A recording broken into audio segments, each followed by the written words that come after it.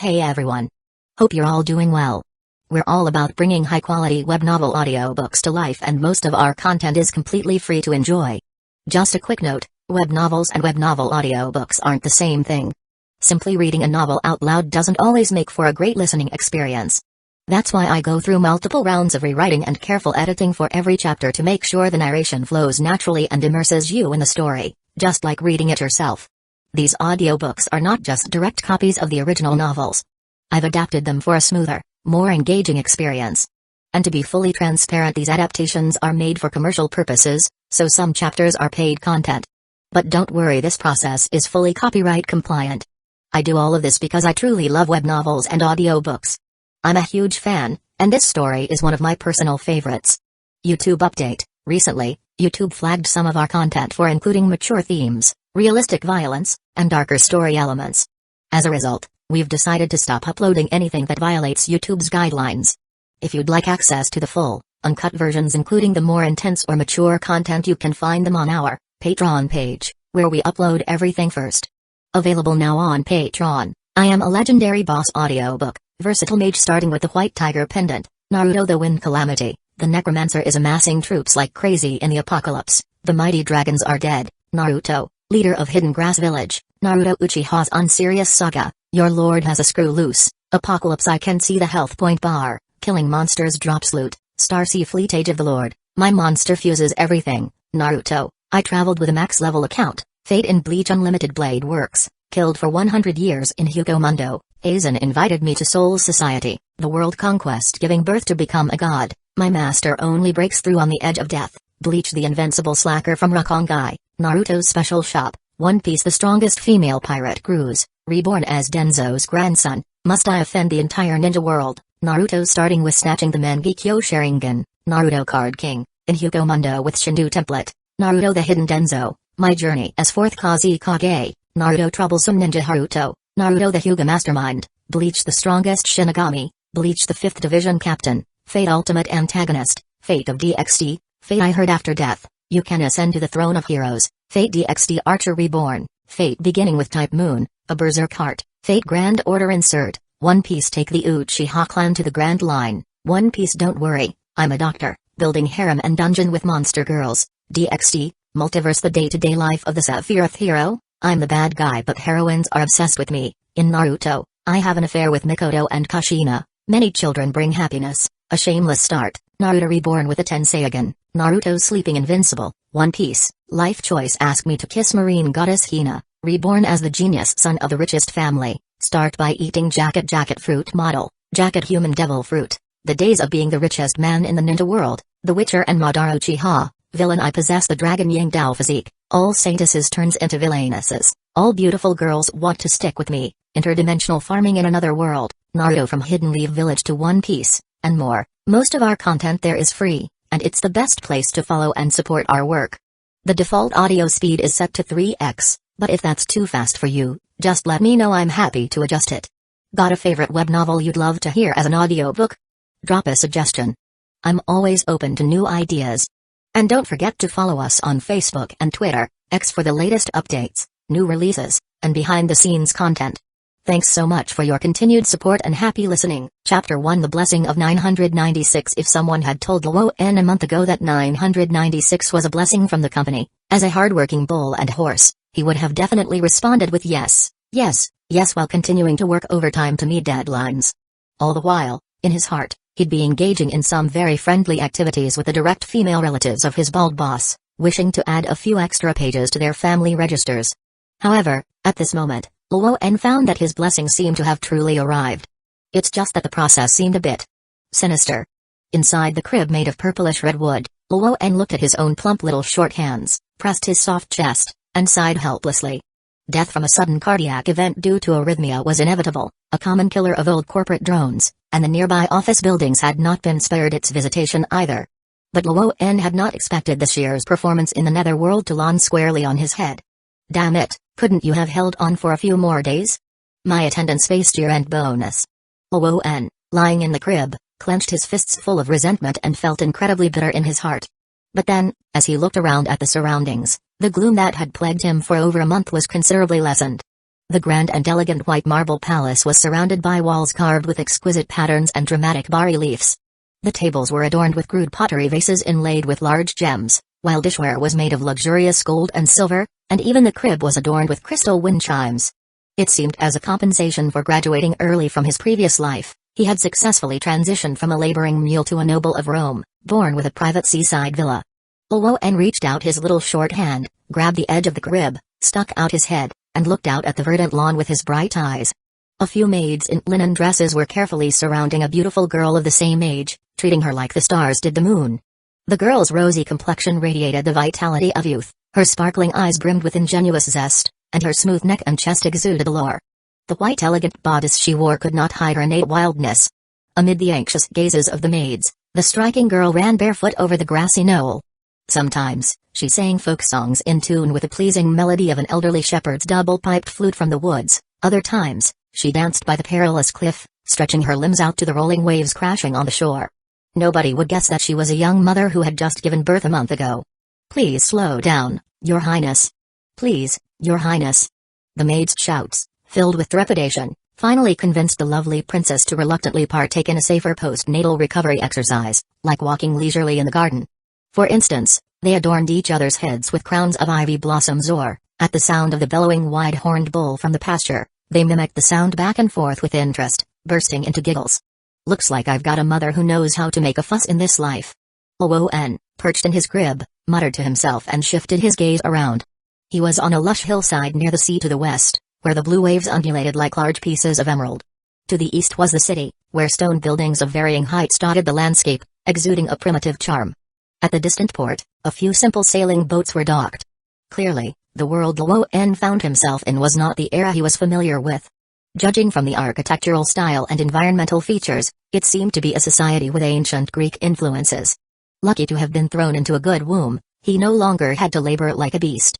Otherwise, scraping by in a feudal era would have been a nightmare.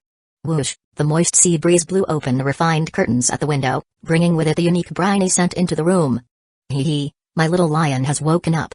A graceful figure approached with light steps, reached the crib, lifted the child gripping its edge, and held him gently in her arms. Pacing around the room, her face lost the girl's wildness and radiated the gentle warmth unique to a mother. The baby, fondled affectionately, struggled to poke its head out from the embrace of motherhood, his lively eyes revealing deep frustration.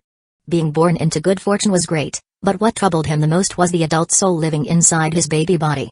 Facing a mother who was younger than him in a previous life, Luoen couldn't help feeling a bit off.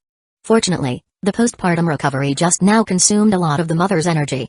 The simple interaction between mother and child did not last long. Luoen was put back into the crib, and the beautiful princess sat by the window, lost in the sky as if expecting something. Apparently, she was looking forward to something. Boom. Thunder crashed and gale-force winds swept across the sea, dense clouds gathered in the sky, and oppressive thunder rumbled from the low-hanging clouds. The entire hilltop darkened. Is it going to rain? Luoen in the crib yawned, feeling drowsy. However, the princess by the window stood up excitedly, her amber eyes shining with joy. She quickly readjusted her makeup and hurriedly rushed toward the porch. At the same time, a robust figure appeared at the door, smiling and opening his arms to embrace the girl running towards him. The girl, with a blushed face, looked up and her beautiful eyes overflowed with adoration and delight. "Cronides, sir, you've finally come. Oh, so that's what my cheapskate father's name is."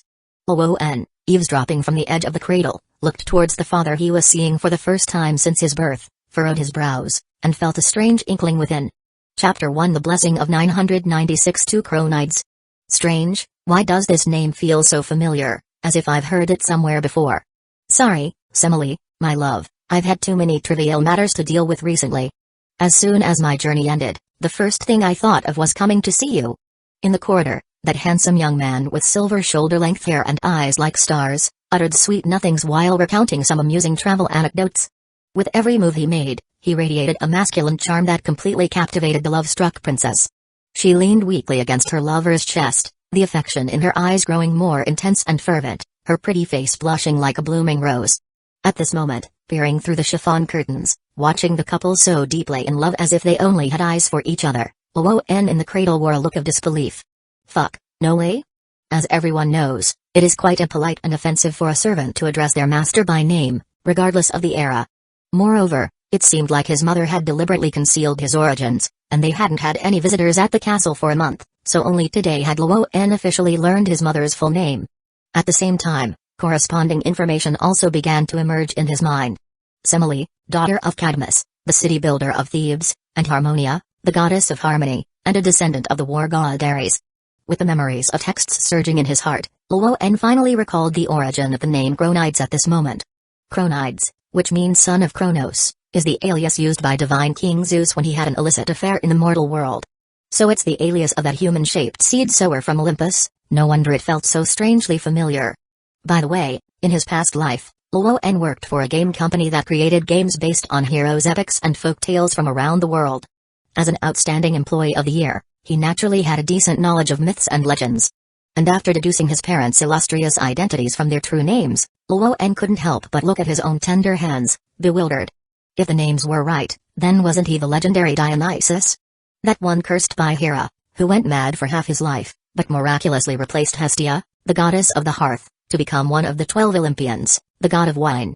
The absurd thought didn't linger long before Luo'en shook his head, eyes filled with doubt. But this obviously wasn't right. According to Hesiod's Divine Chronicle and other related myths from ancient Greece, Zeus and Semele, the princess of Thebes, had an affair, which was discovered by his legitimate wife, Hera.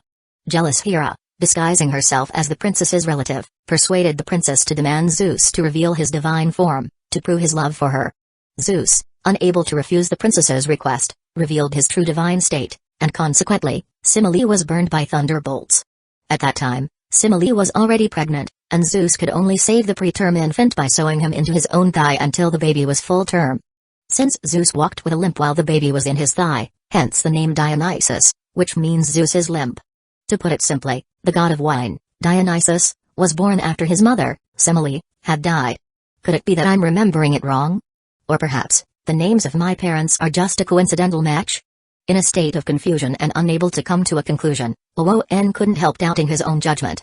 At that moment, beneath Semele's princess's adoration and cuddles, the silver-haired young man Chronides picked up his delicate lover, stepping into the great hall. But immediately, he stopped, furrowing his brows as he looked towards the cradle inside the room. "Ah, I was so happy to see you just now that I forgot to mention the birth of the child." Coming back to her senses with flushed cheeks, Semele shyly jumped down from her lover's arms and, taking his broad palm, led him to the cradle to show off. "Look, his eyes and hair, they're so much like yours." However, the silver-haired young man in the room didn't respond, just standing still, gazing deeply at the newborn in the cradle. "Aren't you happy?" The unexpected coldness startled the princess, causing her to turn around in bewilderment. How could that be? This surprise came so suddenly, it caught me a bit off guard. The silver-haired young man snapped back to reality, revealing an infectious smile, his eyes flickering with a trace of doubt. "Didn't the doctor say last time that there were still a few months left in the pregnancy?"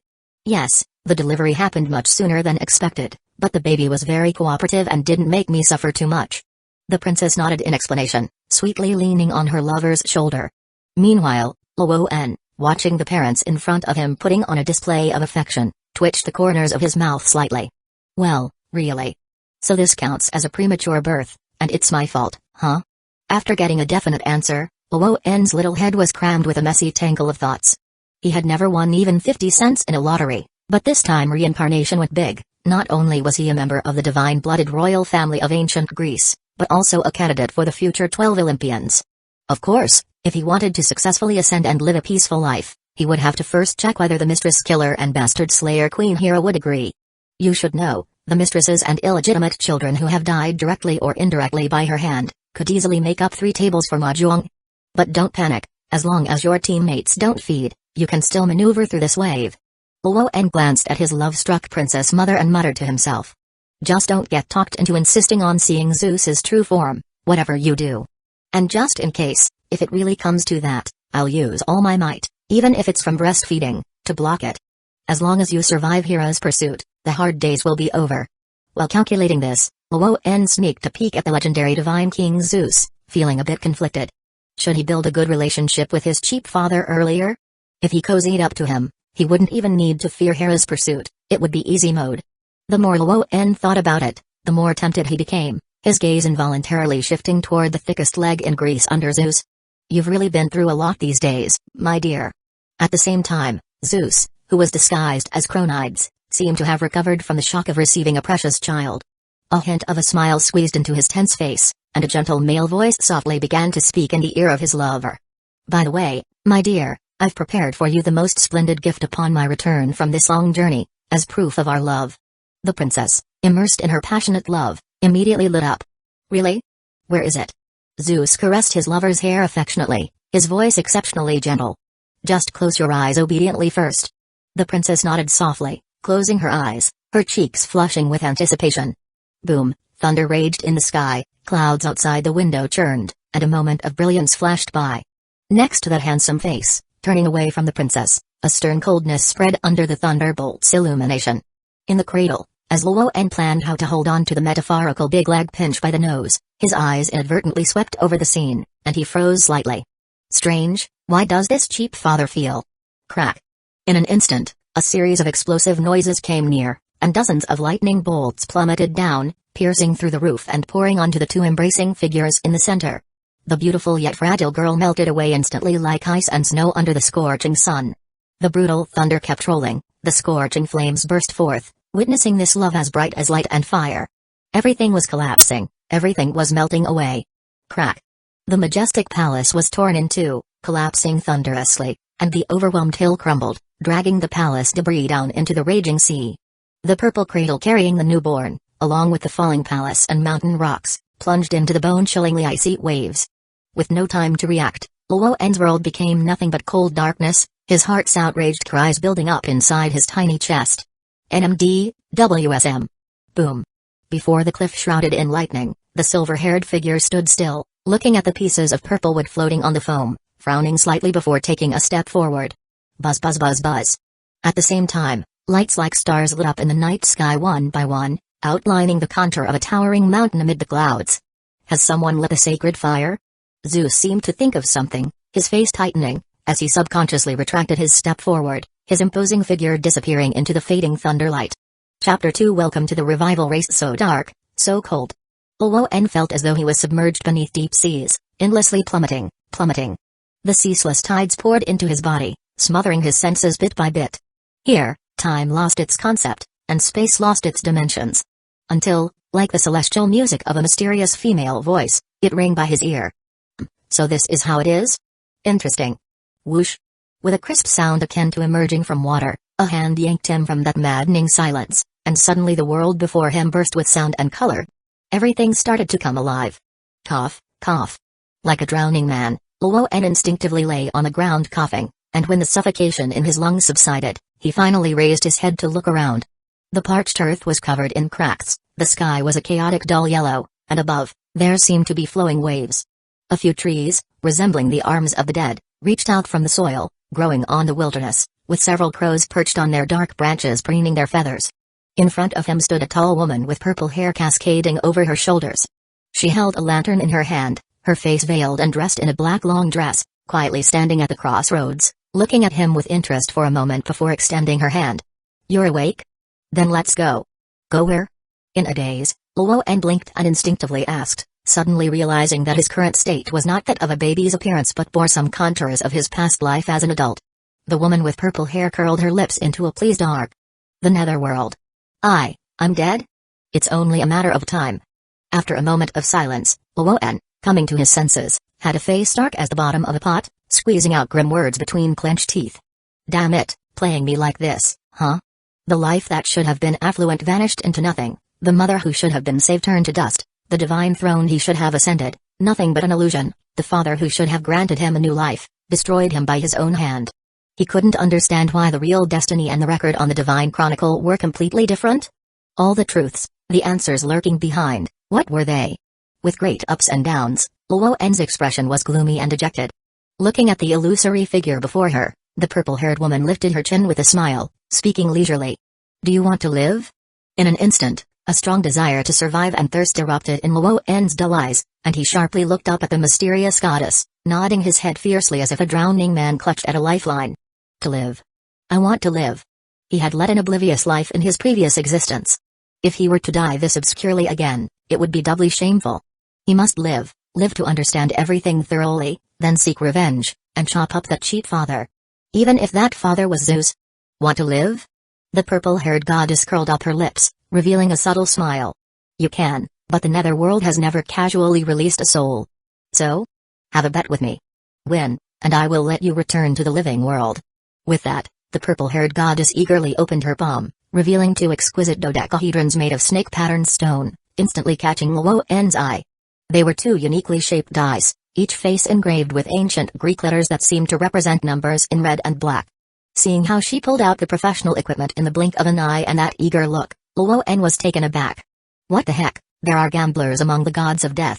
But soon, Luoen came to terms with it. Gambling, an ill habit with a long history in human culture. Greece, in particular, was no exception. For example, the origins of playing cards can be traced back more than 3,500 years to the Minoan civilization.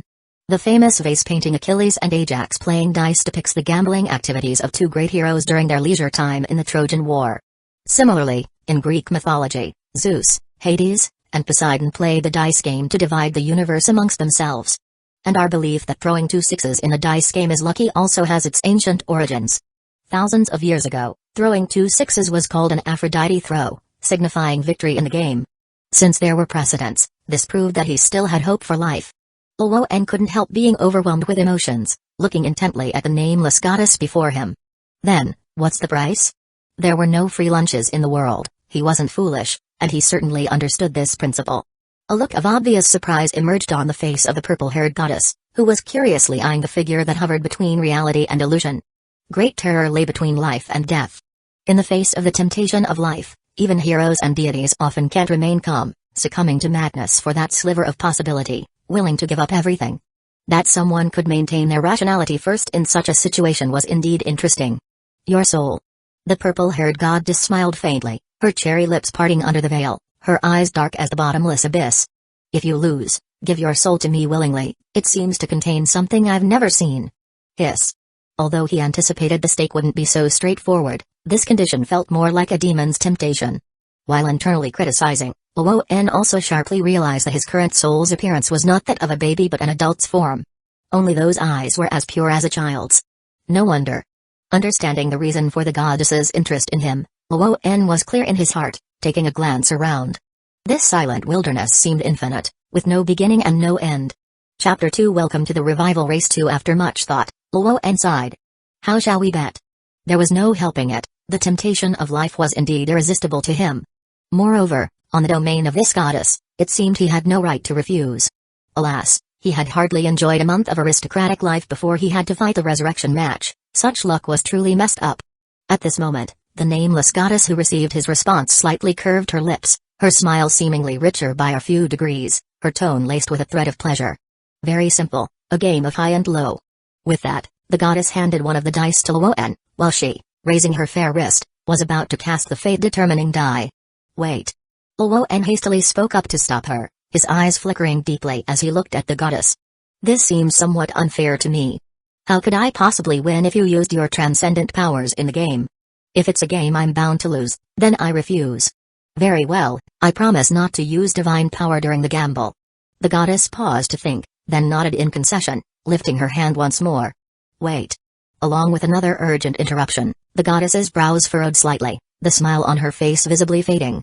Do you have more conditions? Deciding the outcome in a single round is too arbitrary. Then, best 2 out of 3? 10 rounds.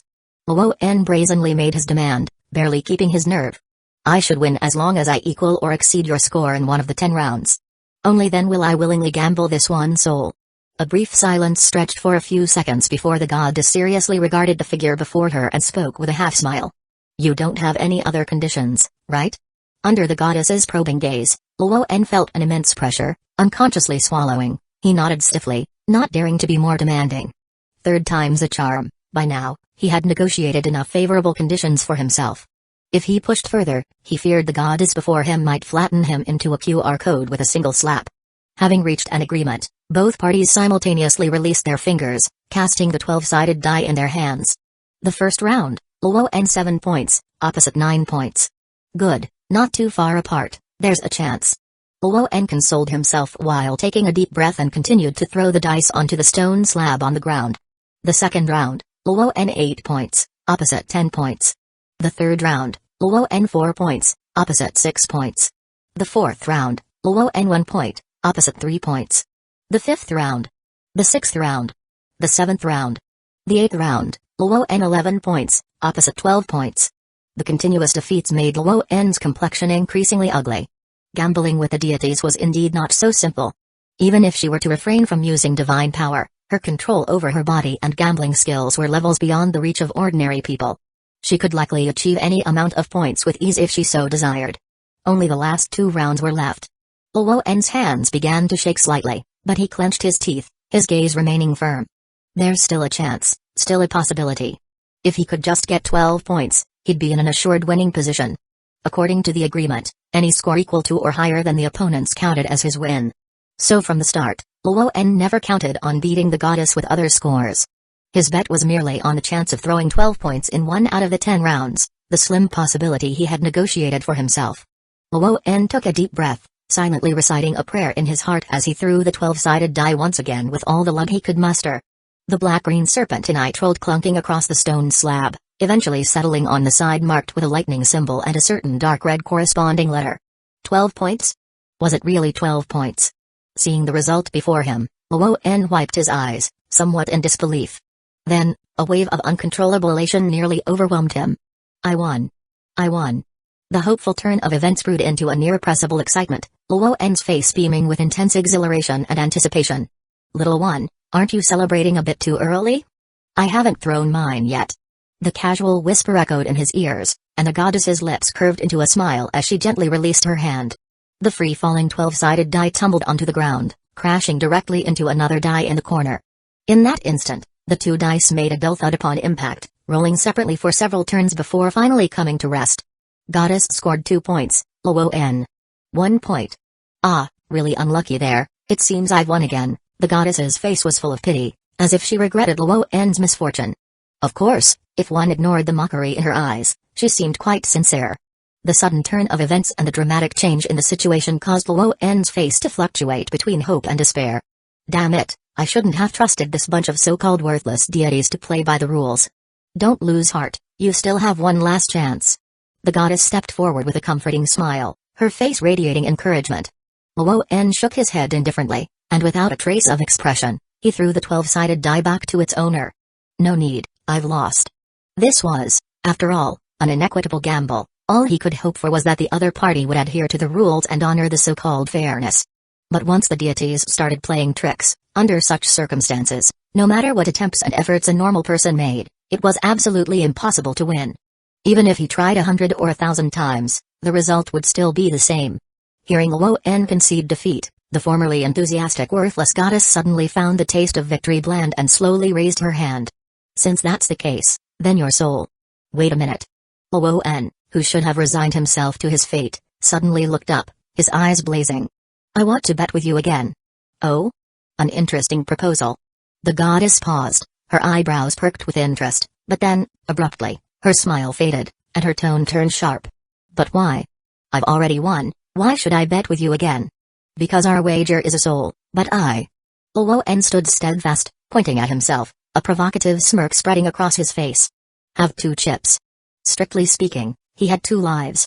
One came from the world he once knew, belonging to himself, the other originated in the divine era of Greece, belonging to the god of wine. As to whether this indeed qualified as 2 separate souls, Luo N was not sure, it was just a precaution he had taken in the haste of opening the bet earlier. In the quiet atmosphere, the goddess scrutinized the figure in front of her, her gaze more playful.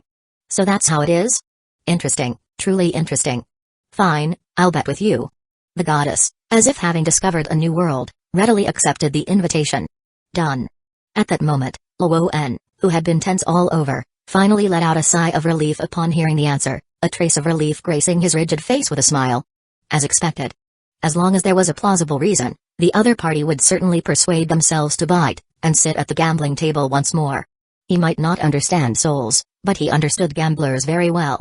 No sooner had the agreement been made than the purple-haired goddess, somewhat impatient, started twirling the die in her hand, ready to throw it. So, when do we start? Hold on a moment. Luo N slightly raised his hand in a pausing gesture, speaking earnestly. Last time you set the gambling terms, so this time the method and rules should be chosen by me. Fair enough. The goddess pondered, nodded slightly, and asked with interest. So, how would you like to bet? I don't know complicated games, so let's keep it simple. After pondering for a moment, Luoen replied solemnly.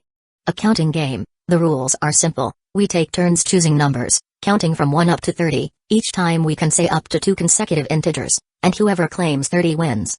If I win, you must let me return to the real world unconditionally. Agreed. The goddess answered without a second thought, her absolute power endowing her with an overwhelming sense of superiority, unafraid of any challenge. After the rules were stated, Luoen's face carried a slight smile, and he gracefully gestured with his hand. Then, to be fair, since I set the rules, I'll let you count first. The goddess tossed the die in her hand nonchalantly, nodding eagerly to start the game. As the goddess began to speak, Luoen's taut expression softened, his eyes flickering with a deep light. This game, 1. Chapter 3, since you pursue excitement, see it through to the end. 2 to 3. 4 5 to 6. After 2 rounds, the goddess paused slightly and frowned. 7 to 8? 9. 10. After 3 rounds, just as the goddess began to speak, she immediately corrected herself. Wait. 10 to 11. 12. And by the 5th round, the goddess's silence had noticeably lengthened. 13. 14 to 15. Luoen was still quick to speak without thinking, his expression growing more relaxed, even taking the leisure to admire the surroundings. At this moment, the originally composed goddess's expression had become somewhat frozen, and she did not speak for a long time. Luoen's gaze swept around before settling on the nameless goddess straight ahead, leisurely urging. It's your turn, haven't thought of a number yet. The goddess bit her cherry lips beneath her veil, her eyes showing some defiance. That's really despicable. I'd rather call it human wisdom. Luoen spread his hands, an innocent expression emerging on his face. Letting humans and gods gamble is inherently an unfair game, using one's brains as the weaker party. There's nothing wrong with that, right? Then, Luoen changed the subject, speaking frankly. Besides, it seemed like it was you who willingly wanted to gamble with me. Wisdom? That's a nostalgic term. The goddess seemed to remember something, pondered and shook her head, then gave Luoen a deep look before tossing the dice in her hand and smiling as she lightly clapped her hands. All right, you win. As the dust settled, the tightly wound string in Luoen's mind finally relaxed, a trace of relief flickering in the depths of his eyes. It was fortunate he had sensed something amiss by the 5th round, the keenness of the goddess before him went without saying. Fortunately, this was a game he was bound to win from the start. The corners of Luoen's lips curved up, forming a pleased arc as he once again savored the just concluded gamble. This so-called fair game was never fair to begin with. As long as one could make the other party say a number first, ensuring the other party said 1 number while you said 2, if they said 2 numbers, you said 1, the ultimate number 30 was inevitably yours. Therefore, from the moment the other party agreed to call out a number first, the outcome was already determined. In this game, Luoen couldn't possibly lose. Of course, in a sense, the opportunity was equal for both sides. If one could grasp the rules before the game and avoid calling out the numbers first, victory would belong to the other party just the same. But this goddess clearly didn't notice this in advance, agreeing to the terms casually, and fell straight into the trap, leading to her own defeat. Her loss was not due to being weak or ignorant. On the contrary, her hindrance was the arrogance bred from her great power. However, looking back, successfully leading the goddess into the trap wasn't entirely his own doing. Luoen's expression began to darken with heavy gloom, even starting to grind his teeth. He had to thank his ancestors for this. That old man at the roadside stall who conned him out of his entire $100 of New Year's money on his way home from school. It was his first lesson on the harshness of society, which taught him steadfastly the lesson that there's no such thing as a free lunch and that gambling is deceptive. But it wasn't until a few days later that he realized this. And this lesson bought with tears and blood was something he'd never forget. As per our agreement, congratulations on being reborn, little guy. The goddess's leisurely musing interrupted Luoen's thoughts. She extended her delicate hand, and the dark sky twisted into a vortex of clouds. Looking up, Luoen could see through the chaos what seemed to be rippling lights of water. In the times of the gods in Greece, the netherworld was beneath the earth and the deep sea. The sea was shrouded in mist, with the morning sunlight penetrating through the haze, reflecting a small silhouette in the water. The path to life was right before his eyes. The nameless goddess fulfilling her promise began to fade from substance to shadow, and the bleak world gradually flickered out like a wavering candle flame. Everything seemed settled. But, was it really that simple? Luoen thought of the thunderbolt that pierced the sky, of those cold and merciless eyes. What use was snatching back alive from the brink of death? Whether it was the vast ocean he was currently adrift in or the Zeus who had turned on him so suddenly, without any form of aid, even if he somehow escaped disaster, He probably wouldn't survive past 3 episodes. Even leaving the resurrection point was still up in the air. So you don't want me to live, huh? Then nobody gets to. In the darkness, the figure that hovered between real and ethereal, grinned, revealing a smile like that of a demon. I can offer you my soul, want it? The sudden temptation stabilized the stage that was about to come to a close. The goddess turned around, her eyebrows raised with intrigue. And what would the price be? Another round with me. A similar dialogue spilled from the mouths of opposite parties, creating a jarring displacement in time and space. The goddess was taken aback, then let out a mocking chuckle with amusement. It's not another little counting game, is it? Of course not. The glint in Luo En's eyes flickered darkly, his face hidden in shadows revealing a mad, twisted smile.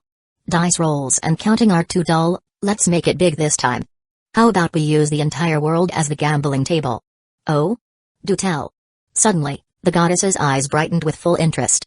Luo En looked up at the skylight refracted into the deep sea, a sinister smile appeared on his changeable face as he spoke with deliberate pauses. Let's bet whether or not I can overthrow Olympus. Originally, he had no great ambitions and merely wanted to live a simple life, to rest easy. But that damned fate wouldn't allow it. If that's the case, don't blame me for flipping the table. The goddess frowned slightly, looking up with a smile that was not quite a smile. How would we place such a bet? Are you suggesting I bet on you losing? She didn't refuse, nor did she agree. Since we're seeking thrills, let's go all in. Of course, we choose the highest odds, high risk for high return. Luo En replied matter-of-factly, his low voice tinged with a full measure of temptation. You need only toss me lightly, and you might profit 1,000 or 100-fold. Is there any game more exciting than this in the world? In an instant, the goddess's breathing grew noticeably rapid, her figure becoming somewhat elusive. Clearly, she was tempted. But she quickly regained her composure, her eyes narrowing slightly. You want me to help you? This is just a game.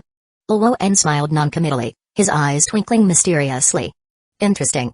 The goddess's gaze became more playful, her tone laden with deeper meaning. It was unclear whether she was appraising the soul before her or the so-called game. However, she soon looked over with a light hum. But came to think of it, the soul you promised still hasn't reached my hands, has it? Don't rush, after all, to claim your reward, you should at least wait until I'm dead, right? There's no sense in crushing the die before the game even starts. Luo En's smile grew more pleased, his gaze meaningful. Besides, as long as I'm alive, I can provide you with endless amusement, right? The outcome is one of two things: I lose, you get the soul. I win, you gain even more, it's a no-loss situation. Moreover, regarding the gamble itself, while the reveal of win or loss is interesting, isn't the battle itself a kind of pleasure too? Goddess. I must say, you indeed have quite the talent for bewitchment. The goddess looked deeply at the soul before her, lifting the corner of her lip, her pale fingers touching his illusory chest. But it doesn't matter, I'm just playing a game. So now, let's seal the pact and inscribe the mark, and let this entertainment begin. In a moment, a strange sensation of burning spread through Luo En's soul, and in an instant, a circle made of black lines emerged on his chest. From above, it resembled a circular labyrinth spiraling endlessly, its paths shrouded in infinite mystery. But to Luo En, this thing on him looked more like a pork inspection certificate. And it seems to have been pre-ordered by the buyer, no less. She left no loopholes, indeed. Sensing the connection he had just established with the goddess before him, Luo En sighed inwardly. Fortunately, the ring-shaped black mark retreated and disappeared as soon as it had fully formed, as if it had never existed. He had successfully delivered himself to the meat market and fetched a good price. The silver lining was that he need not be immediately sent to slaughter. Faced with the inevitable, Luo En comforted himself with a mix of tears and laughter. So, let the game begin. The goddess snapped her fingers in delight, the vortex-shaped clouds in the sky reversed, and a strange pulling sensation enveloped Luo En. As his ethereal body gradually faded, bit by bit vanishing into this dim world, Luo En's heart, which had been suspended, finally settled down. He had finally won this revival match. So, how should I address you, Your Highness? You can call me. The goddess's gaze flickered, her lips curving upwards. Persephone. The queen of the underworld? Luo En gazed deeply at the resolute goddess, scoffing silently to himself. The queen of the underworld wouldn't be so bold as to snatch someone from beneath Zeus's nose. Of course, she probably didn't have the ability either. But incidentally, in some mythological records, it is said that Dionysus, the god of wine, was the son of Zeus and Persephone, the queen of the underworld, in a previous incarnation. So, by giving me that name, are you sure you're not trying to take advantage of me? Luo En muttered to himself, As long-held tiredness and weariness crept over him, his eyelids growing ever heavier, and the world began to spin and transform. My die should roll like no other, making the still world more interesting. Whispers arose from nowhere, and a 12-sided die carved with serpent patterns fell from the goddess's hand. In the wilderness, beneath the veil, luscious lips traced a slight curve. Dangerous yet beautiful. Just don't die too soon, alright? Boom. The real sky gathered dark clouds, thunderbolts streaked through, and dozens of spiraling wind columns rose up to touch the sky, falling into the sea and stirring up waves upon waves. A sea storm was imminent. In the dark sea, a crude raft with a tiny body bobbed up and down, like a reed carrying an ant on the surface, ready to overturn at any moment. But in the end, the rolling waves rushed them toward a dark floating island before the storm unleashed its fury. Carrying the infant like a beached fish, the raft came to rest on the soft sand. Accompanied by the sound of rustling footsteps, a tall figure approached through the woods. Dressed in clothes. Walking upright. Apparently human. Having vaguely identified the newcomer as human, and sensing no hostility, Luo-en finally succumbed to the extreme limits of his mental and physical exhaustion, fainting completely. Meanwhile, a light and joyful female voice emerged near his ear. Aha! Look what I've found, a cute little piglet. On the sandy beach, a winged girl with pointed ears, pink hair, and rainbow-colored pupils looked at her find for the day and cheered excitedly. Chapter 4 A loving family, 4K, Olympus, which means from the place of light, serves as the abode of the gods in the mythic world of Greece.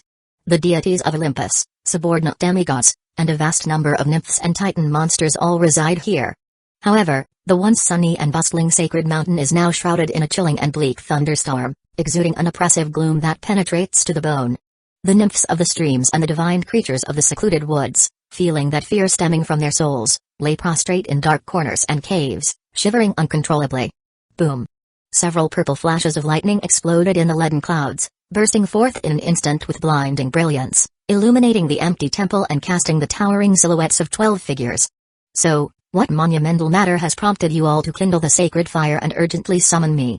The king of Olympus, seated upon the central throne, opened his purple eyes, a fleeting shade of gloom passing through, as he cast a ghostly glance towards the deities standing on either side of the great hall.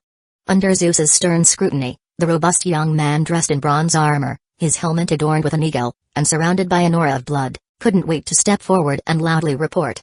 Father, while you were indulging in the mortal realm, remnants from Mount Othrys came to cause trouble again. The high-pitched voice echoed through the entire temple, clearly reaching the ears of every chief god.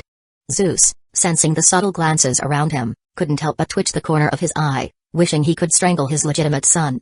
The war god Ares, his and Queen Hera's direct offspring, is known throughout Olympus for his volatile temper and reckless actions. Otherwise, why would he blurt out the very thing that shouldn't be mentioned in front of everyone? As Zeus was grinding his teeth in annoyance, he caught a glimpse of his legitimate wife, Queen Hera to his right.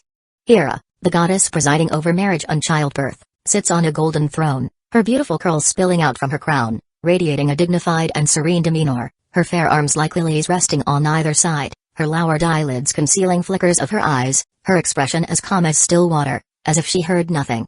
Seeing his wife beside him looking unperturbed, Zeus composed himself, darkening his expression as he refocused his gaze on his legitimate son Ares, his voice turning cold. How many titans could there still be on Mount Othrys? Isn't it just a matter of dealing with those who came to provoke us?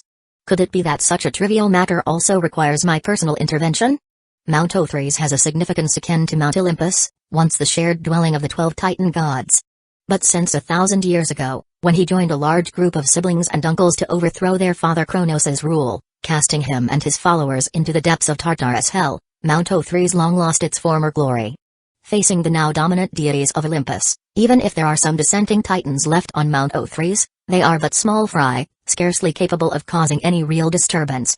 Just for this so-called provocation, you need me, the Divine King, to personally take action when you, the war god responsible for guarding Olympus, are fit only for display? Zeus eyed his legitimate son, the one endowed with domains such as war, uprising, battlefield, bloodshed, and destruction, his gaze growing increasingly unfriendly. Sensing his father's look, Ares couldn't help but puff out his chest, his handsome face revealing a hint of smugness. Those entangled titans at the gate have already been dealt with by us, there's no need to trouble Father God with this. At these words, Zeus's expression lightened, his displeasure subsiding a bit. This worthless son of his had finally done something right. But if the issue has already been resolved, why summon me at all? Still puzzled, The king of the gods frowned, motioning Ares to get to the point. The war god Ares cleared his throat, quickly ceasing his self-praise and getting to the crux of the matter. The titan behind this rebellion is named Atlas. Although we have captured him, there is significant disagreement on how to deal with him. It may require your judgment to settle this. Atlas? Zeus pondered for a moment, struggling to locate this malcontent's identity among the complex and chaotic genealogies of the Age of Gods, one of the 12 Titan gods, the son of the Titan of soul and intellect, Iapetus, known for his strength as the bearer of the heavens. Moreover, he had two even more famous brothers, the Foreseer, Prometheus, and the Afterthinker, Epimetheus. One suffered eternal punishment on the Caucasus Mountains for stealing the sacred fire, the other died alongside the old humans in the Great Deluge for desecrating the divine beings. Was it to avenge his father, resist for his brothers, or simply out of defiance? A cold sneer curled the corners of Zeus's lips, the look in the depths of his eyes growing darker. Indeed, a restlessly defiant family. Father God, yes. These obstinately rebellious scum should all be executed. Execute one to warn 100. Only then will those mongrels outside know the majesty of Olympus. Upon hearing his father's displeasure, Ares immediately burst with enthusiasm, voicing his opinion while a strong scent of bloodlust and a sense of brutal tyranny emanated from his words and deeds. The principal deities in the Great Hall all frowned, their expressions turning hostile. Even Zeus himself couldn't help but twitch repeatedly, his face turning a shade of iron blue as he gazed darkly at the triumphant Ares. Chapter 4 A loving family too. Even the direct descendant of the soul and wisdom titan Iapetus, whose cousins of the same generation are all mongrels, what does that make them? Kin? Olympus? A nest of mongrels?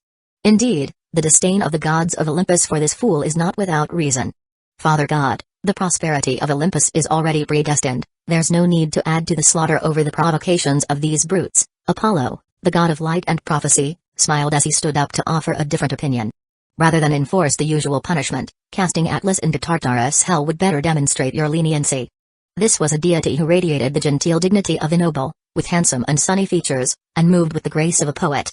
His fragrant, slightly wafting long hair, falling over his shoulders and made even more majestic by a crown woven from cypress and water lily leaves, involuntarily prompted a fondness in others, and it was no wonder the muse goddesses admired him. Leniency towards an enemy is cruelty to oneself. Such a mild punishment will only make those half-blood mongrels out there think Olympus is weak and can be bullied. Ares, feeling his pride had been offended, huffed with annoyance, repeatedly calling out half-blood mongrels, causing the gods in the Great Hall to frown. Among the 12 Olympians, however, it was Hermes, the normally tactful and amiable messenger god, who reacted most strongly. His mother was Maia, the daughter of the Atlas who holds the heavens. Although, in Greece's intricate genealogies, blood relations don't necessarily equate to closeness. But Ares' words were undoubtedly akin to a direct insult to his face. And not just once. Hermes lightly pressed down on the hat atop his head, speaking with a smile that wasn't quite a smile. I heard that on the battlefield, when two armies clash, only the final victor gets to decide the fate of the defeated. Have I remembered it wrong? Or has the world changed? All of a sudden, Ares, who was in the midst of his tirade, stiffened, his face turning an angry red. Then, the veins beneath his skin writhed like large, twisting earthworms, his expression both humiliated and frenzied. Hermes, shut your mouth. Seeing his own son so beside himself with anger, Zeus on his throne narrowed his eyes. He had just realized that Ares's bronze armor was as pristine as new, without a single scratch, evidently not the look of someone who had just been through a fierce battle. Even so, the shiny new armor couldn't conceal the bruise on one side of his cheek. Combining Hermes's sarcastic remark, it seemed that in the confrontation with Atlas, his own son was clearly the less dignified party. After all, the formidable Titan Atlas, a standout of the third generation, was not someone whom a green youth like Ares could manipulate as he wished. An unexpected beginning, but a foreseeable outcome. Zeus glanced at his son who was jumping with rage and wished he could throttle Hermes himself, and he inwardly shook his head, a hint of disappointment fleeting through his eyes. As the war god, not only had he been defeated by his opponent, he didn't even have the courage to admit it. He was truly worthless. However, Ares was completely oblivious to his father's disdain, preoccupied with the quarrel with his two brothers. Seeing Ares getting worked up and even drawing his dagger as if to start a fight, Hermes, not skilled in battle, subconsciously moved his feet backward, avoiding the focus.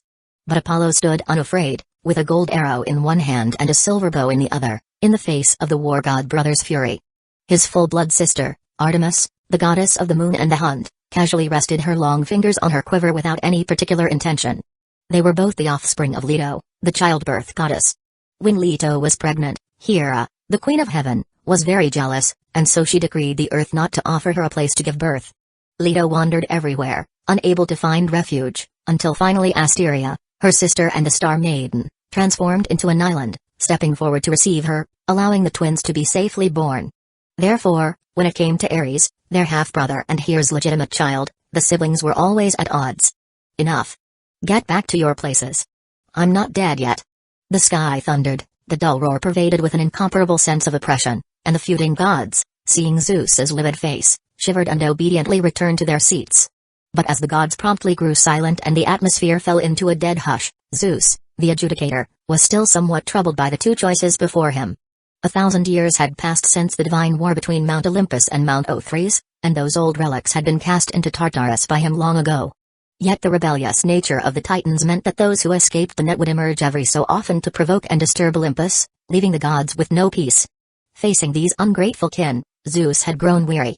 But to execute them directly would be too severe a punishment, and the recently appeased factions might have their own thoughts. To throw them into Tartarus again seemed too lenient, leaving him somewhat unsatisfied. Just as Zeus was frowning over these two options, caught in a dilemma, a calm and pleasant voice echoed within the temple. Father God, why not exile him to the far west? The gods turned toward the source of the suggestion, which came from an imposing goddess with silver hair cascading over her shoulders, wearing a helmet and a white upper garment adorned with bronze snake armor. Zeus thought for a moment, then his eyes lit up. Athena, you mean? Since Atlas himself claims to be the Titan who holds up the heavens, let him bear the corner of the sky, in the chaos of the far west, expanding and securing the divine authority of the heavens for Olympus to serve for life. Athena placed one hand over her chest and smiled in response. Hearing her words, Zeus looked approvingly at his daughter and nodded in satisfaction. As the divine king who ruled the sky, the expansion of the heavenly realm signified the strengthening of his domain and authority. The other gods in attendance also had a moment of realization and became somewhat excited. As the Olympians share the same lineage, the expansion of the sky's domain would mean they could also share in the benefits to some extent. Zeus glanced over the assembly, taking in all the expressions of the gods, and then made a final decision. In that case, we'll do as you suggest, Athena. With such a method that offered only benefits and no harm, the gods naturally had no objections. Relieved his grandfather wouldn't be made an example of, Hermes couldn't help but breathe a sigh of relief, and with a smile, teasingly said, I had thought your valiant exploits in the forefront of battle were already praised enough, but compared to your wisdom, your might seems to pale in comparison. Is there still time for the muse goddesses to revise their songs and compositions? Seeing Hermes making faces, the gods couldn't help but chuckle. Even Zeus's mood lightened considerably as he looked at his son, who livened up the atmosphere, and playfully scolded him. Hermes, stop your chattering, you're the fastest one here, don't just stand there, go and escort Atlas to carry out his sentence. Hermes, though putting on a show of being aggrieved on the outside, secretly rejoiced inside. After all, it was his own grandfather, and by personally overseeing him, he could spare him some hardship and he would also have an explanation for his mother, Maya. As they watched Hermes cheerfully leave the temple, Zeus's gaze returned to goddess Athena. The more he looked, the more satisfied he became. In terms of valor, she had defeated Atlas, saving the face of Olympus. In terms of wisdom, she had managed to resolve disputes and presented the best solution, truly a perfect daughter. However, Zeus, seated upon his throne, seemed to consider something, and a shadow of gloom spread in his eyes. Then he gently waved his hand. Well then, since the matter is settled, you are all dismissed. The gods obeyed and began to disperse, one by one leaving the scene. Moments later, as the sacred flame flickered and danced, Zeus, sitting alone on his throne in the empty, dim temple, caressed the cold armrest, his eyes shimmering in the dark. Was it really just a coincidence? An inexplicable unease caused Zeus to furrow his brow as he stepped out of the temple, his figure soon disappearing into the dense night. Chapter 5, The Fist Hardens, 4K. The night was like water, and a somber meteor streaked across the sky, quietly descending into the palace of the three fates. As the flickering thunderbolt hit the ground, the fates, who dwelled within, opened their eyes one after another, their profound pupils shining like a sea of stars. They were daughters of Erebus, the darkness of the primordial gods, and Nyx, the goddess of the night, responsible for spinning and weaving the fates of the gods and the world alike. The eldest sister, Clotho, was the spinner of fate, the goddess who presided over the destiny of people at birth. Her divine office was to personally take the threads of people's fate from the loom of destiny and hand them over to her younger sister, Lachesis. This deciding goddess of fate would measure the threads with her ruler, passing along the events of varying lengths to the youngest sister, Atropos, the ender of fate. At last, the goddess Atropos, with her sharp scissors of fate, would cut the threads, completing the determination of a being's destiny. The semi-visible threads of fate, interwoven and entangled under the starlit dome of the temple, sketched out an incredibly complex network, linking the beginnings and ends of all things in the world. Even Zeus, the divine king, upon beholding this vast and arcane display of might and information, couldn't help but feel his spirit waver. Son of Kronos, you are not in Olympus, solidifying your divine authority. What brings you to our temple in the dead of night? The harmonized voices of the fates, ancient and young alike, echoed in the darkness, looking down upon the ruler of the age of Greek gods beneath the starlight. Zeus, being the divine king, was not displeased. Instead, he humbly bowed and placed his hand on his chest, asking in a deep voice. Respected the three fates, I wish to know if the curse of the Titans still exists. You have asked us more than once, and no matter how many times you repeat the question, the answer remains the same. Three voices, both ancient and young, responded calmly in unison, and upon three faces that ranged from unripe to mature, then to withered, there wasn't the slightest ripple of emotion. Son of Kronos, even you cannot eradicate the curse within this bloodline. Do not waste your energy on this predestined futile endeavor. Upon hearing this, Zeus's expression darkened involuntarily. The origin of the Titans lay with Uranus, the father of heaven, who coined this nickname for his progeny, meaning the frightened and the rebels, for it was their destiny to rise against their forebears with swords, enacting the divine coup that was the changing of the guard among the gods. This curse was not escaped by grandfather Uranus or by father Kronos. And now, it was his turn. Zeus's expression fluctuated, his gaze shifty. Yet, you are the king destined by fate, who shall surely lead this world into a golden age of splendor. The voices of the three fates, old and young, declared solemnly, their 6 arms manipulating the threads of fate, which traced what seemed to be the shape of a crown on the dome above.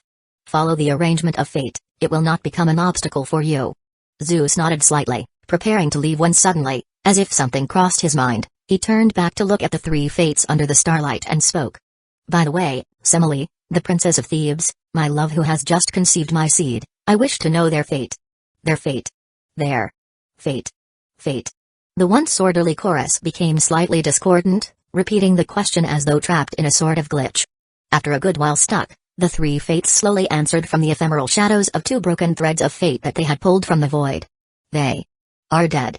Upon hearing the dreadful news, Zeus's face changed, and instantly he blasted out of the palace of the three fates as a bolt of lightning, rushing toward the direction of Thebes, his panic as both a husband and a father on full display. However, after flying some distance from the Temple of Fate, the Divine King directly turned around and flew toward Olympus. In the empty great temple, the sacred fire had been extinguished.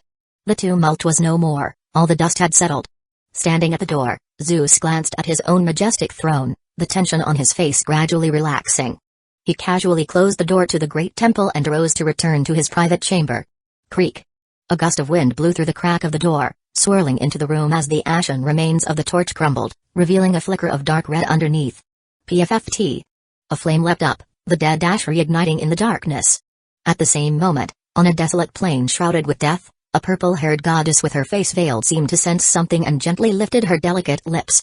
Indeed, a game of chance, unpredictable in its outcome, proves far more intriguing than immutable fate. For a game, there must be both winners and losers. Her pale fingertips released, and 12 serpentine-patterned dice traced a graceful arc before tumbling toward the ground. As the heavens turned and time passed, 16 years went by in the blink of an eye. Near the Sea of Okinos, on the island of Aiaiaia, the salty sea breeze wafted through the lush, verdant forest of a small hollow, and the rustling leaves caused 3 ghastly heads, black and green in hue, to instinctively stop tearing at their prey and abruptly look up, pairs of vertical, serpentine eyes warily surveying their surroundings. The dying goats on the ground, pained under the monster's cruel claws, let out pitiful cries as blood spurted from their deep, bone-exposing wounds. The rich scent of blood instantly regained the lakeside creature's attention. The heads swung back, colliding and grunting at one another as they tore into the prey on the ground, quickly silencing the screams. Dragon-like but somewhat smaller in size, measuring between 10 and 20 meters in length, possessing only hind limbs with talons suited for flight, their wings scaled and feathered, tails with reversed barbs, they bore the dual lineage of both dragons and griffins. Chapter 5, The Fist Hardens Too. It seems to be a purebred 2-legged flying dragon. In the dark shade of the dense forest, a pair of purple eyes peered through the gaps in the foliage, gazing solemnly at the 3 lower dragon breeds by the lakeside who were gradually letting down their guard. As time passed, The corners of the onlooker's lips slowly curled into a smile. Snap. 2/4 of an hour later, accompanied by a crisp snapping of fingers, the staggering two-legged flying dragon at the lakeside, foaming at the mouth with white froth, fell to the ground with a thud. One by one, their massive bodies twitched uncontrollably like flayed frogs, their legs and wings convulsing. The paralytic and hallucinogenic effects of Mandrake are quite good, effectively slowing down the target's reaction time. However, the dose of codeine seems insufficient. I underestimated the poison resistance of the two-legged flying dragons. Had I known, I would have fed those two goats more medicine. With the air twisting and writhing, a low murmur came forth as a silver-haired, purple-eyed handsome youth casually strolled towards the scene of the incident, jotting down notes as he walked. The traces between the strokes were neat and upright, seemingly distinct from the linear script of Greece. Roar. An intruder's sudden appearance in their territory instinctively raised the alarm in the three two-legged flying dragons. They lifted their dizzy heads and spat out a massive dark green venom. Generally, as hybrid subspecies, two-legged flying dragons naturally couldn't use the powerful dragon breath like their pure-blooded superiors. Yet, they could spew highly corrosive venom through their biological characteristics.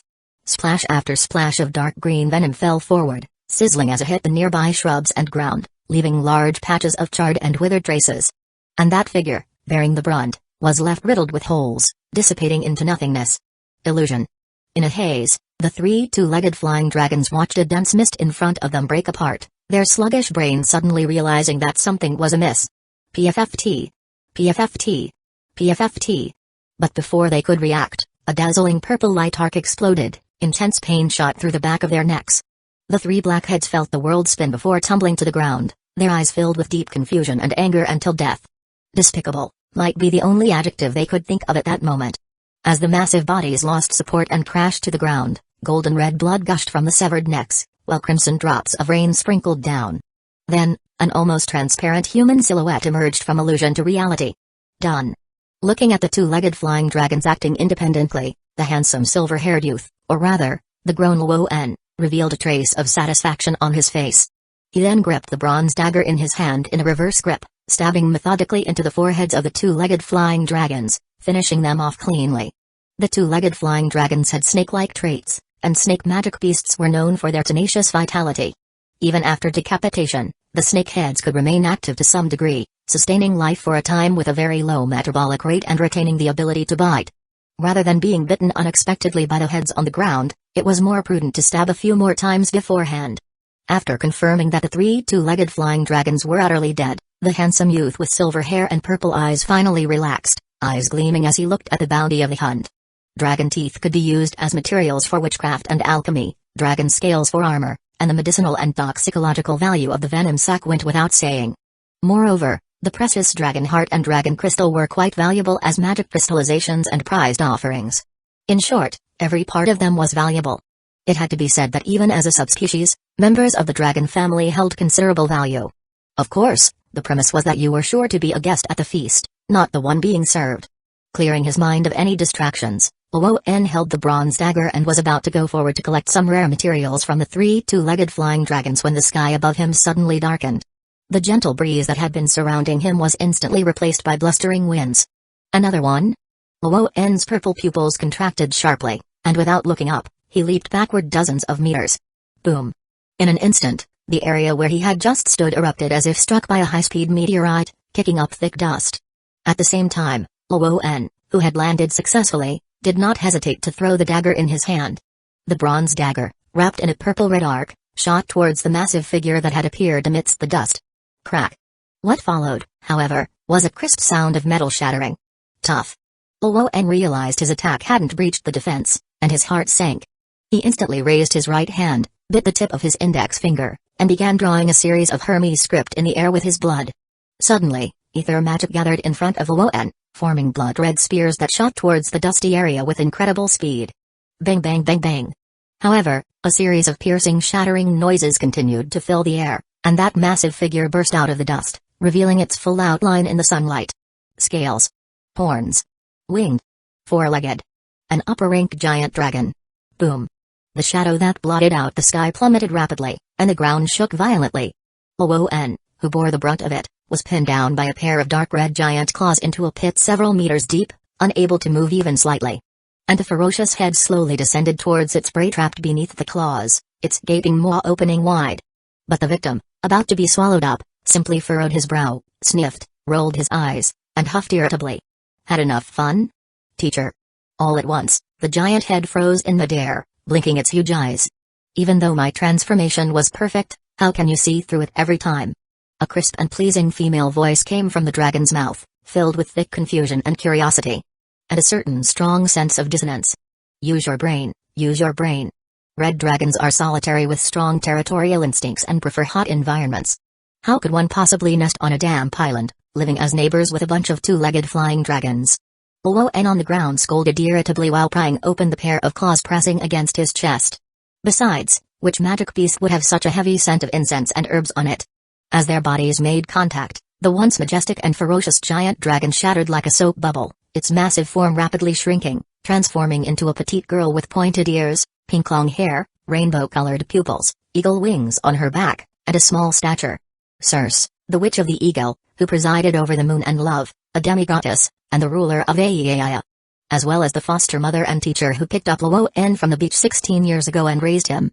At this moment, under her disciples' continuous scolding, Circe clearly had some difficulty maintaining her pride, promptly crossing her arms in front of her chest, and snorting haughtily.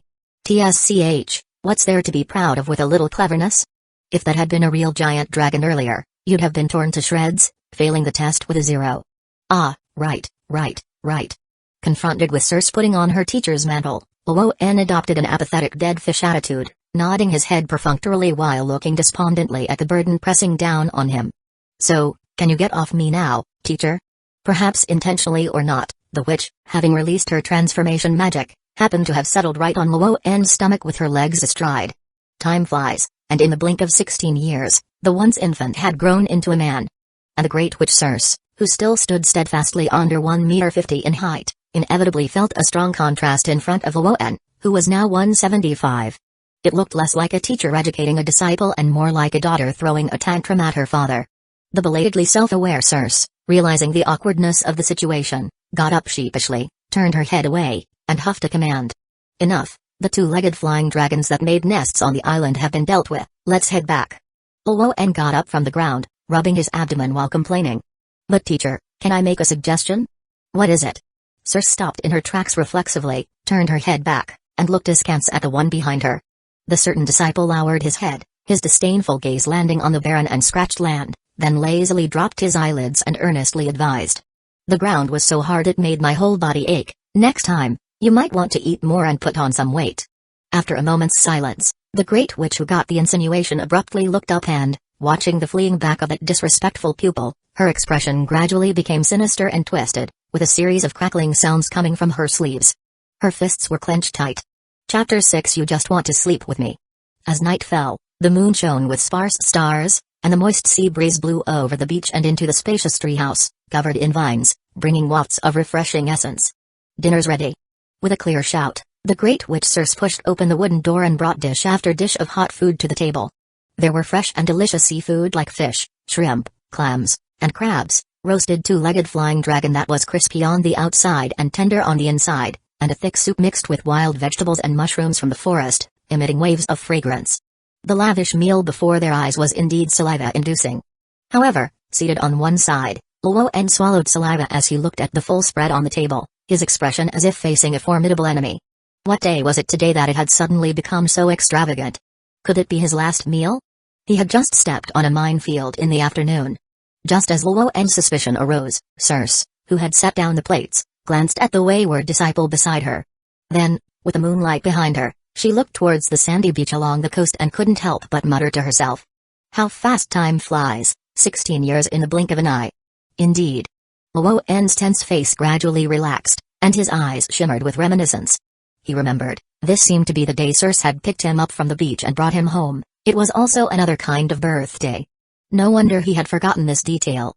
Luoan knocked on his head, feeling slightly at ease, and with a smile, he picked up the knife and fork, cut off a thick slab of roasted dragon meat, and passed it courteously to his teacher, adding his heartfelt well wishes. Thank you for raising me all these years. I never thought you'd actually survive. As she revisited the past, the straightforward Circe also couldn't help feeling emotional. Oh. Before the great witch could say more, Luoan's forehead veins throbbed involuntarily, and he stuffed a large piece of roasted dragon meat from the fork into the Great Witch's mouth, giving her a physical deep throat to silence her non-stop chatter. It was just like bringing up exactly what should not be mentioned.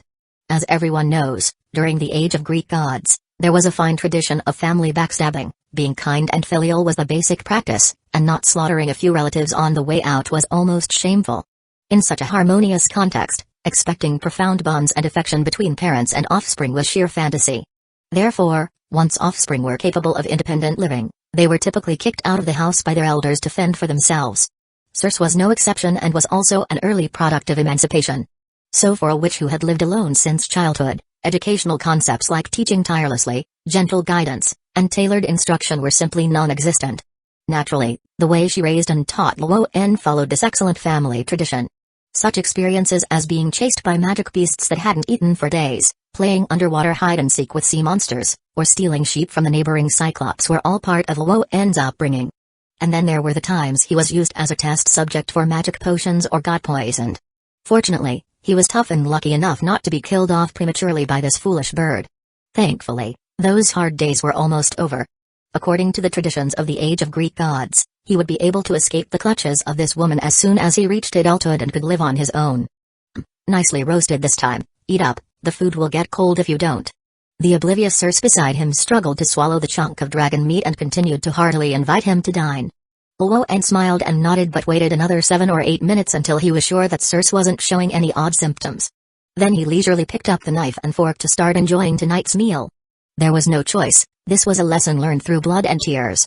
As a renowned great witch in Greek mythology, Circe, besides being skilled in illusion technique, transformation spells, and other witchcraft, was exceedingly proficient in the art of magic potions. No matter the ingredient, she could conjure odd effects with just a touch. And this strange talent was particularly evident when it came to cooking. Take, for instance, the Hygeian porridge that normally wouldn't be an issue. In her hands, it could turn a person into a pig. Since being tricked several times by his teacher's seemingly harmless foods, Luo'en had secretly developed the habit of letting her eat first, testing the food for poison. Of course, according to the fine traditions of the East, having elders eat first also reflected respect for one's teacher. While the filial disciple internally justified his deceitful behavior, he mulled over whether to plunder his teacher's gold coins before making a run for it. After all, as a demigod-level great witch, Circe surely had plenty of valuable treasures on hand. Just as Luo'en was caught in his ill-intentioned reverie, a strange scent wafted into his nostrils, making him involuntarily furrow his brow. What's that? Oh no, disaster.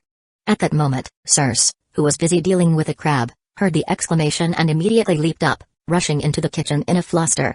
As the stove was opened, a thick smell of something burned spread throughout the air. Circe looked down at the plate in her hand, at the brown black lumps on it, and felt an urge to cry but no tears would come. It's ruined. What? The cake is burned. Circe's pointed ears drooped slightly, making her look rather dejected. Didn't you mention on your last birthday that you wanted to try this? I attempted to recreate it with the ingredients you talked about, but it seems I've failed. Last time? Luo'en felt a bit dazed, and when he came to his senses, he looked at Circe with a softened gaze. Although this woman was often heavy-handed and it was hard to say she qualified as a nurturing mother or teacher, after more than 10 years of companionship, they had developed a deep affection for each other. She was probably the closest person to him since he had came to this world. Forget it, let's just throw it away, whispered a despaired Circe. Luo'en's trip down memory lane was interrupted by the mumbling in his ear. Turning around, he saw Circe about to toss that brown-black cake out the window. What's the rush? A bit of a charred taste can make a cake even more delicious. Standing beside her, Luo'en without further ado snatched the cake that was about to be thrown away, broke off a piece, and started to chew on it. Circe froze, then snapped back to reality, turning her head to stare at Luo'en in astonishment, her eyes shimmering with a surprise as if things had taken a turn for the better. You ate it? You really ate it? How does it taste? Crispy on the outside, tender on the inside, not bad, said Luo'en, as he chewed and swallowed with some difficulty, offering an honest opinion. Despite the fact that it bore little resemblance to the soft and sweet cake he remembered, the perfect char gave it a flavor reminiscent of creamed cornbread. If you like it, eat more. Circe's voice sounded exceptionally cheerful, her face beaming as she eagerly broke off a large chunk of the cake and handed it over to her beloved pupil. Luo'en accepted Circe's kindness, calling out familiarly, "Teacher, the taste is really not bad, you should eat, too." "No need, it was made especially for you."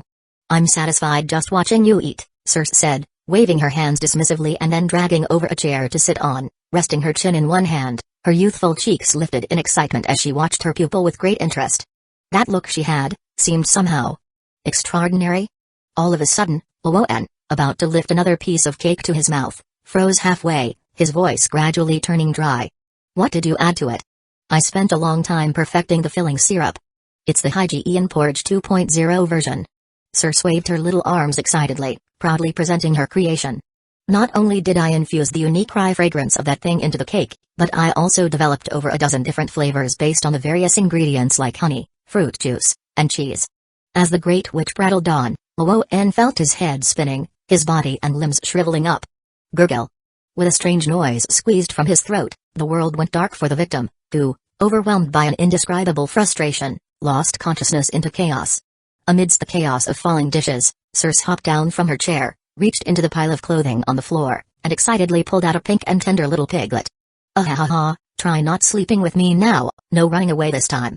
As the quiet moonlight retreated, the night grew dense and, on the island of Aizen, the Witch of the Eagle, holding on to her captured prize, bounced happily toward her bedroom.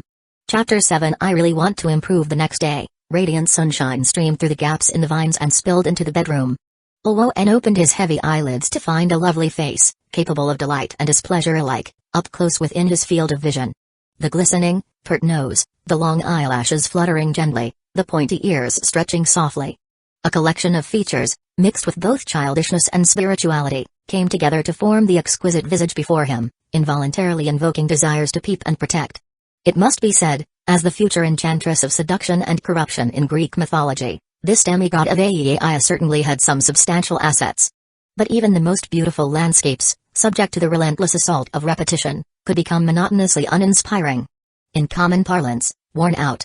Moreover, Luoan glanced at his own left ear, which felt disgustingly sticky, and found a pair of pink lips cheerfully nibbling on it, the silver teeth causing a slight stinging sensation. At the same time, two delicate, pink arms were entwined around his neck like snakes, nearly suffocating him. In the midst of it all, he could just make out the distressed creak of his neck bones under the skin. With an expressionless face, Luoan sat up and peeled off the human-shaped koala hanging from his body and flung it aside. Luckily, the bed was spacious enough. Circe, who was displaced from her territory, immediately mounted the quilt, rolling smoothly from the head of the bed to the foot, her fair skin shining alluringly bright in the dim room. The wild enchantress had a habit of sleeping in the nude. The unintentionally revealed charm made Luoan involuntarily lift his eyelids. At that moment, the Great Witch, who was now clinging to a pillow again, habitually rubbed her half-visible face against the quilt. Sparkling drool slid from the corner of her mouth as she muttered vague dream talk intermittently. Hee hee, my cute little piggy, resistance is useless. Just let me hug and kiss you. Hearing that self-satisfied and bewitching laughter, Luoan's mouth twitched fiercely. She still loved pigs just as much. He had seen his share of people doting on cats and dogs, but a pig lover with such unique taste was a first for him. However, Luoan couldn't understand why such a powerful great witch had such a deep fixation on little piglets. As he mulled over it, his gaze caught sight of a pair of soft, sprawling eagle wings under the quilt. Suddenly, a spark of realization flared in his mind, and the question that had troubled him for so long seemed to find a vague answer. An eagle, of course, would fancy a piglet. Especially the newborn ones, plump and delicious. Damn, so that's what it was. As Luoan thought of Circe's lineage and alias as the Witch of the Eagle, his facial muscles twitched violently. This woman's affection for piglets was probably a twisted pleasure of a predator licking and toying with its prey under its claws, somewhat like a cat's evil delight in catching mice. He wondered if her decision to take him in all those years ago was because of this reason. By God, no wonder she hugged him every night, gnawing and drooling over him. The darker Luoan's face became as he thought about it, the more the budding sentiment in his heart vanished without a trace. Indeed, this dimwit bird never had good intentions from the very beginning. The awakened little piggy muttered under his breath while his gaze drifted from the youthful face down below, sweeping past a certain semi-exposed 45-pound steel plate, his resolve hardening like iron. Dragging his body, sore and aching as if haunted by a nighttime specter, he made his way to the dining room, got dressed in his scattered clothes, and then checked the time by the remaining warmth of the charcoal fire. Luoan looked at himself in the mirror, back in human form, and couldn't help but shake his head in self-mockery. In just one night, he had reversed the pig transformation effect of the wheat porridge Hygiein 2.0 version. Under his teacher's persecution, his resistance to magic potions indeed grew stronger by the day. I really am hopeless, aren't I? Teacher. Hee hee, I understand everything now. You must want me to kiss you again, moi, my cute little piggy. Once again, the bedroom was filled with bursts of manic laughter, and the imageless Great Witch remained immersed in the joy of snuggling. Luoan was speechless. Then, he walked back to the room with a face as dark as the bottom of a pot and unceremoniously yanked Starsea, who was still deliriously attacking the quilt on the bed, up. Get up. What is it? So early. Starsea opened her battling eyelids and looked at the quilt in her arms and the little pig that had escaped in front of her, her gaze filled with a hint of resentment. The little piglet of the past, how adorable it was. So small, so fragrant, so soft. But just as it turned 3 years old, this piglet entered its rebellious phase, repeatedly trying to escape from her embrace. After it turned 7, it even took over a room by itself and determinedly separated households with her. From that time on, Starsea had lost her favorite pillow. Of course, the reason Luoan did this was simply to live a few more days. He genuinely feared being strangled to death one night by this foster mother who didn't know her own strength. Let me sleep a little longer. Starsea yawned with dissatisfaction, muttering while opening her half-shut pink eyes, and pulled back the corner of the blanket, gazing eagerly at the little piglet in front of the bed. How about we sleep together? In your dreams. Time's up, follow me to class. Class. The drowsy Great Witch, upon hearing that almost ice-cold voice next to her ear, instantly shivered like a student caught off guard by a teacher and turned pale, involuntarily shaking her head like a rattle drum, in crazed denial. I won't go, I really don't want to take classes. With those words, Starsea, as if facing floodwaters and savage beasts, clutched the blanket and shrank into the corner, assuming a defiant posture. That's not up to you. Luoan responded with a cold laugh, rolled up the blanket with Starsea altogether, and carried them out the door without further ado. The nascent morning sun cast streaks of fine golden light, splitting the central spine of Ai Island into two halves defined by light and dark. One side teemed with life, the other was gloomy and deathly still. Carrying the sandwich cookie on his shoulder, Luoan stepped on thick layers of dead leaves, making his way through the dense forest, his gaze twinkling. Ai Island was located in the Sea of Okinos, to the east, not far, legend has it, from the entrance to the netherworld. Luoan figured that this was probably the reason he was sent to this island after completing the resurrection match in Hades. And this location endowed the island's mistress Starsea with a kind of divinity characteristic of the netherworld, making her quite familiar with ghosts and departed souls, somewhat of a peculiar living neighbor to Hades. Of course, this might also be related to her faith. Luoan looked up at the end of the stone-paved path, towards that quaint ancient temple entwined with vines. This place, unlike the lively other side of the island, was crowded with dead trees, withered grass, and strange rocks, depicting a desolate scene. The sky, inexplicably overcast and dim, exuded an indescribable sense of oppression and mystique. Upon reaching the entrance, Luoan stood still and gazed at the statue standing at the center of the great hall. It was a goddess with 3 heads, 3 bodies, and 6 arms, holding torches, herbs, and talismans, her gaze is directed toward 3 different directions. The witchcraft goddess Hecate, the deity worshipped by Starsea. Also in Greek mythology, she is the triple goddess representative of opportunity, the goddess of magic, the queen of ghosts, and the goddess of the underworld, a very mysterious and unique entity. And in a way, she is now also considered Luoan's current mentor. Lowering his gaze slightly to convey some basic respect, Luoan then tossed Starsea, wrapped up in blanket and all, straight into the temple. The shouting and protesting Starsea, upon hitting the ground, hastily wriggled her body, hurriedly dressing herself with clothes tangled in the blanket, and then sat up with dignity, scowling at her rebellious student she'd raised from the young age, grinding her teeth in frustration. Disrespectful. This is a great disrespect. As she was tidying her attire, Starsea couldn't help but sneak a few glances at the deity statue behind her, eyes revealing a hint of guilt. One should know, the deities of Greece are notoriously petty, and being naked in their temples is hardly respectful or decorous. Therefore, to attract the attention and retribution of such small-minded deities, there are a dozen precedents. Teacher, I think Lady Goddess is magnanimous, and she surely wouldn't blame one for a minor offense committed in the pursuit of knowledge. Luoan spread his hands sincerely and innocently. I just want to improve too much. Starsea, looking at her student's face devoutly expressing himself to the statue, felt her teeth itch, longing to bite down and tear off a chunk of flesh. But in the end, under the somber gaze of the deity, the enchantress shrank her neck and flipped through a few ancient magic books made of sheepskin from the altar, then lifted her hand weakly in summons. Come in, let's start the class. Luoan entered the temple with a faint smile on his face, sat down on his knees opposite teacher Starsea, and began the routine magical studies. Chapter 8 Listen to me, little one. Circe mustered a bit of energy and dug out an ancient language parchment manuscript from her magic books, tossing it to Luo'en opposite her.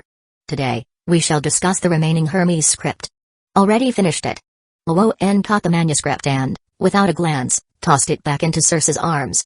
Hermes script, also known as Hermes's symbolic language, is an ancient symbol system believed to have originated in ancient Greece.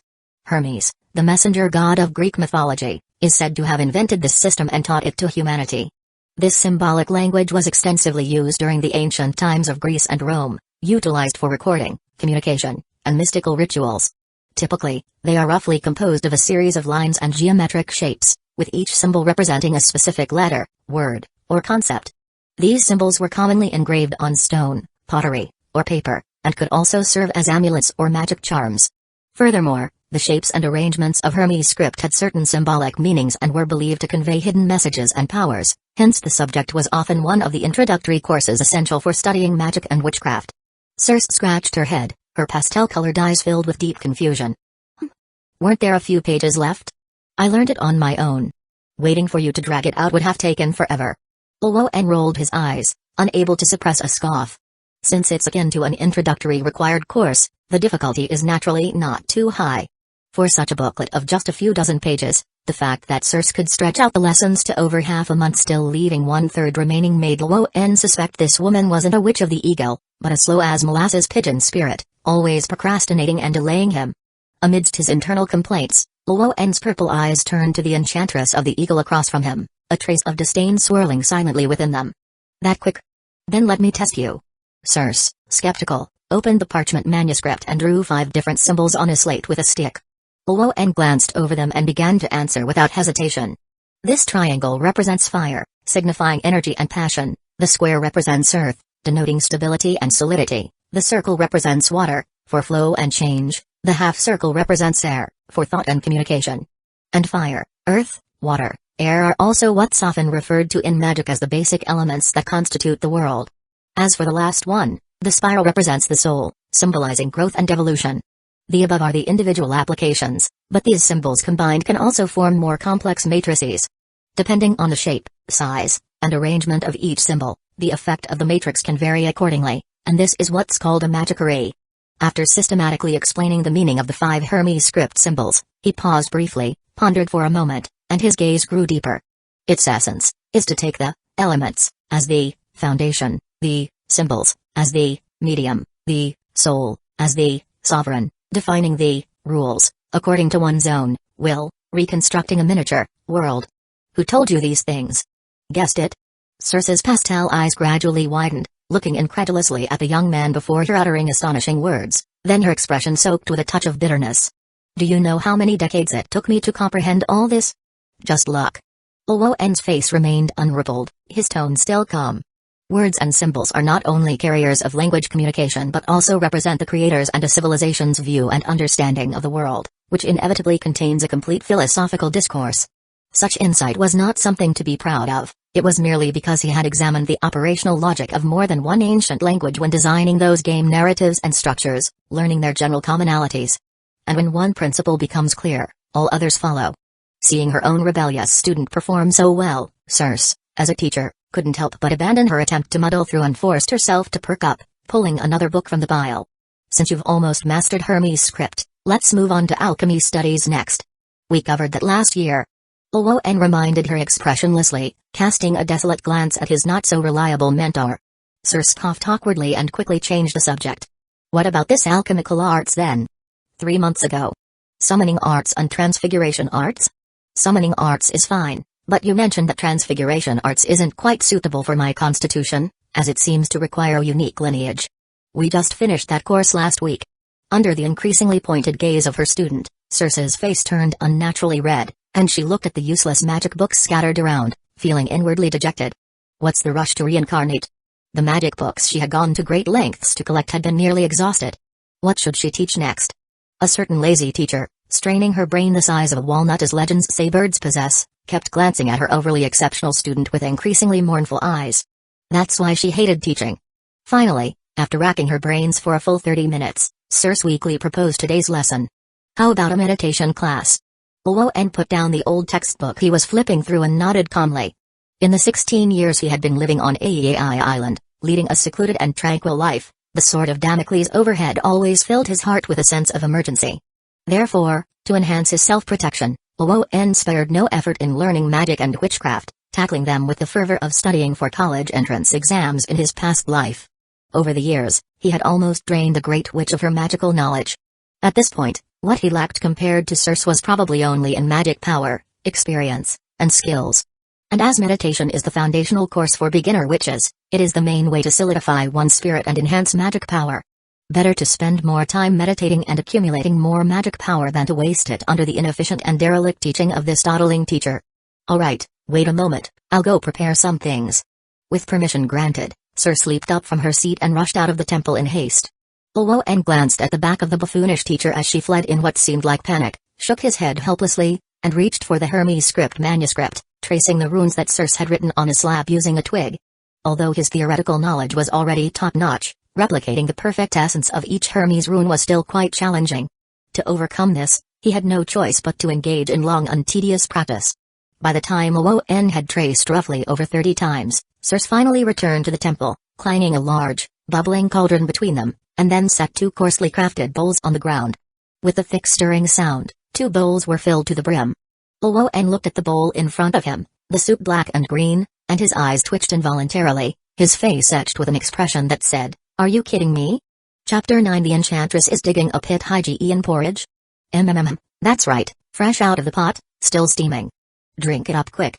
Circe, hand on hip, proudly fished for compliments as she lifted the earthenware bowl in her hand and offered it to her beloved apprentice. Luoan immediately caught the bowl and sneered, revealing the woman's wicked intentions. Stop it. Are you trying to turn me into a pig again? Then no one would force you to give lessons. I've never turned anyone into a pig. Still in denial, huh? What about last night? Of course, because you're already a pig, my cute little piggy. Circe spread her hands and blinked her pink eyes innocently, her expression seemingly teasing. Unmoved, Luoan pointed at the bubbling pot of hygiene porridge, his face dark as he let out a cold huff. Haha, still trying to trick me. I've known about this stuff's effects for a long time, alright? Effects? What effects? Just a few medicinal herbs, pure water, natural grains, in my bowl. No change at all, only disguises that vanish without a trace, letting them see themselves and each other. Circe hummed off-key, her gaze filled with an even thicker sense of mockery. Don't believe me? Look, you must recognize these ingredients, absolutely harmless. Luoan glanced at the black and green gruel in the bowl, sniffed, and a list of ingredients flashed in his mind. Barley, water, honey, mint oil, and mandrake? It seemed that apart from the last herb, all ingredients were quite ordinary. And the effect of mandrake was just to cause hallucinations. Wait, hallucinations? Luoan's mind flashed, and he suddenly understood, blurting out the answer. Your porridge simply induces hallucinations, making the eaters think they are the incarnation of some animal. Giggle, that's right, my smart little piggy. Circe nodded affirmatively, a pleased curve forming on her lips as she continued to speak. So you see, hygiene porridge is essentially just a benign magic potion that frees the mind and leads to unity of body and spirit, greatly beneficial for meditation. So that was it. Doubts fading from his face, Luoan nodded thoughtfully. Seeing the atmosphere lighten, Circe eagerly handed over a full bowl of the porridge, smiling as she presented it to her apprentice. Here, my cute little piggy, drink it up quick, and let's start meditating earlier to finish today's learning. Looking at the bubbling special beverage before him, Luoan vaguely recalled that in the Eleusinian cult of ancient Greece, which worshipped the agriculture goddess Demeter, there was a secret Eleusinian rite. That is, the senior members invited the newly initiated devotees to fast for a day, in the memory of Demeter's fast while searching for her daughter Perse. During the fast, the devotees would guzzle a special barley drink in hopes of receiving divine revelation. Such a barley drink was likely similar to hygiene porridge. So, it's possible that hygiene porridge was originally truly intended as an aid for meditation and the development of psychic abilities. But the prerequisite is, I can resist your psychological suggestions. Glancing at the thick porridge in the bowl, Luoan pursed his lips with a half-smile, looking at the great witch before him who was full of earnest assurances. Of course, there's nothing wrong with the hygiene porridge, since it's just an aid. It's your constant psychological suggestions to me that are key, right? The smile on Circe's face suddenly froze, her hand holding the bowl stiff in midair. She had been found out. All this time, Circe frequently repeated the phrase little piggy in hopes of implanting a blurry recognition in others' minds, making them subconsciously accept their identity as a piggy and, through the psychological and physical integration of hygiene porridge, complete the transformation from human to piggy. As she said, she indeed hadn't turned anyone into a pig, but she was the biggest facilitator of this transformation. Sure enough, a witch is never a symbol of kindness and purity, but rather a willful, unprincipled group determined to please themselves by any means necessary. To sum it all up in one word, trash. Luoan shook his head, once again seeing the true nature of his foolish bird of a teacher before him. Seeing the conspiracy exposed, Circe frantically darted her eyes around, her gaze flittering toward the doorway. Oh dear, I just remembered, there's still soup simmering on the stove. With those words, the demigod enchantress leaped up from her seat, ready to flee the scene of the incident.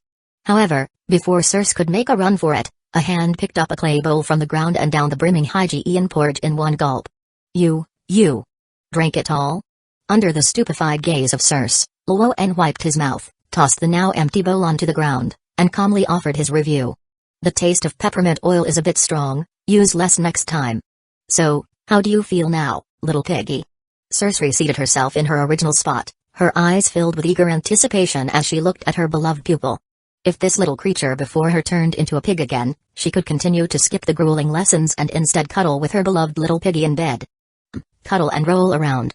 Imagining that delightful scene, Circe's eyes unconsciously shimmered with excitement, and her pointed ears trembled slightly with anticipation. However, Luoan, who had voluntarily walked into the trap, showed no change, his gaze still clear and lucid. Actually, once he understood the true nature of the transformation into a pig, it became much simpler to counteract the negative effects of the hygiene porridge. By establishing a mental barrier and continuously repeating the concept of being human in his mind, he naturally would not be easily swayed by his foolish teacher's incantations, transforming him back into a little piggy. Stop daydreaming, what's next? The calm murmur at his ear interrupted Circe's fantasy, slightly dampening her spirits. But in the temple of Hecate, this great witch who worshipped the witchcraft goddess had to settle down and grudgingly guide Luoan on how to use the effects of the hygiene porridge to make meditation twice as effective. Just like usual, regulate your breathing, relax your body, disperse your five senses, sense the magic in the air, and then try to construct the corresponding Hermes runes with them, constantly strengthening your affinity and control over the elements. Luoan did not rush into meditation but examined his foolish teacher before him. What else? Don't completely empty your mind, remember your essence to avoid getting lost in the illusions produced by the hygiene porridge. Circe muttered the key elements resentfully, her frustration mounting. She hated smart students, especially those smarter than their teacher. At that moment, Luoan, who was merely habitually bluffing a bit, looked even darker in the face. Old habits die hard. To trick him into bed, it really was one pitfall after another. Keep talking. That's it. Really, there's no more. Luoan finally closed his eyes, still somewhat skeptical but attempting to clear his mind and disperse his spirit to sense the elements around him, after Circe petulantly grumbled and swore on the name of the goddess Hecate.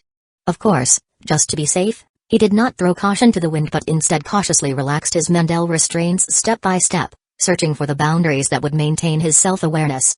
As his spiritual power flowed outward like a tide, his self-awareness started to blur, so Luoan carefully reined in his mind a bit. Empty 70%, retain 30%. That was probably his limit for now. However, despite only around 70% of mental sensing, the amount of magic he captured during meditation increased by twice the usual. It seemed that, although hygiene porridge as a special potion indeed contained dangerous ingredients, it could indeed significantly enhance the consumer's mental sensitivity. Once certain of this, Luoan gradually settled down and began his daily practice. As he breathed in and out, his spiritual force that had spread around him resonated in harmony, causing the elements swirling within 30 meters to form a visibly pulsing magic tide, with varied Hermes script appearing intermittently, creating different formations and foundations. Circe could only stare for a while before she became bored and listless, propping her chin on her hand and spacing out in her seat, pondering philosophical matters like what to eat for dinner tonight. After all, as a demigod great witch and beloved pupil of the witchcraft goddess Hecate, she could quite literally do whatever she wanted in the seas near Aizen. Without a threat of survival, there was naturally a lack of impetus to actively become stronger. Therefore, compared to the monotonous daily rigorous training and research, Circe, who was quite negligent in both her studies and life, preferred to leave her strength improvement to her innate talent and lineage. During the tedious supervision, time slipped away bit by bit, the newborn sunrise gradually turning into twilight below the horizon. As the last glow of the sunset faded, A dazzling light suddenly burst forth in the temple of Hecate, which was about to be swallowed by the night. Bright as the raging sun, lustrous as gold. Circe, who was just about to fall asleep, suddenly opened her eyes wide and stared at the glowing eyes in the darkness, speechless with astonishment. You've advanced again?" Her expression of shock was as if she were looking at a curly-haired baboon that had evolved directly into an alien from the zenith of the stars. Chapter 10. Please, be a human. Just an advancement in rank, what's so surprising about that? Faced with Circe's astonishment, Luoan rolled his eyes habitually and replied somewhat indifferently. "The key is you're only 16 years old." Circe involuntarily raised her voice a few notches, complaining to her wayward disciple and foster son as she counted on her fingers. "You reached the gold rank at just 12, and then in a mere 4 years, you entered the peak of gold. I've never heard of any human advancing so fast." The Great Witch inadvertently did some calculations, and the more she spoke, the more shocked she felt. Even the way she looked at her student and foster son began to seem a bit strange. "No, it's even more than that. Not even the supernatural creatures of the Sea of Okinos, nor the half-titans on nearby islands have ever been so outrageous. I'm beginning to wonder, are you really human?" Under Circe's sharp scrutiny, Luoan cleared his throat lightly and his gaze drifted somewhat. "Maybe I'm just luckier than most." According to the rules of mythology and magic, mystical powers often follow this characteristic: the older it is, the more mysterious, the more powerful. When the world was still in chaos, beings called the gods were born from the purest essence. Absorbing magic power factors and mastering natural laws was as simple as breathing for them, an authority inherent in their being. Therefore, the first of these existences had the highest starting point and virtually endless room for growth. But as heaven and earth parted, the sun, moon, and stars rose and set, as time and space were divided, and the concepts of life and death, flourishing and withering took shape, the framework of the world also gradually stabilized. In this process, the species on Earth exchanged and evolved batch after batch. They once could absorb magic power and be linked to the essence in their blood, but it became degraded and diluted over time. The ceiling of their growth was consequently being lowered progressively with the stabilization of the world's structure. Even across different mythologies, there's a similar consensus in the descriptions of the primordial world. Initially, the air was filled with high concentrations of ether factors, food was everywhere, the earth flowed with milk and honey, and all things grew freely. And moreover, the high-purity energy gave rise to deities, making everything as dreamily beautiful as multicolored soap bubbles. However, as the world took shape and the laws stabilized, this soap bubble would gradually squeeze out the fanciful and unsustainable elements, descending towards the real surface of the earth. As the mystical began to fade, the infinitely malleable age of gods also shriveled and downgraded to the fixed and real world of humanity. Similarly, in ancient Greek mythology, gods appeared first, and afterward, under the leadership of the gods, humans were created. Thus, the ancient Greeks classified the evolution of civilization into 5 eras based on the level of collective ability and starting point, namely the Golden Age, the Silver Age, the Bronze Age, the Heroic Age, and the Iron Age. The order among them represents the different distances from the gods. Later on, this concept was also incorporated into the field of fundamental mysticism, and the 4 ranks of black iron, bronze, silver, gold became the early indicators of an individual's strength. Currently, Luoan has rocketed into the peak of gold in just 16 short years, a feat that shocks the world.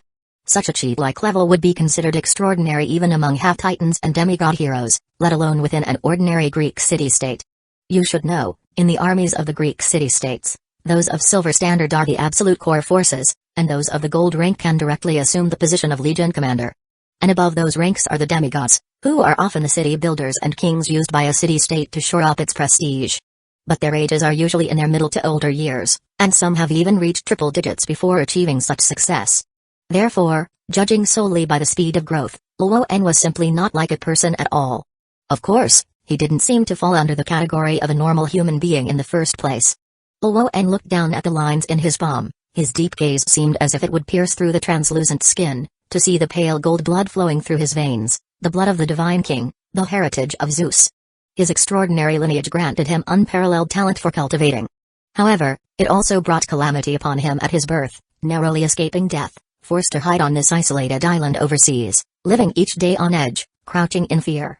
Fortunately, 16 years of hardening had finally given him some ability to protect himself. But this meager strength was barely enough to ensure some safety within human city-states, to stand firm in the Sea of Okinos, where gods, mixed-blood titans, and monsters were prevalent. He would at the very least need to become a demigod. Of course, even becoming a demigod was just the beginning of a long journey for Luoan. After all, the person he had provoked was none other than Zeus, the current ruler of all of Greece. With his current slight abilities, let alone being caught up in world-class missions like Olympus Elegy, the Wrath of Zeus, or War of the Gods, even if he encountered epic instances such as the Argonaut expedition, the War of Troy, or the 12 Labors, if by chance he carelessly collided with any of the gods in disguise who descended to Earth or a whole bunch of legendary demigods lurking in the corners, these would pose tremendous risks for him. A slight misstep, and he would still have to kneel. As for reaching gold or the peak of gold, it is probably just a matter of kneeling sooner rather than later. Just the thought of that night 16 years ago, with the suffocating, rampaging thunderbolts filling the sky, Luoan would reflexively feel a heart-pounding fear. This feeling of not being in control of his own fate was terrible. Not enough, far from enough. The sense of crisis gnawing at his bones left Luoan without any joy of promotion, instead turning to earnestly look at his teacher. I have now reached the peak of gold, what should I do next to become a demigod?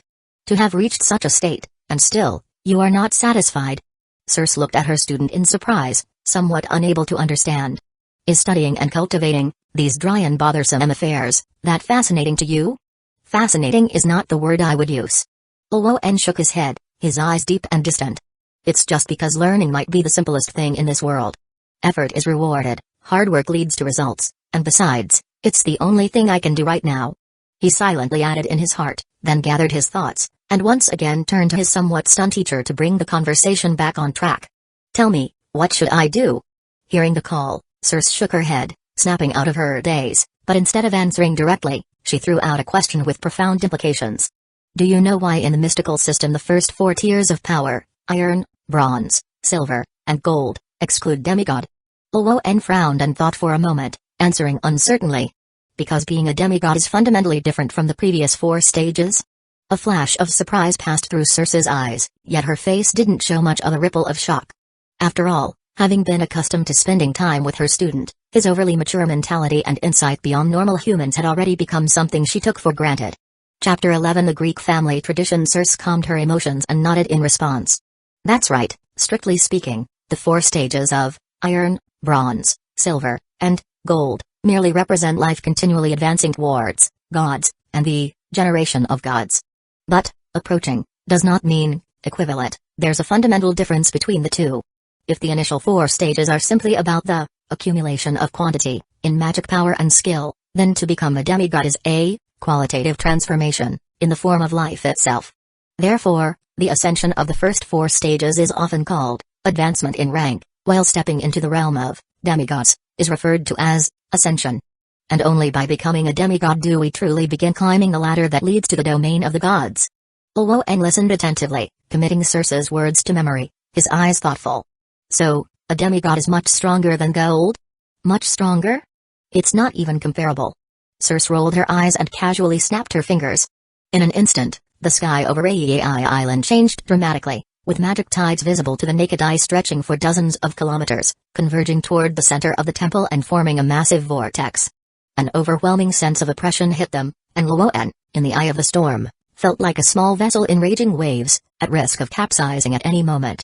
Snap! A second snap echoed in their ears, and the surging, compressing magic tide vanished in a puff, the sky clear and blue once more. As if nothing had happened. See the difference now? I could take on a dozen of you, and it wouldn't scare me one bit. Circe, rarely puffing her chest out in front of a student, stood with one hand on her hip, tilting her smooth chin upward, her face brimming with smugness. Give me a break. If I could actually beat you, I would have smacked you already. Luoan ignored his silly bird teacher's boasting, making a mental snide remark, while pressing his hand on his chest that was still throbbing with palpitations, his eyebrows unconsciously furrowing. Indeed, demigods and gold were practically different species. He had worked hard just to invoke a magic tide spanning about 30 meters, yet this silly bird could unleash a magic storm extending dozens of kilometers with a flick of her finger. The gap was insurmountable, a generational difference in technology that spanned from hardware to software. Moreover, this was just the power at the level of demigods. If it were real deities, then the authority displayed with their every move would be even more terrifying. In the blink of an eye, they could move mountains, fill the seas, collapse the stars. Luoan thought of the records of deities in the epics and couldn't help but feel even more weighed down. However, he quickly suppressed the gloom that had arisen in his heart, his gaze turning sharply cold. So what if they're gods? They'll die if they're killed. Since the god of chaos, disappeared, the first generation of origin gods like Uranus, the father of heaven, Mother Earth Gaia, and the old sea god Bondos seized control of the world, marking the transition of chaos from disorder to order. Afterward, the three origin gods who represented the sky, the earth, and the sea created and united with each other, spawning a large number of offspring and strengthening the ranks of their own groups, which solidified their rule. But Uranus, to maintain the strongest paternal power, harshly suppressed the growth and divinity of his children. With time, as they approached adulthood and could no longer bear it, Titan god Cronus rallied himself and his 11 siblings. With Mother Earth Gaia's assistance, they castrated Uranus, stripped the father god of his authority, established the great temple on Mount Othries, then thoroughly looted the coins of the older generation, only to share the spoils of authority with their siblings. The biggest victim in all of this was the old sea god Pondos. According to Circe, that oldest of sea deities had long ago been shattered into fragments of divinity, scattered and integrated into various parts of the primordial ocean, transforming into a myriad of sea beasts and all kinds of monsters. It was probably because the river god Ochanos and the goddess Thetis, that couple among the 12 Titan gods, did not shy away from consuming their uncle's legacy that they were able to produce such a large progeny of 3,000 sons and 3,000 daughters. Of course, to describe the fall of a god as death might be too blasphemous. A more euphemistic term would be eternal slumber. They come from the origin and rules, and when they can no longer sustain themselves, they return to the essence. Their flesh and divinity become the cornerstone of the world, further perfecting the entire age of Greek gods. As they say, the fall of a whale gives rise to all life. It's roughly like that. By the way, Circe here is an indirect beneficiary of that ancient fall of a whale. According to the Divine Chronicle, the river god Ochanos and the sea goddess Thetis are Circe's legitimate maternal grandfather and grandmother. But that's all old news, as the main holder of the sea god's authority is now under Poseidon's control. The transition of authority among Greek deities is a sort of excellent, familial backstabbing mechanism. The next generation usually needs to perform a round of father leaves, son laughs, before they can inherit the old one's legacy. The authority and dominions of the current 12 Olympians are built on the foundation of looting the gold of the older generation of 12 Titans. With Circe's corroboration, it's clear that in these two transitions of divine power, the fallen demigods, monsters, and deities are far from few.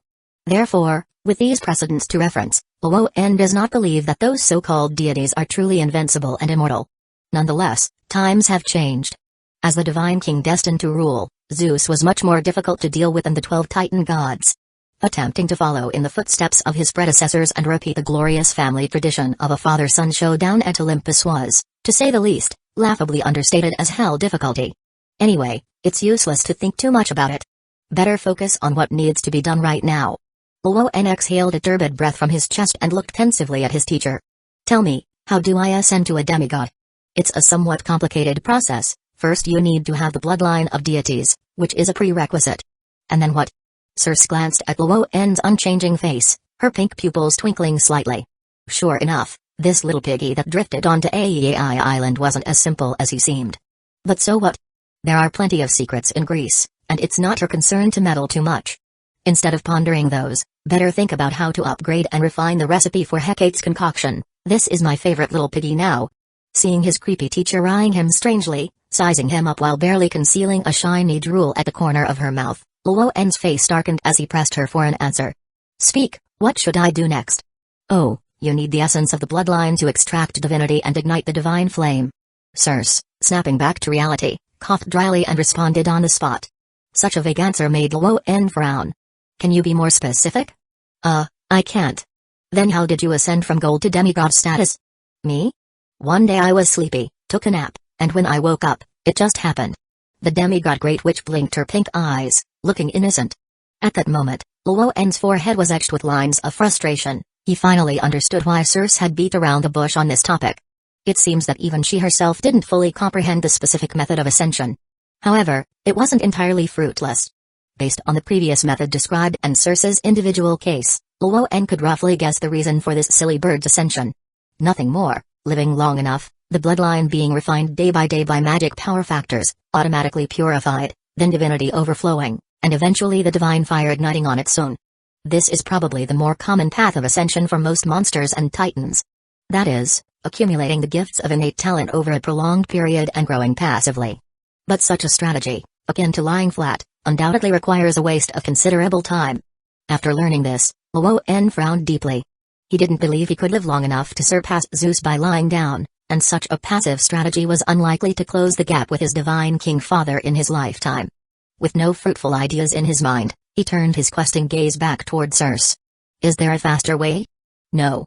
The great witch demigod could only shake her head, indicating she was no help at all.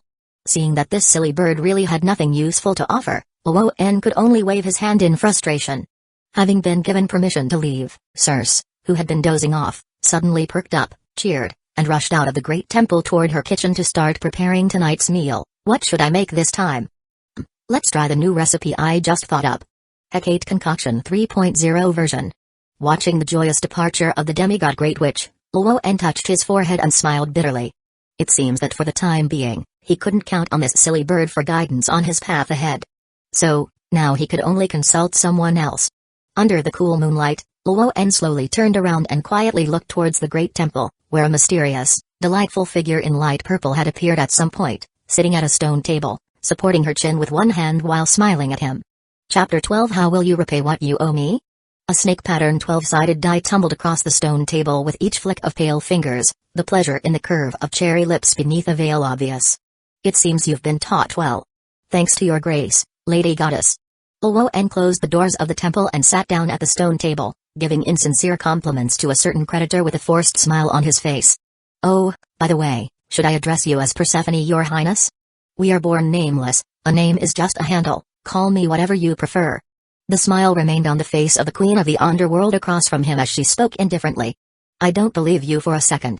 Luo-en's somber gaze drifted over the head of this queen of the underworld and settled on the statue of the goddess with 3 faces and 6 arms in the main hall, as he sneered internally. Minayu's Hecate, strictly speaking, was a goddess who did not clearly belong to the heavenly gods or earth deities. In a world where divine attributes are categorized, she represented a certain kind of game, joy, chance, and the randomness of fate. She could be beneficial to someone or harmful, and the other party would be none the wiser. For Hecate could bestow luck or misfortune at will. She could make fish species plentiful in the waters or drive them to extinction, and it was the same for birds in the sky and livestock on the ground. In the world of the gods, she represented an element of chance, adding a touch of luck. Zeus and Gaia stretched out time, and they could predict how time would unfold, whereas Hecate would smear a bit of lubricant into the gears, leaving a bit of unpredictability, and that made the world turn more smoothly. She interfered with the birth of infants, the education of children, the creation of wealth, and the affairs of mortals such as fishing and sailing. In later times, it was said that apart from the sun god Helios, only she witnessed Hades, the god of the underworld, abducting Persephone. She helped Demeter, the agriculture god, find her daughter, becoming the protector and godmother of the queen of the underworld in the netherworld. The protector and godmother of the queen of the underworld Persephone. Representing a certain game, joy, chance, and the randomness of fate. These records in Theograph undoubtedly corresponded closely with the creditor before Luo-en's eyes. Therefore, the true identity of this queen of the underworld was practically self-evident. Moreover, this was Hecate's temple, who else but the goddess herself could appear here so silently? Obviously, his drifting to Aiaia, being picked up and raised by the enchantress Circe, was no coincidence. Everything was within this goddess's control. After all, which creditor would let their debtor off the hook so easily based on a few words? As for that favorite disciple of Hecate, his dear foster mother and teacher, the great witch Circe, whether she knew the inside story or had a part in it. Each time Luo-en thought of the wise look in that foolish bird's eyes, and the several instances she'd nearly nurtured him to death, he immediately shook his head, dismissing such speculations from his mind. Quickly organizing his thoughts, Luo-en managed a strained politeness and said, "What brings you to this god-forsaken island instead of enjoying the netherworld?" His words seemed imbued with an apparent disdain. "Naturally, it is to visit my adorable disciple and grand-disciple," responded Hecate, ignoring the tone. With her delicate hand propping her mysteriously beautiful profile, her interested gaze scrutinized the grand-disciple before her. That familiar feeling took Luo-en back to the past, transforming back into the piece of pork that once lay on the chopping board. A shiver ran through him.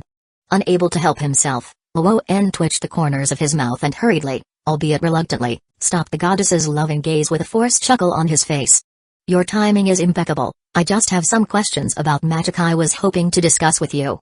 Do you want to know the fastest way to ascension as a demigod?" Hecate smiled faintly, directly uncovering the grand disciple's purpose. Clearly, this goddess had not refrained from secretly spying on him. Luoan wondered just how many times this woman had leered at him since his youth. Realizing this, Luoan felt a momentary tightening and discomfort, but considering the vast difference in their statuses and power, he had no choice but to swallow his frustration and nod in agreement. "I do know that," came the light, pleasing voice, leaving Luoan momentarily thrilled. But before he could maintain his smile for a few seconds, Hecate tilted her head and looked at him slyly, her tone suddenly shifting. "But why should I tell you?" Seeing that playing on sympathy was ineffective, Luoan's pursed lips twitched silently, and he could only inwardly scorn his so-called ancestral master. Meanwhile, Hecate was in no hurry, idly flicking the snake pattern 12-sided die on the table, waiting with a smile. After a brief silence, Luoan conceded defeat and resignedly complied. "All right, old rules, if I win, you tell me the method. Deal?" With these words, Hecate readily agreed. Under the expectant gaze of his mentor, Luoan very reluctantly took out from under the long table a storage compartment, a wooden board divided into squares and dyed with different pigments, and 2 marble boxes, each containing 16 black and white chess pieces. Based on the layout of the chessboard and the number of pieces, one could clearly make out the contours of international chess. However, to conform to local customs, the figures carved on the pieces were modeled after more Greece-oriented characters like kings, legion commanders, famous mythical creatures, and so on. In plain terms, it was a pirated version of international chess. The only reason for creating this was to keep the gambling goddess in front of him occupied, so she wouldn't come to Aiai Island to wander around and constantly seek entertainment around him. Incidentally, he could also use the chess bets as a way to gain some advantages from Hecate's hands. But to his surprise, as soon as Hecate started playing, she developed a strong interest in this kind of intellectual chess game and learned it very quickly. After just over a dozen matches, Luoan's mind was almost emptied of strategies and chess moves by the opponent, and the battles on the chessboard became increasingly fierce. Seeing that he, the founder, was about to be defeated by a student he had only taught for a few days, Luoan decided it was best to quit while ahead and permanently close the game, resolutely refusing to play chess with Hecate again. However, to a gambling addict, winning or losing didn't matter. The worst punishment was not allowing her to continue gambling. For this reason, Hecate, who was itching for a game, would swing by now and then using various methods to coax Luoan into resuming their betting games. And today, she finally got her wish. After setting up the chessboard and placing the pieces, Luoan immediately took out another snakeskin pattern 12-sided die from the box. Rules as usual, whoever rolls the higher number goes first. Wait a second. However, just as Luoan was about to open his fingers and roll the die to determine the playing order, Hecate lifted her gaze with a playful smile. "You seem to have forgotten to say what will happen if you lose?" "Have I?" Luoan forced a smile, dodging the question. "Games are all about having fun, aren't they?" With that, he subtly released his fingers, trying to roll the die first. But in the face of absolute power, such cunning was in vain. Hecate merely smiled and raised her hand slightly, and Luoan became like a frozen statue, losing control of his body and could only move his head. Fun is indeed important, but fairness is even more important in a game. Hecate swayed her pale finger in front of Luoan's eyes, smiling as she laid out the rules. "If I lose, I have to give you what I own. Correspondingly, if you lose, you have to pay the same price. For each game I win, you have to give me something that you own. But what that is, I decide." Luoan's gaze flashed as he forcefully added his condition. "Otherwise, I refuse." Hecate looked at the face that read, "If you don't agree, I will resist to the end," and reluctantly nodded in consent. "Fine, we'll do as you said." Almost at the same moment, Luoan's body relaxed, and the die in his hand dropped onto the table, rolling several times before stopping on the number 12. "It seems today is your lucky day." Hecate glanced over with a teasing look and casually threw her die. It was also 12. But as the rule goes, in the event of a tie, the first player wins. The pre-game skirmish settled, a new game formally began. Chapter 13. No betting dog loses every day. To be on the safe side, Luoan opted for a stable and conservative opening, as usual. On the contrary, Hecate, once she made her move, immediately displayed an aggressive sharpness, with almost every step in the ensuing moves being a cutthroat exchange of pieces. Wow, such an aggressive strategy. Moreover, the expert way she placed her pieces showed that this was not out of temporary impulse, but a linked strategy of offense. Clearly, to wipe away the humiliation of her previous defeats in chess, this gambling goddess must have spent no small amount of time practicing in private, developing her own style, evolving into her complete form. Facing this battle-ready stance right from the opening made Luoan feel an enormous pressure, and he immediately cast down his gaze, focusing intently on the tense chessboard, moving his pieces methodically. Under her wide-ranging attacks, He tried his best not to make mistakes, adopting a strategy of slow, slicing attacks, like using a soft knife to cut meat, making progress with each step. Gradually, Hecate also started to feel the pressure, her brows knitting together unconsciously as she moved faster and faster, reducing the response time she left for her opponent. It was a known fact that human reaction and computational power couldn't match that of the deities, and now Hecate was self-taught and employing the tactics of applying extreme pressure. This time, it was Luo'en who was sweating profusely.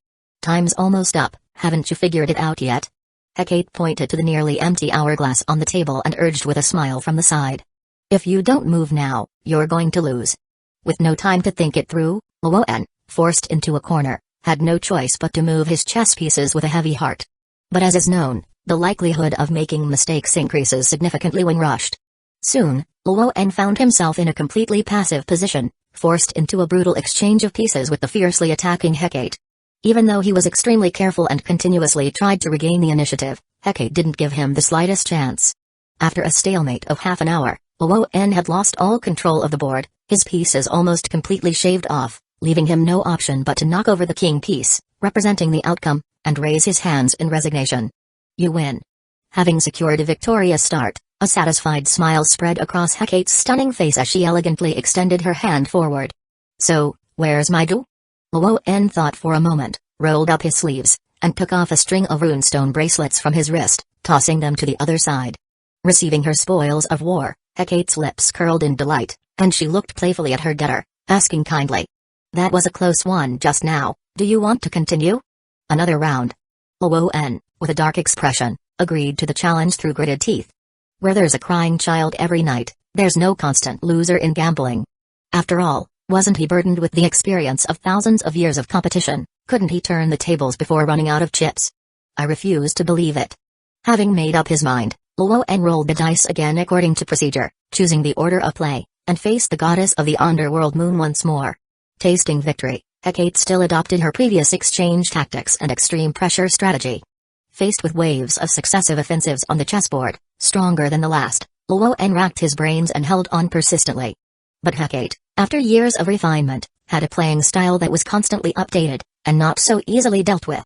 No matter how stubborn Luo'en was, he still managed to crash continuously in the following rounds, his pieces grinded and beaten on the board repeatedly, and he could only stiffen his neck and stand firm.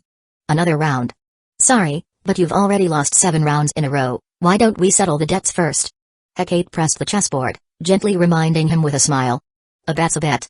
To have a chance at turning the tables, Luo'en had to pay the gambling debts he had incurred. After rummaging through his belongings, 2 encrypted rings, a bronze dagger, and a crystal necklace were taken out as collateral. These were pretty much all of Luo'en's possessions accumulated over the recent years. But even so, it still wasn't enough. 3 items were still missing. After a moment of hesitation, Luo'en seemed to steal his heart, first undoing his coat and shirt, and finally stripping off his trousers, to finally make up 7 items for the stakes. Hecate patted the spoils carefully stacked next to her with satisfaction, her captivating eyes playfully sizing up the victim across from her who had lost everything but his underwear, her smile becoming ever more radiant. At that moment, a cold breeze blew through, causing some of the gamblers who were a bit over their heads to sober up and start thinking about beating a retreat. I mean, being naked in the temple of the goddess Hecate, that seems a bit out of line. How about we? Don't worry, she won't mind. The rightful owner of the temple waved her hand generously, not minding this so-called great disrespect, and instead eagerly rolled the dice first, declaring the start of a new round of the game. As a deity representing a certain game, randomness, and joy, the discomfort of others was undoubtedly a pleasure for her. Especially when it came to the opponent who had once defeated her with trickery. Facing the goddess's assertive invitation, Luo'en, unable to break free from his seat, braced himself for another round of battle and started a new game. Then, without a doubt, he lost another round. As the dust settled, Hecate propped her chin in one hand, her smile brimming as she watched the other side, eagerly awaiting for her opponent to remove his last piece of modesty. Luo'en, like a wronged little white rabbit, trembled as he spread his hand to reveal the item for settling the debt. Hecate's smile froze as she looked at the slightly curled silver hair on the table. A single hair? Aren't you being a bit too shameless? The goddess of the underworld moon, acting as the creditor, could hardly keep her composure, her veil barely concealing the grinding of her teeth. I've lost, and I'll pay with what I have, but what I pay is for me to decide.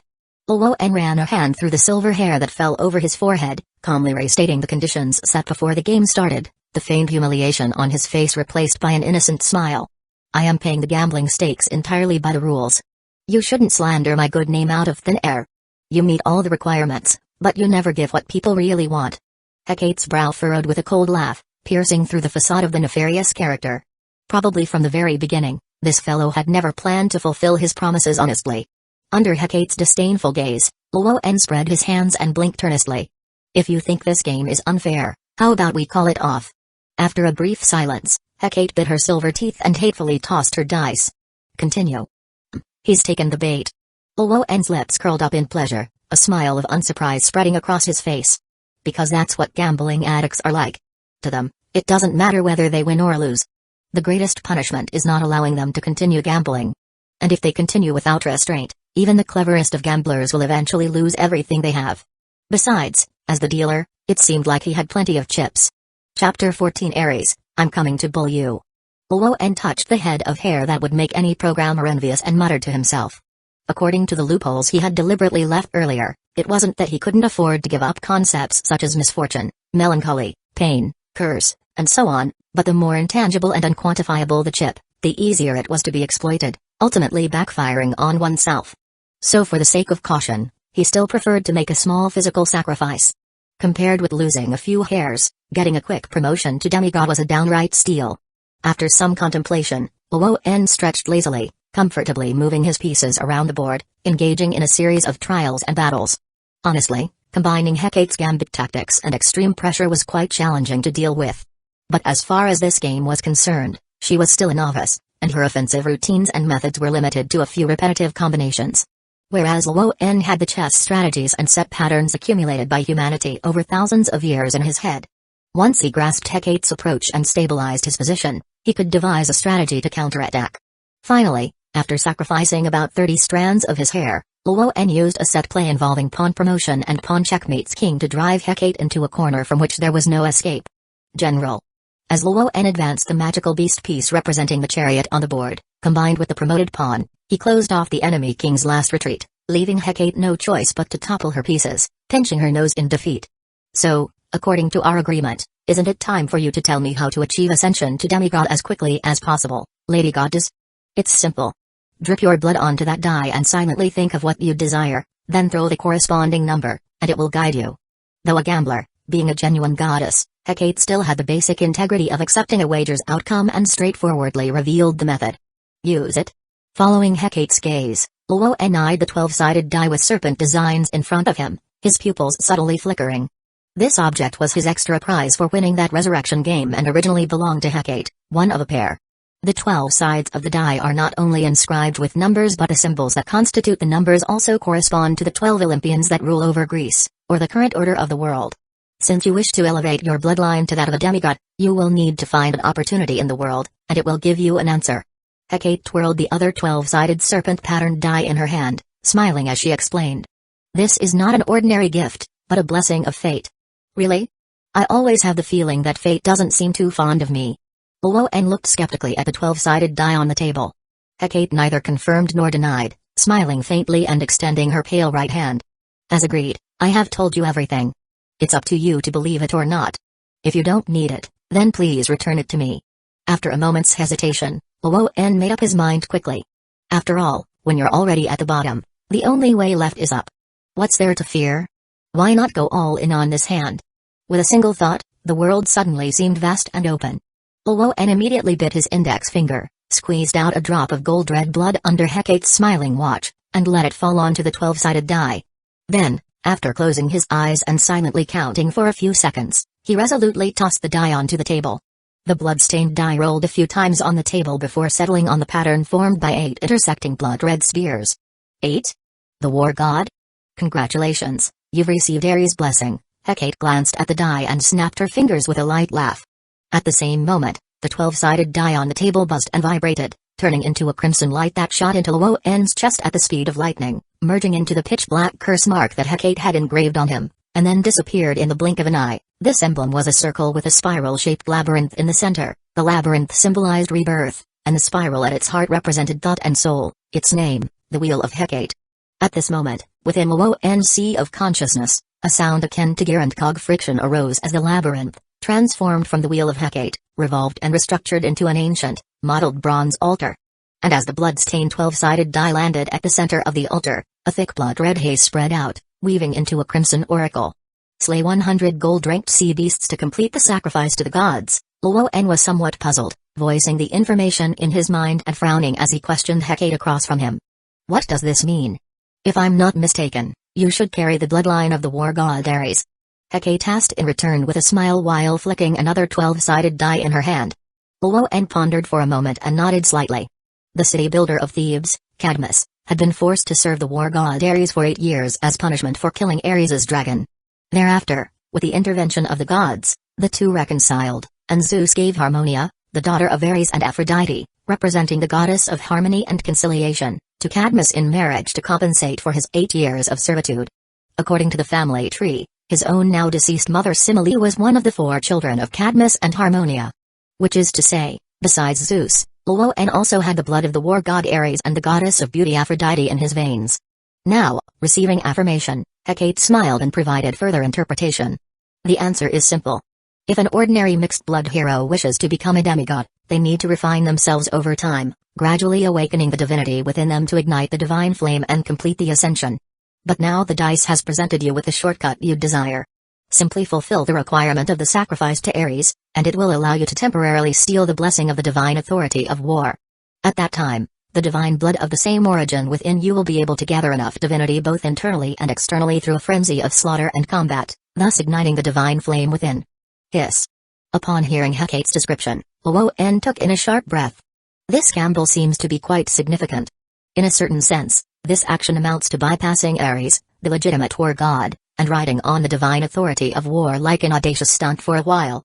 Although Ares is often the butt of jokes in various versions of mythology and epics, holding little clout amongst the 12 Olympians, it all depends on who is holding the leash. Expecting me, a mere 16-year-old of the gold rank, to cuckold the legitimate deity of Olympus for his divine authority isn't just playing with fire, it's downright suicide. You must be really eager to see me die quickly, aren't you? Luoan said with a dark expression, sarcastically exposing the malicious intent of the unscrupulous creditor before him. Don't worry, Olympus won't notice what you're doing. Hecate smiled indifferently and spun the die on the table with her hand, speaking in a meaningful and profound tone. Because, inevitable fate cannot predict the dice of chance. Luoan's eyes flashed with contemplation, and the heart that had been suspended in his chest slowly settled somewhat. As a competent gambler, she wouldn't make the foolish move of carelessly throwing away the chips. At least, she would wait until I had created enough value or corresponding amusement before reaping them. Given that. Luoan closed his eyes, reflected seriously for a moment, then suddenly opened his purple eyes wide, clenched his fist, and his lips curled into a hint of a mad arc. High risk, high reward, it's showtime. Ares, are you ready? I'm coming to ride you hard. Chapter 15 Circe, Coin Burst. On the island of Aiaia, the night was tranquil as water, with the waning moon hanging high in the sky. Accompanying the arrival of mealtime, wafts of rich food aromas drifted from the treetop house. Tomorrow morning, I'd like to leave the island for a bit. You're leaving?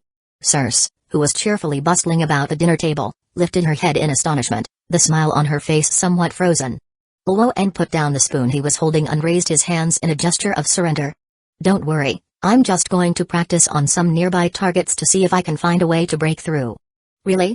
Hearing such an explanation, the gloom on Circe's face lessened a bit, and she skeptically sniffed with her aquiline nose, leaning in to smell Luoan all over in a whirl of sniffing, her gaze sharpening instantly. That's the scent of lying. Smack. A loud thwack landed on Circe's head, and Luoan, with a dark face, pointed behind her. What lying scent? If you don't turn around this instant, you'll end up setting the kitchen on fire. At once, Circe shuddered, looked up to see the bubbling cauldron on the stove, its edges already turning red, and her face paled as she darted into the disastrous scene with a shriek. Ah, my Hueco Iku 3.0. A quarter of an hour later, the Great Witch of Aiaia, with a soot-covered face, emerged from the smoke-filled kitchen carrying half a pot of salvaged barley porridge. Her once fair face was now pitch black, leaving only 2 colorful eyes rapidly moving about. The sharpness and profundity that had burst forth earlier had vanished, replaced only with an aura of wisdom. Luoan, sitting at the dining table, twitched the corner of his mouth and shook his head, hand on forehead. You're leaving tomorrow morning, are you? This meal just happens to be for your send-off. Circe, unfazed, cleaned her face with fresh water and enthusiastically pitched her masterpiece to her beloved apprentice. Come on, Try my newly concocted barley porridge, just out of the pot, guaranteed fresh. Luoan glanced at the thick green potion-like broth and the few suspicious charred chunks reminiscent of burnt crocodile skin floating at the bottom, then smelled the heavy burnt odor in the air, his eyelids twitching. He suspected that one bowl of this would certainly send him off immediately. It's burnt, next time, for sure. Luoan maintained a stiff smile on his face, pushing away the bowl, and declined what was either a well-meaning or a malevolent gesture from Circe. Then, without waiting for Circe to react, he smoothly withdrew from the dining table and, from beneath the floor of his bedroom, he brought out a sealed pottery jar and placed it on the table. As it happens, I made some drinks earlier too, let's have mine first. As he spoke, the old seal on the pottery jar was broken, releasing a rich and extraordinary fruity fragrance. The mouth of the jar tilted, pouring a stream of purplish-red nectar into an empty bowl, shimmering with an amber glow. Circe's aquiline nose twitched, and her eyes brightened. That smells wonderful. Did you make it with grapes? Luoan smiled and nodded, took up the pottery bowl, and passed it to his enchantress teacher. Authentic grape juice, have a taste. Circe took the pottery bowl, curiously examining the clear liquid inside, but didn't rush to drink. Instead, with narrowed eyes, she suspiciously glanced at her apprentice. Something's not right, you've never been this attentive before. You wouldn't have poisoned it, would you? Yes, I've poisoned it. Luoan rolled his eyes and stepped forward to take the jar away. Don't bluff me, it's clearly grape juice. However, before Luoan could reach out, Circe snatched the jar away, confidently puffing up her chest. Humphrey, and even if you did poison it, I wouldn't be afraid. You learned potion making from me, and with your skills, you certainly couldn't poison me. As she spoke, the enchantress curled her lips upwards and, unexpectedly, lifted the clay jar, pouring the entire jug of grape juice down her throat. You drank it all?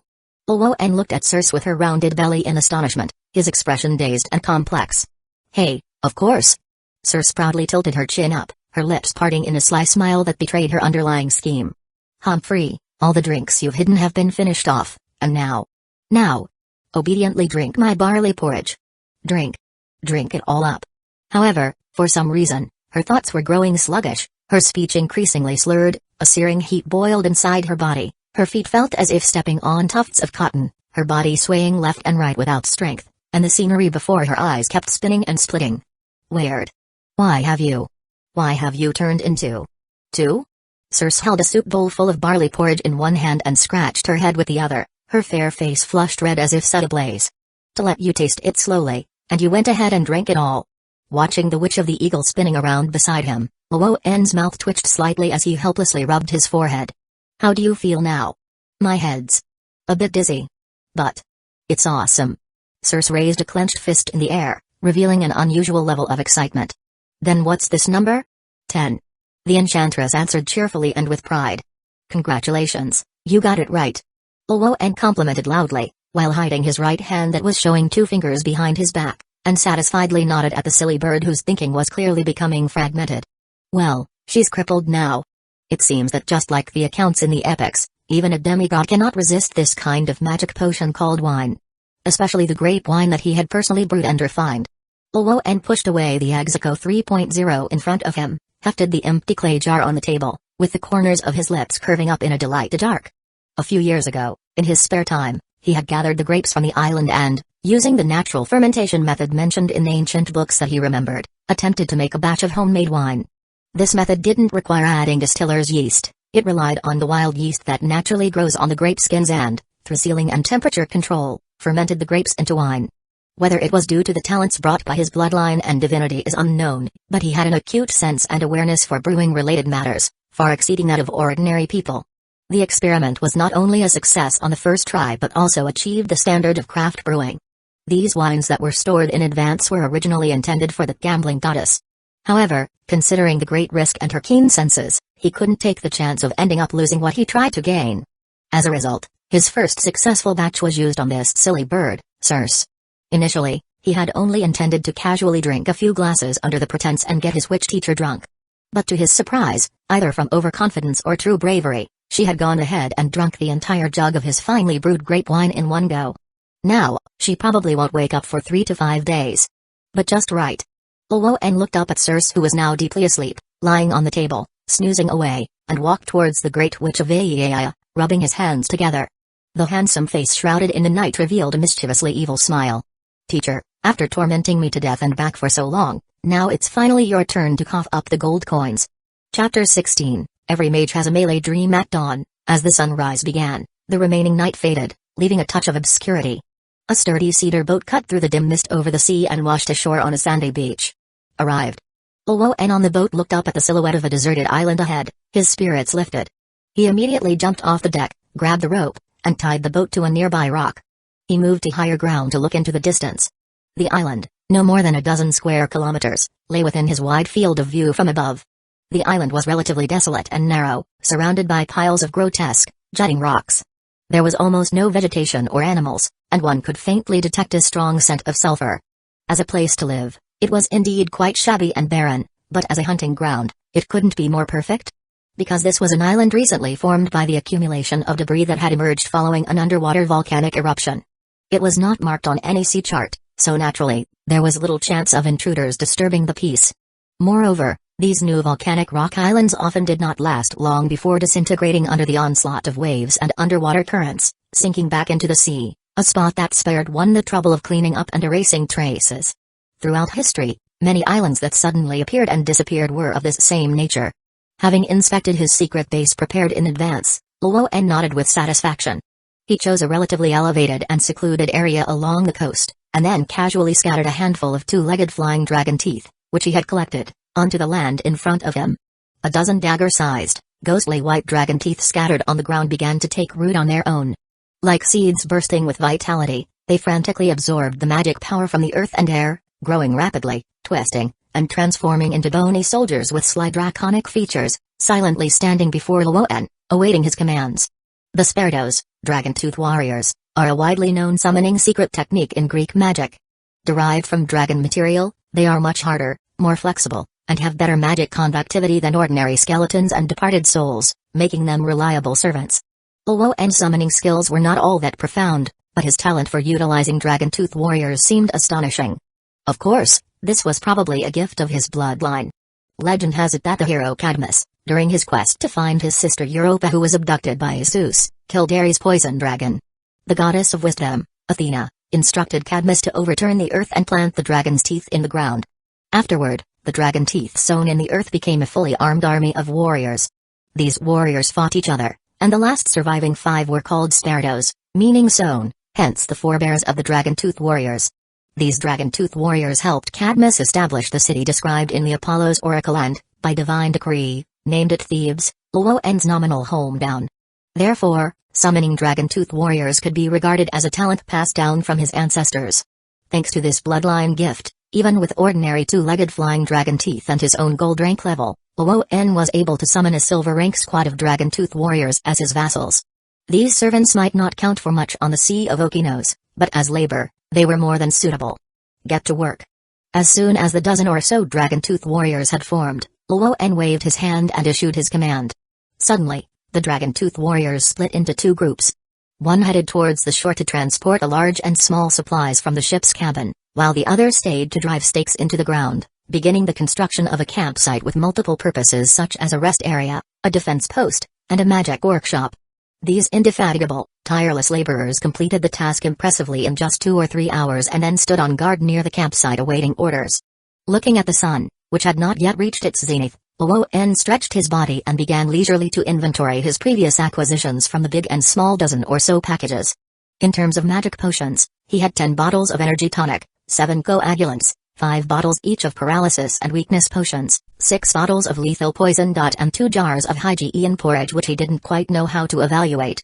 In terms of materials, there were 32 gems, 18 of which had been used, inscribed with magic arrays, and 14 which were unused raw stones. Additionally, there were 12 mature mandrake, 3 bottles of mint oil for meditative mosquito repelling, a few dragon teeth and dragon scales, and some other miscellaneous items such as herbs, ores, dried food, and clean water to carry. Finally, on the equipment side, 4 rune rings, a bronze longsword, a dusty breastplate, a bronze hunting bow, and 2 quivers of bronze arrows.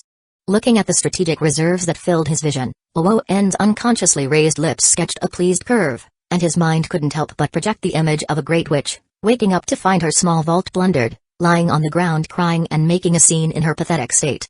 Indeed, these were the gold coins that the dear enchantress teacher had given him before she left. After all, Luo-en had almost lost his entire savings during the chess bet with Hecate. But the rite of ascension to demigod was already strung on the bow, ready to be released. After much thought, a certain unscrupulous good student simply set his sights on Circe. There was no help for it. There were only 2 bosses on the entire AI island that could drop equipment. He was definitely no match for the goddess of the underworld moon, Hecate, and wasn't sure about setting a trap either. For the benefit of the students, he had to sacrifice his enchantress teacher a bit.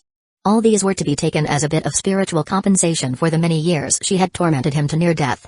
While justifying his unscrupulous behavior to himself, Luo-en familiarized himself with the new equipment he had smoothly taken from Circe. When it comes to weapons, the feel is very important. If a mistake were to happen during the upcoming actions because of this, it would be both stupid and fatal. After a simple test, Luo-en had a general understanding of the few pieces of equipment he had acquired. The 4 rings each possessed protective, offensive, concealing, and recovery effects, and the gems embedded on the outside were each infused with magic power of the 4 basic elements of water, fire, earth, and air, forming a perfect cycle in secret, allowing the user to significantly amplify their manipulation of Hermes' script. Evidently, this was a complete set of magical gear, with the excellent performance and belonged to Circe's treasured collection. As for items like the bronze longsword, breastplate, bronze hunting bow, and the 2 quivers of bronze arrows, their specific origins were indiscernible, and they still bore some rust and battle damage, clearly having quite a history. They were most likely high-quality gear that fell into the sea after a battle among gods or a major conflict, then were inadvertently picked up by Circe as part of her collection. But because they were of no use to her and she lacked interest, Circe had not repaired them, simply allowing them to lay in her warehouse gathering dust. Now, most of the rune augmentation on the surface and the spirit within the weapons had been lost. Yet even so, these items still possessed the quality of gold, allowing Luo-en to fully utilize his own combat abilities. Such a waste of treasures made Luo-en quite regretful. After all, every mage has a dream of close combat, especially an unconventional sorcerer like him. As long as they were usable, that was fine, the rest could wait for later. With a swing of the bronze longsword in his hands, the blade made a low whoosh as it sliced through the air, and Luo-en's deep gaze stretched towards the expansive and profound sea of Ochanos. Everything was ready, the hunt was about to begin. Chapter 17. Next time. Still put very simple. The fiery red setting sun slowly sank into the ocean, its last rays gradually fading into the rising curtain of night, bringing with it a slight chill. Under the alternating cold and warmth, the biting sea breeze from the depths of the Sea of Ochanos swept in, stirring the deep waters upward and creating layers of waves that pushed toward the surrounding islands and mainland, crashing against the rocks and sand along the way, forming patches of snow-white froth and spray. Accompanied by the rhythmic sound of the waves, the ripples on the sea's surface sparkled under the moonlight, as if stars had descended into the vast ocean, creating a stunningly beautiful scene. However, the more beautiful things are in nature, the more dangerous they tend to be. Along with the rising tide also came the unique saltiness of the deep sea and the rustling sounds of climbing at the hidden reefs. Nighttime, not only the time of high tide, but also when marine life is most active. And in the Age of Gods, these marine creatures naturally included sea monsters. They often chose to come ashore at night, attacking coastal livestock and settlements to hunt for food. Under the cold moonlight, several gray-brown sea scorpions, each as large as a truck and with multiple sharp limbs, rode the surging tide onto the beach, quite conspicuous. As soon as they landed, these deep-sea giants excitedly waved their limbs and scrambled towards a pile of fresh viscera on the sand. Savory, delicious, and rich in magic power nutrients. They were attracted here in groups by the unique and strong scent of blood emanating from the island. However, before these arriving sea scorpions could cheer and start feasting, the soft sand suddenly gave way, and bone-white skeletons wielding sword and shield suddenly leapt up, swinging their blades at the sea monsters' soft underbellies and joints. Instantly, several unprepared sea scorpions shattered, collapsing to the ground like chariots stuck in mud pits. Even though they realized what was happening and struggled to fight back, they were still in vain against the fearless and surprisingly powerful skeletons around them. Before long, several sea scorpions didn't even get to start their feast before being strewn haphazardly across the ground. Then, on the beach, the dozen or so skeletons methodically finished off the not-quite-dead sea scorpions and dismembered them, flinging their parts towards the nearby shallows. Streams of pale blue blood flowed from their ghastly wounds, saturating the nearby sand and blending into the undulating tides, spreading through the seawater, emitting an even stronger scent of blood and attracting new prey from the deep sea. This time, the sea scorpions not only failed to enjoy their meal but also became the bait for an ambush, a truly unfortunate turn. The instigator of it all leaned against a standing rock, calmly wiping his bronze long sword, continuing to squat at the edge of the hunting ground, quietly waiting for the right target to come ashore. Despite their size, these sea scorpions had pitifully low amounts of magic power inside them, barely at the level of superior bronze. At most they were only the bottom of the food chain in the Sea of Okinos, basically shrimp peas. However, their blood and flesh were quite popular with carnivorous sea monsters, and together with the two-legged flying dragon innards he had previously piled up on the beach, they should soon attract higher-level predators. Indeed, after about half an hour, snow-white waves rose on the sea surface, and fins sharp as swords broke through the waves, moving toward the bloody shallows. The floating sea scorpion debris was promptly torn apart and devoured by two rows of sharp fangs. By its silhouette, one could vaguely make out that this was a sea monster similar to a hammerhead shark. Here it comes. The hunter, lurking in the darkness, his spirits lifted, suddenly opened his eyes, his gaze skipping over the feasting sea monster to look toward the deeper sea. In the thick of night, a flash of golden hue rapidly approached. Crack. Then, accompanied by a teeth-grating snap, the hammerhead shark-like sea monster, as if struck by lightning, thrashed and screamed within the shallows. But as large amounts of blood spouted out and a nauseating fishy smell spread, its struggles quickly ceased, and it flipped over, revealing its snow-white belly. PFF. Moments later, the belly of the shark-like sea monster was split open by two sharp claws, and a figure bathed in blood lazily stretched under the bright moonlight. It was a breathtakingly beautiful female with the upper body of a human and the lower body of a snake, whose alluring curves radiated enormous appeal to the opposite sex.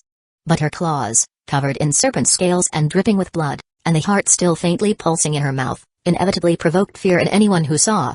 And the vertical pupils of her eyes in the night expressed the cold-blooded nature and bloodthirstiness characteristic of predatory creatures. Clearly, when one encounters such a creature, rather than fantasizing about an amorous encounter, it would be wiser to first consider whether they can keep their life. The greedy serpent woman, Lamia. A particularly brutal and gluttonous sea witch from the Sea of Okinos. Some say they are the children of Poseidon, others say they are descendants of Zeus's cursed lover Lamia, and yet others say they are transformed from the divine blood of the old sea god Pondos. In any case, they have a complex origin and exist in no small numbers and communities in the deep sea. But undoubtedly, their blood carries divinity, granting them considerable strength. For instance, this mature Lamia on the surface of the sea has already reached the standard of the gold rank. At this moment, the serpent woman who had previously eviscerated the sea monster swallowed the still warm heart, moving it down her throat and spitting out the deep red core. Hiss, the enticing sweet stench of blood wafting from the island excited the still hungry Lamia, whose greedy gaze turned towards the innards and chunks of flesh scattered on the sand.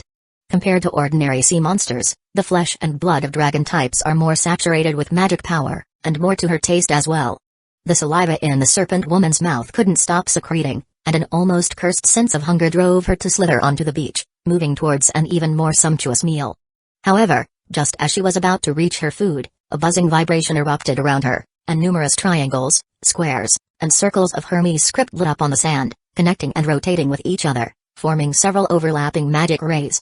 Feeling the insane convergence of magic power in the air and the rapidly rising temperature around her, the Lamia's slit pupils contracted sharply, and she instinctively tried to retreat. Trying to run? Too late. Luoen's lips curved into a cold smirk as he reached forward with his right hand, then suddenly clenched it tight. In an instant, scorching fire burst from the ground, and the Lamia who stepped into the trap immediately burst open, her scales peeling away. Hiss. The serpent woman twisted in agony, her mouth emitting a piercing scream, trying to use her bloodline's talent to summon water to extinguish the flames around her. However, unbeknownst to her, the shallow path to the sea behind her had been turned into a wall of sand, shutting out the tide from the foundation of the magic array. Soon, the small amount of vapor summoned and clinging to the Lamia's body to try to cool down was unable to withstand the searing flames and dissipated into nothingness. Similarly, the dying serpent woman, along with the explosive flames, turned into a charred black carcass. Golden red particles then began to emerge from the twisted remains, transforming into streams of light and converging on Luoen's chest. Accompanied by a strangely scorching sensation, Luoen felt his blood boiling and his bones cracking with growth, while on the bronze altar in his sea of consciousness, specks of gold and red light twinkled. Clearly, these were the essences of divinity he had extracted from the hunt. As the dust settled, Luoen slowly opened his eyes, cut off the control to the magic array, exhaled the stale air built up in his chest, and looking at the remains of his first prey, he muttered to himself. I seem to have overestimated the intelligence of these sea witches. This ascension doesn't seem so tough after all. He had nearly used up all the materials obtained from Circe to set up nearly 100 magic arrays and traps on this island, just to make sure nothing went wrong. If only he had known, he would have saved some for later use. Just as Luoen was silently criticizing himself, several streaks of golden light began to emerge beneath the distant sea, and one after another, sinuous and enticing figures rapidly approached the desolate volcanic rock island. The hunter who had just been thinking how very simple this was twitched his eyelids and suddenly remembered something. Lamias, they tend to live in groups. And the dying screams of their kin had already become a signal for rallying and calling for help. What a jinx. Luoen tugged at the corner of his mouth self-deprecatingly, but his gaze remained unchanged. Instead, he took a deep breath and raised his hand slowly, his thoughts spreading like a tide in all directions. Hum. With a strong humming and trembling sound, Hermes scripts across the island flickered in response. The now assembled magic arrays rotated and focused, turning the entire isolated island into a fortified bastion of war. Chapter 18 Is Ares wilted? Dawn broke, and with the arrival of the first light of day, the thick sea fog gradually dissipated. The desolate volcanic rock island looked as if it had suffered a brutal artillery barrage, with large and small craters filling the beaches and rocky land along the coast, and white bone fragments mixed with blood-stained serpent scales scattered everywhere. And the closer to the center and the highest point of the island, the more gruesome and bloody the scene became. Seductive lamia, some with their heads severed by wind blades, some with waists chopped by ground spikes, and others blown to bits by fierce flames. Their blood and flesh flew everywhere and fragments of their bodies stained the gray-brown mountain rocks a brilliant crimson, forming a bloody path that led up the mountain ridge to the heights. Bang! Accompanied by a sharp explosion of air, the upper half of a lamia corpse hit a protruding rock and burst into splattered chunks of flesh. Streams of divinely rich golden red blood essence extracted themselves from the carnage and automatically converged into the body of the lone figure standing above. Hua. Luoen lowered his arms and slowly exhaled a long, turbid breath, his joints crackling noisily. His eyes, that were gradually losing their blood color, surveyed the utterly transformed and horrific battlefield, causing him to furrow his brows. Indeed, even with the full exploitation of the home ground advantage, taking on 37 was a bit of a stretch. Moreover, that number constituted only the adult golden rank lamias, not to mention there were at least 100 more of silver and bronze caliber juveniles. If it weren't for the fact that he had transformed the entire island into an ironclad war fortress, and with the Dragon Fang soldiers guarding the flanks, it was uncertain who would have won or lost in the end. But anyhow, he had ultimately made it through this ordeal. After confirming the area was safe, Luoen let down his guard and slumped to the ground. He looked down at the mangled wounds on his chest, arms, and neck, grimacing and gasping at the cold air while inwardly cursing non-stop. Originally, according to his plan, he was to use the advantage of his home ground, killing as many as possible and then retreat while fighting until the dawn's low tide, taking a rest before coming back for another round of nest storming and fishing. But who knew that the so-called blessing of Ares would have such a screwed-up effect? It makes one ignore fear, become increasingly brave and excited in battle, shedding all reason, transforming into a berserker, and engaging in a do-or-die fight with everything living in sight. Especially after Luoen, utilizing the bull-granted war authority, absorbed too much impurity-laden and negative emotion-filled divinity from the fallen enemies at once, that state became uncontrollably more intense. If it weren't for the war authority's ability to absorb divinity while simultaneously possessing the benefits of healing and repairing bodily injuries, Luoen's body would likely not have a single spot without injury. No wonder Ares is also known as the god of berserkers. It's because of this crazy, blood-frenzied state that makes one not recognizing even kin on the battlefield. As Luoen massaged his throbbing temples, he muttered complaints about his distant forefather by blood and resolved to firmly slow down the pace of his ascension through the usage of war authority. After all, its negative effects are too treacherous, and he doesn't possess the near-mortal bodies of the gods. It would be a joke if he ended up serving himself up on a platter before he even completed the ascension. At this moment, as Luoen rested, streaks of golden red blood essence emanated from his wounds, causing the previously grotesque, gaping injuries to close and heal at a speed visible to the naked eye. Merely 3/4 of an hour had passed, and not a single trace of damage could be seen on his body, his previously somewhat wilted spirit now vibrant with even greater vitality. It must be said, though Ares's war authority did a number on intelligence, its effect on physical enhancement was nothing short of perfect. Of course, aside from these, there was one small, less than ideal problem. For instance, being prone to getting fired up. Feeling the surging blood coursing through his body, and the ornaments beneath him that were continuously expanding and hardening, Luoen's lips twitched. He stood up from the ground, dragging his tattered bronze armor and outer clothing, and went to the seaside to wash up and cool down, then looked down at his current appearance. After a night of fierce battle, having sacrificed 37 gold-ranked lamias, He now stood at 1 meter 80 in stature under the baptism of war authority and inner and outer divinity, with limbs and abdomen sprouting evenly distributed muscles full of explosive power. Bang! He threw a punch, and the several meters tall hard volcanic rock shattered to the ground amid a piercing sonic boom. Luoan looked at his fist, which wasn't even scratched, then back at his own reflection in the water, rippling with a panther-like fitness, and involuntarily brought a hand to his forehead. That being said, why did it feel like his path as a mage was getting more and more off track, focusing more on physique and strength? Never mind. After all, having good physical qualities wasn't a bad thing. The pressing matter was to complete the trial of ascension to demigod. Luoan briefly collected his thoughts and began to tally the gains and losses after the battle. Although he had successfully annihilated a significant number of lamias, boosting his strength by leaps and bounds, the materials, magic potions, and equipment he had scavenged from Circe were almost entirely depleted. Without these war resources, the only option was to make do with what was available, scavenging what was needed from the bodies of sea beasts and divine monsters. Naturally, the effectiveness was bound to be greatly reduced. For this reason, Luoan, after considerable contemplation, decided to slow down the hunting pace, attracting at most 3 to 5 gold-ranked sea beasts at a time, taking a steady and firm approach to complete this ascension trial. Now, there remained 63. The huntress, bathed in sunlight on the seashore, licked her parched lips and gazed out over the tumultuous sea with a distant look. At night, atop Mount Olympus, splendid starlight cascaded from the heavens, adorning each splendidly arrayed building. The deities' temples at the summit stood proudly, some shrouded in thunderclouds, others radiating tranquility, some with doves fluttering about, each manifesting its own divine authority. And at the center, surrounded by a profusion of sacred plants like roses, poppies, pomegranates, fragrant beechwood, cypress, and clover, was a temple of pure beauty made entirely out of pure white marble, built according to the golden ratio. The colonnade, carved with waves, foam, dolphins, and other ornaments, was also inlaid with a multitude of gems and pearls. This was the chamber of Aphrodite, goddess of love and beauty. As the goddess born from sea foam, she possessed skin like white porcelain, golden hair, blue eyes, and the perfect body and features of an ancient Greek woman, symbolizing love and beauty, wielding the authority to provoke sexual desire and the flames of love between the sexes. Even the male deities of Olympus had fallen for her, pursuing her with frenzied vigor. But in the end, the delicate flower was placed atop the head of Hephaestus, the god of fire and craft, by the arrangement of the divine king Zeus, an ugly and lame deformity. This union of beauty and ugliness was hardly favored by the deities and consequently was bound to face many twists and turns. At this moment, within the depths of Aphrodite's splendid temple, faint sounds of intense clashing and the rough breathing of a man and a woman could be heard. Underneath the pink tulle curtains, clothes were in disarray, flying about, and on the exquisite shell-shaped waterbed, two figures were intensely kissing, ready to vent their vigorous divine energies and breeding desires.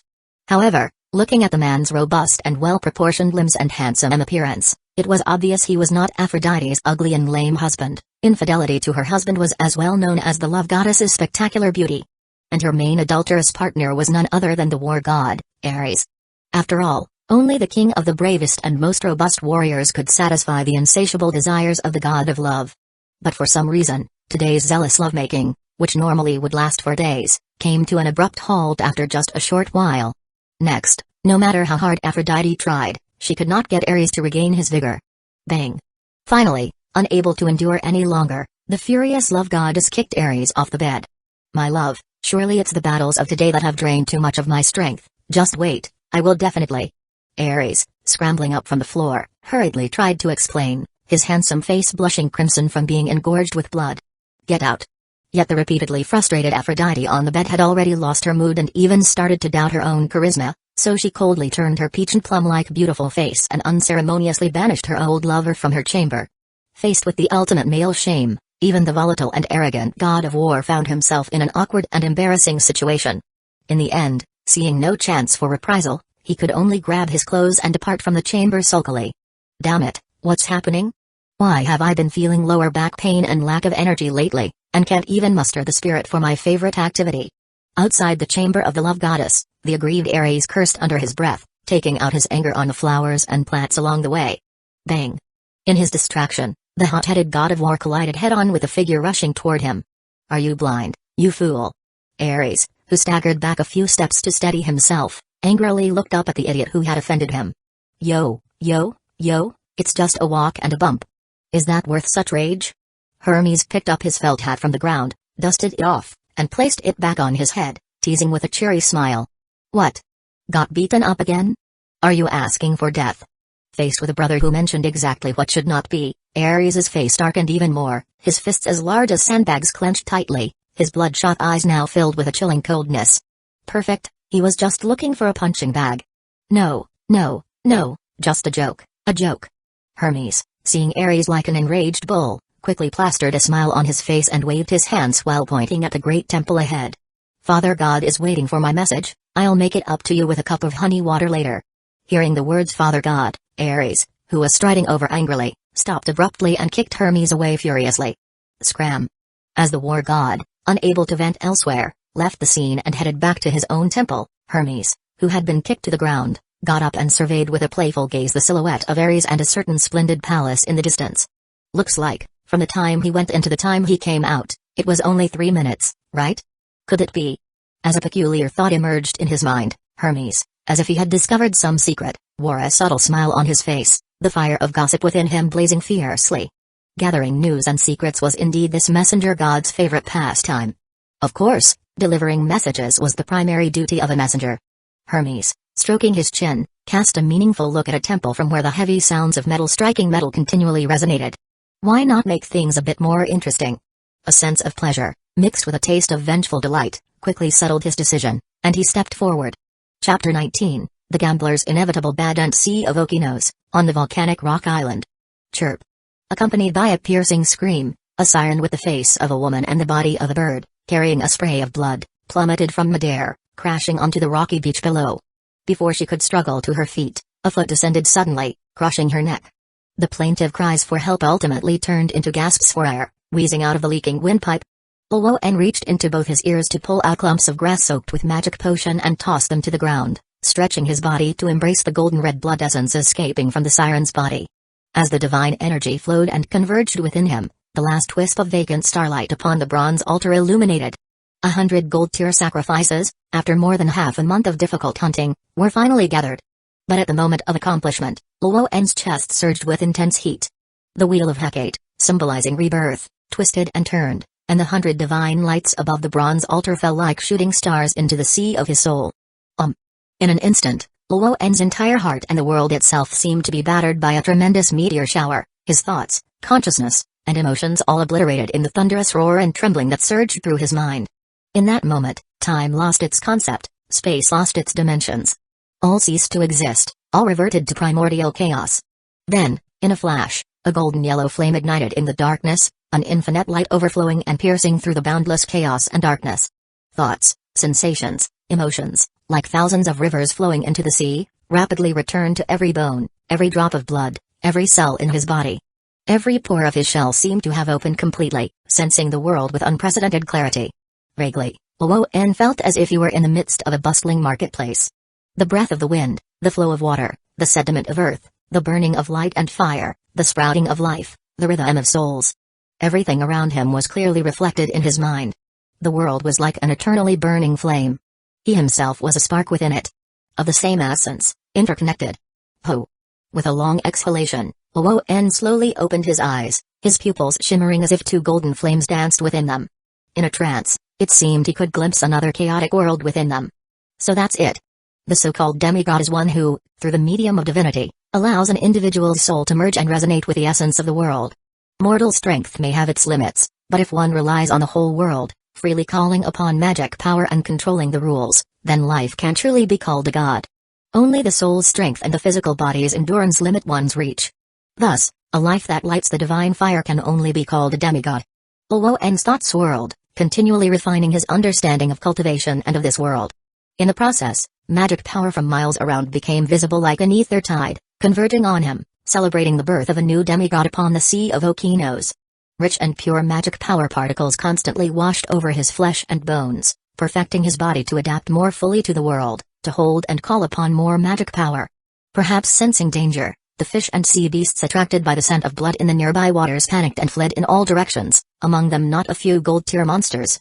Looking at the adversaries he had once handled with care now trembling in fear under the divine might of the demigod, Luoen couldn't help but smile, a sense of surreal alienation rising in his heart.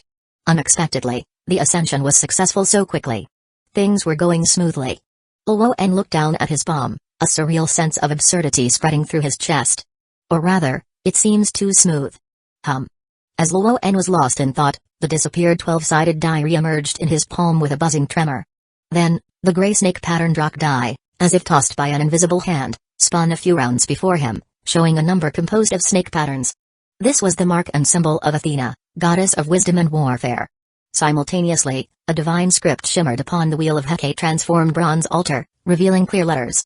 Desecration 1. Commit an act of desecration against the goddess Athena.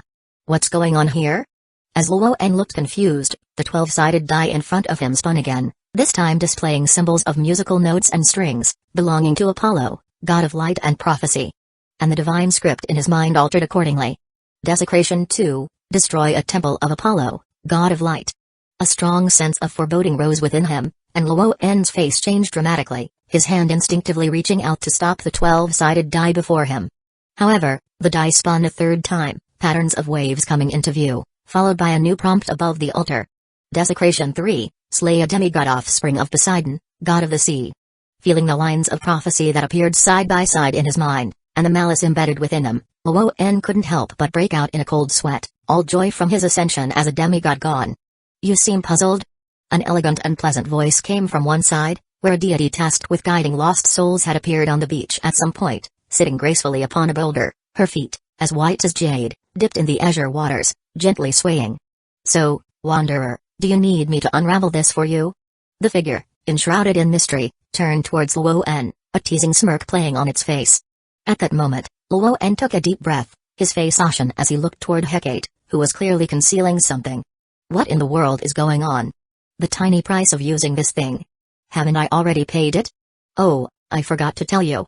Hecate tapped her forehead, lifting her eyes apologetically as Luo'en approached and began to speak in a somber tone. Killing 100 gold-ranked sea beasts and collecting divinity is only the sustenance for ascension, solely for yourself. That is not the chip required to lever fate. Luo'en's mouth twitched involuntarily as he realized he had been duped. He came to understand that he had won on the chessboard, whereas Hecate had won beyond it. From the beginning, this woman had planned every step to trap him. As Luo'en's expression grew even darker, Hecate offered a comforting smile. Don't worry, just choose one of the three, you don't have to complete them all. Luo'en's lips curled into a cold sneer, his expression still dark and stormy. What difference does it make? The three prices were to hand over the battle-hardened Athena, to find and destroy a temple of Apollo in the vast sea of Okeanos, or to kill Poseidon's demigod progeny. Each one was suffused with a shadow of death. If Luo'en had known that the dice of chance was such a cursed object, he would never have rolled those numbers. Wait, it seemed that right after he had returned from the netherworld, Hecate had tossed the die to him. But because he had always maintained a certain vigilance towards this woman, he had left the object to gather dust in Hecate's temple for years, rarely even touching it. At that thought, Luo'en's mind clarity returned, as all his questions were suddenly answered, his gaze landed coldly on the goddess of the crossroads. So, from the beginning, this was intended for me. Didn't you say you wanted to overturn Olympus? I'm merely fulfilling your wish, guiding you onto the path you ought to tread, Hecate replied with a smile, spreading her hands as if questioning. Luo'en was left speechless, his heart filled with gloom. Big sister, I was just joking, who told you to take it seriously? The creditor patted the debtor's shoulder in a friendly manner, comforting him benevolently. Rest assured, I am not some evil deity who would stand by and watch you march toward death. That's why I waited until you ascended to a demigod, earning the right to enter, before officially drawing back the curtain on this game. I truly thank you. Realizing there was no escaping his debt, Luo'en gritted his teeth and expressed his gratitude reluctantly. Hecate seemed oblivious to the deep resentment in his words, smiling gently as she waved her hand. No need for thanks, it's only what's expected. Luo'en choked again, fell silent for a moment, then, gathering himself, he spoke while clutching the 12-sided die in his hand. Then, once I've paid the chip, I can leave the game? You should know that in gambling, there's only a difference between 0 times and countless times. With a reassuring smile that belied the underlying harshness of her words, Hecate dashed Luo'en's last sliver of hope. But don't worry, the die will be cast at regular intervals, ensuring you have enough chips to continue playing at the table of fate. In the face of Luo'en's expression, which was on the verge of tears, the goddess of gaming pushed the indebted man into the game, offering her encouragements and blessings. So, whether your dice of chance can eventually leverage inevitable fate, is something I'm really looking forward to. If I get the chance, I will certainly not disappoint you, replied Luo'en, forcing a smile on his face, maintaining superficial respect while internally desiring to lash the goddess who pushed him into conflict with the 12 Olympians 1,000 times. Hecate smiled and waved, signaling her farewell. But as she turned to leave, something seemed to strike her, and she abruptly turned back, kindly reminding him. "Oh right, if you don't make a choice within the allotted time, like a die cast at random, the chip will be matched randomly. Good luck." On the shore, as Luoan thought about how to deal with this gambling goddess after surviving, he suddenly shivered, his face turning green as a chilling dread crawled from his spine to the top of his head. But before he could respond, the 3 divine edicts on the bronze altar in his mind faded and disappeared. Simultaneously, a cold wind and waves rose up at sea as a massive figure fell onto the volcanic rock island like a meteorite, scattering debris everywhere. A low roar, filled with both excitement and cruelty, came from within the billowing dust. "To run into you here, you damned sheep thief." Luoan, seeing the immense figure that loomed large as a small mountain, had his expression change drastically as his body instinctively tensed like a bowstring. It was him. Chapter 20, The aggrieved party comes knocking on the volcanic rock island. An arm that resembled one cast from bronze extended for several meters, carrying a sharp sonic boom as it cut through the thick dust, swinging towards what was ahead. Boom. In an instant, a thunderous explosion rang out as if from flat ground, causing the entire island to tremble. Debris and dust were flung in all directions, resembling locusts as they swept everything away with irresistible force.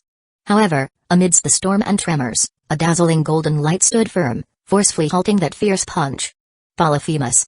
Standing behind the defensive charm, Luoan spoke somberly, his silver hair wildly fluttering in the chaotic air currents, and his squinting eyes locked onto the fierce and ugly face, with blue-black skin and a stature of over 10 meters, of his old nemesis.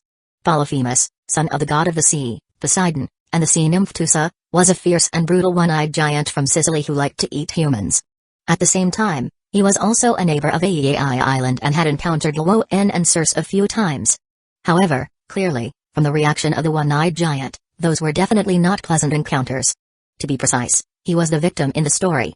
As a giant with an incredible appetite, Polyphemus in Sicily usually relied on free-range sheep to stock his pantry, in addition to the rich marine resources of the Sea of Okeanos and the occasional ships of mortals that lost their way and came knocking, serving as side dishes for his snack.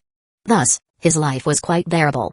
However, a little rat with human bloodlines slipped onto his island time and again, not only stealing his painstakingly raised sheep but also releasing the imprisoned mortals amidst the chaos, making him endure a miserable existence of starving for 3 out of 9 meals a day. For this reason, the one-eyed giant was mocked by his kind on Sicily for a long time. Although Polyphemus later learned of this little rascal's origins, he was still helpless.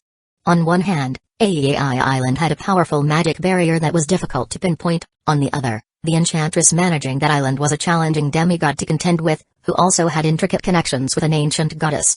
So, the unfortunate one-eyed giant could only swallow his broken teeth in frustration. But unexpectedly, today, in his quest to fill his belly and hunt sea beasts, not only did he unintentionally discover a newly forming island nearby, but he also encountered the very nemesis he had bitterly despised. At this moment, meeting the enemy, his blood boiled with rage. Polyphemus twisted his ferocious lips into a sinister, maniacal laugh.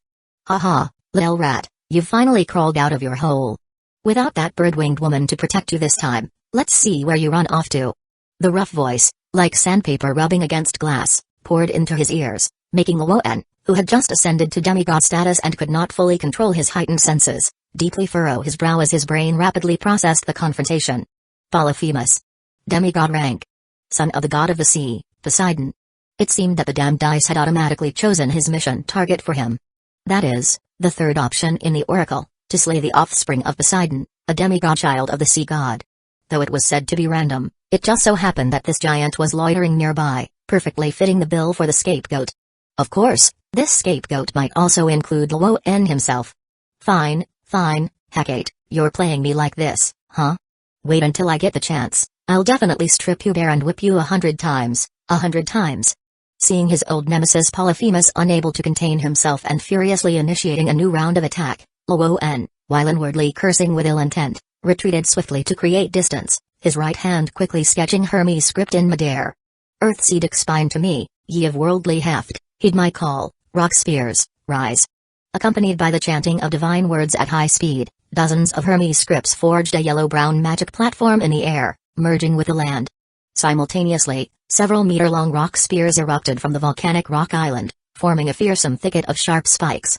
But the charging Polyphemus simply flexed his muscles, swinging his arms from side to side, and the rock spears in his path were forcibly snapped.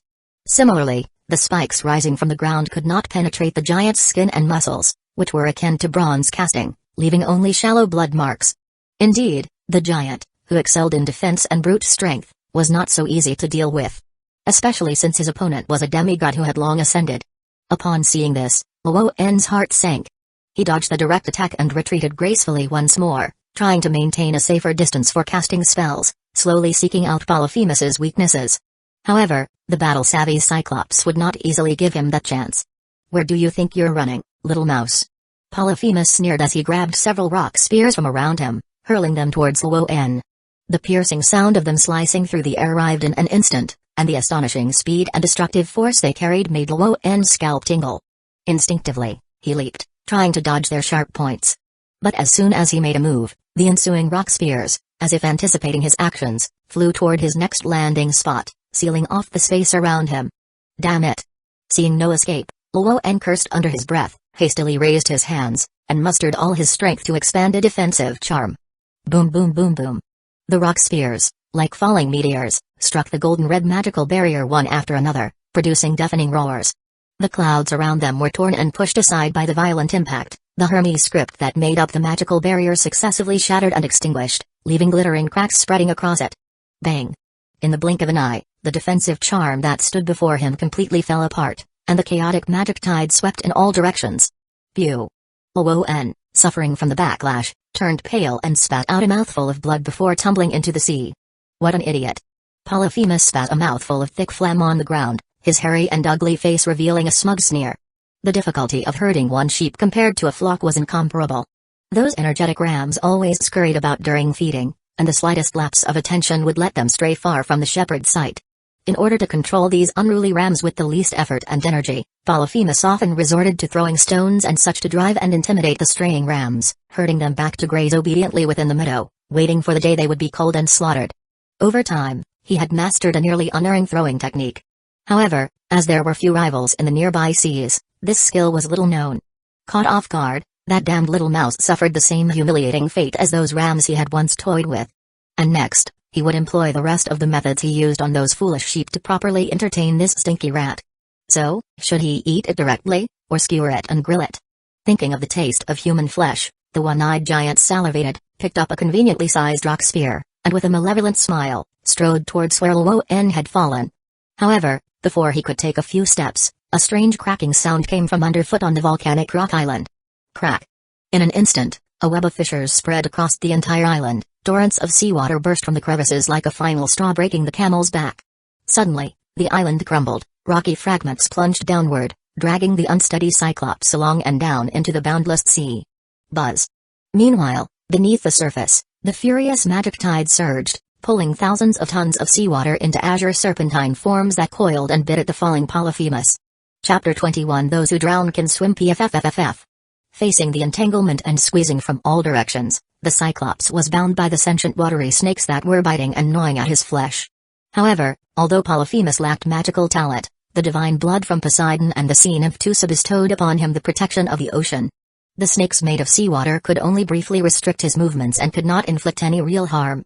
Did you think by dragging me underwater, you could drown the offspring of the god of the sea? How foolish!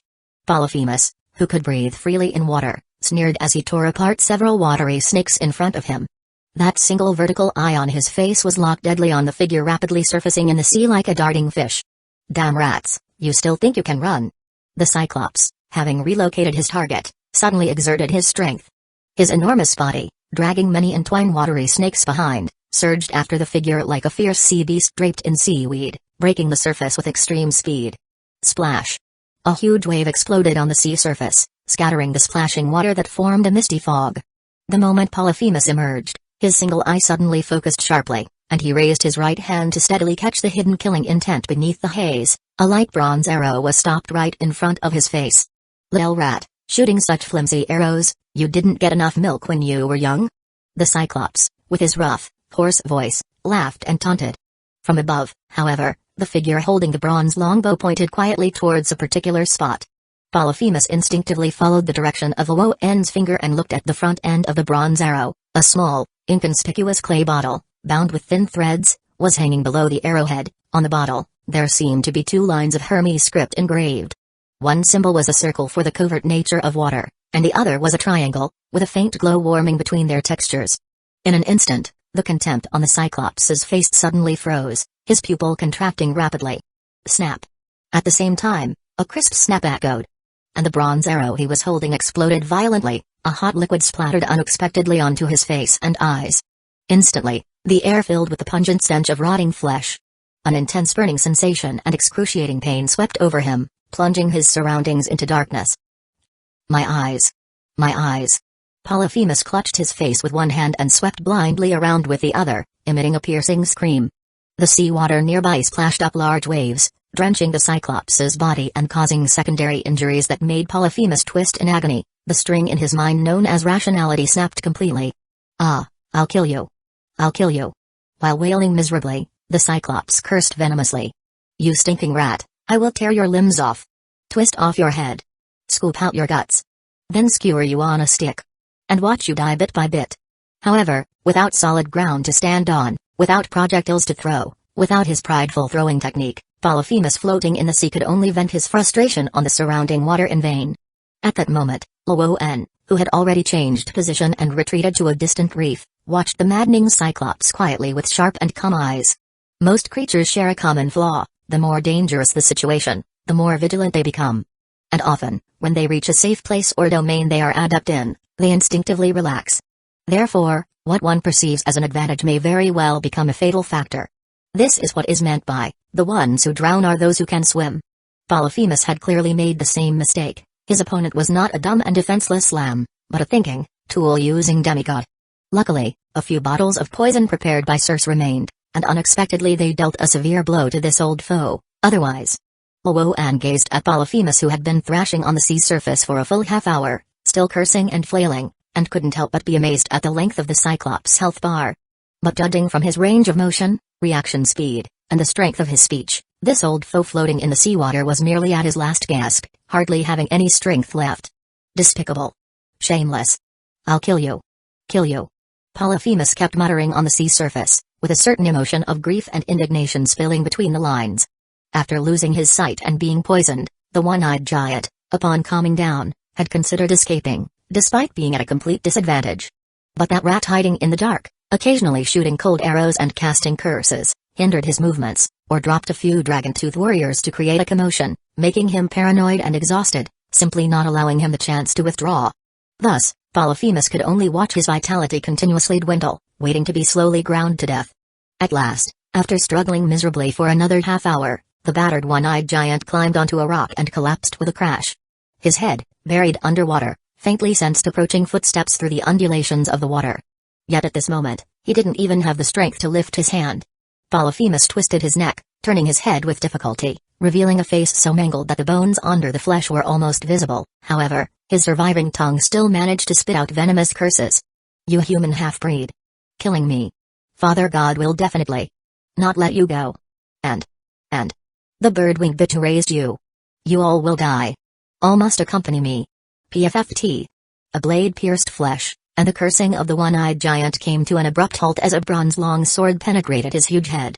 Immediately, the sword stirred, and under the assault of violent magic power, the whole head exploded in an instant, with his golden-red divine blood flowing into the sea, creating dazzling streaks of light.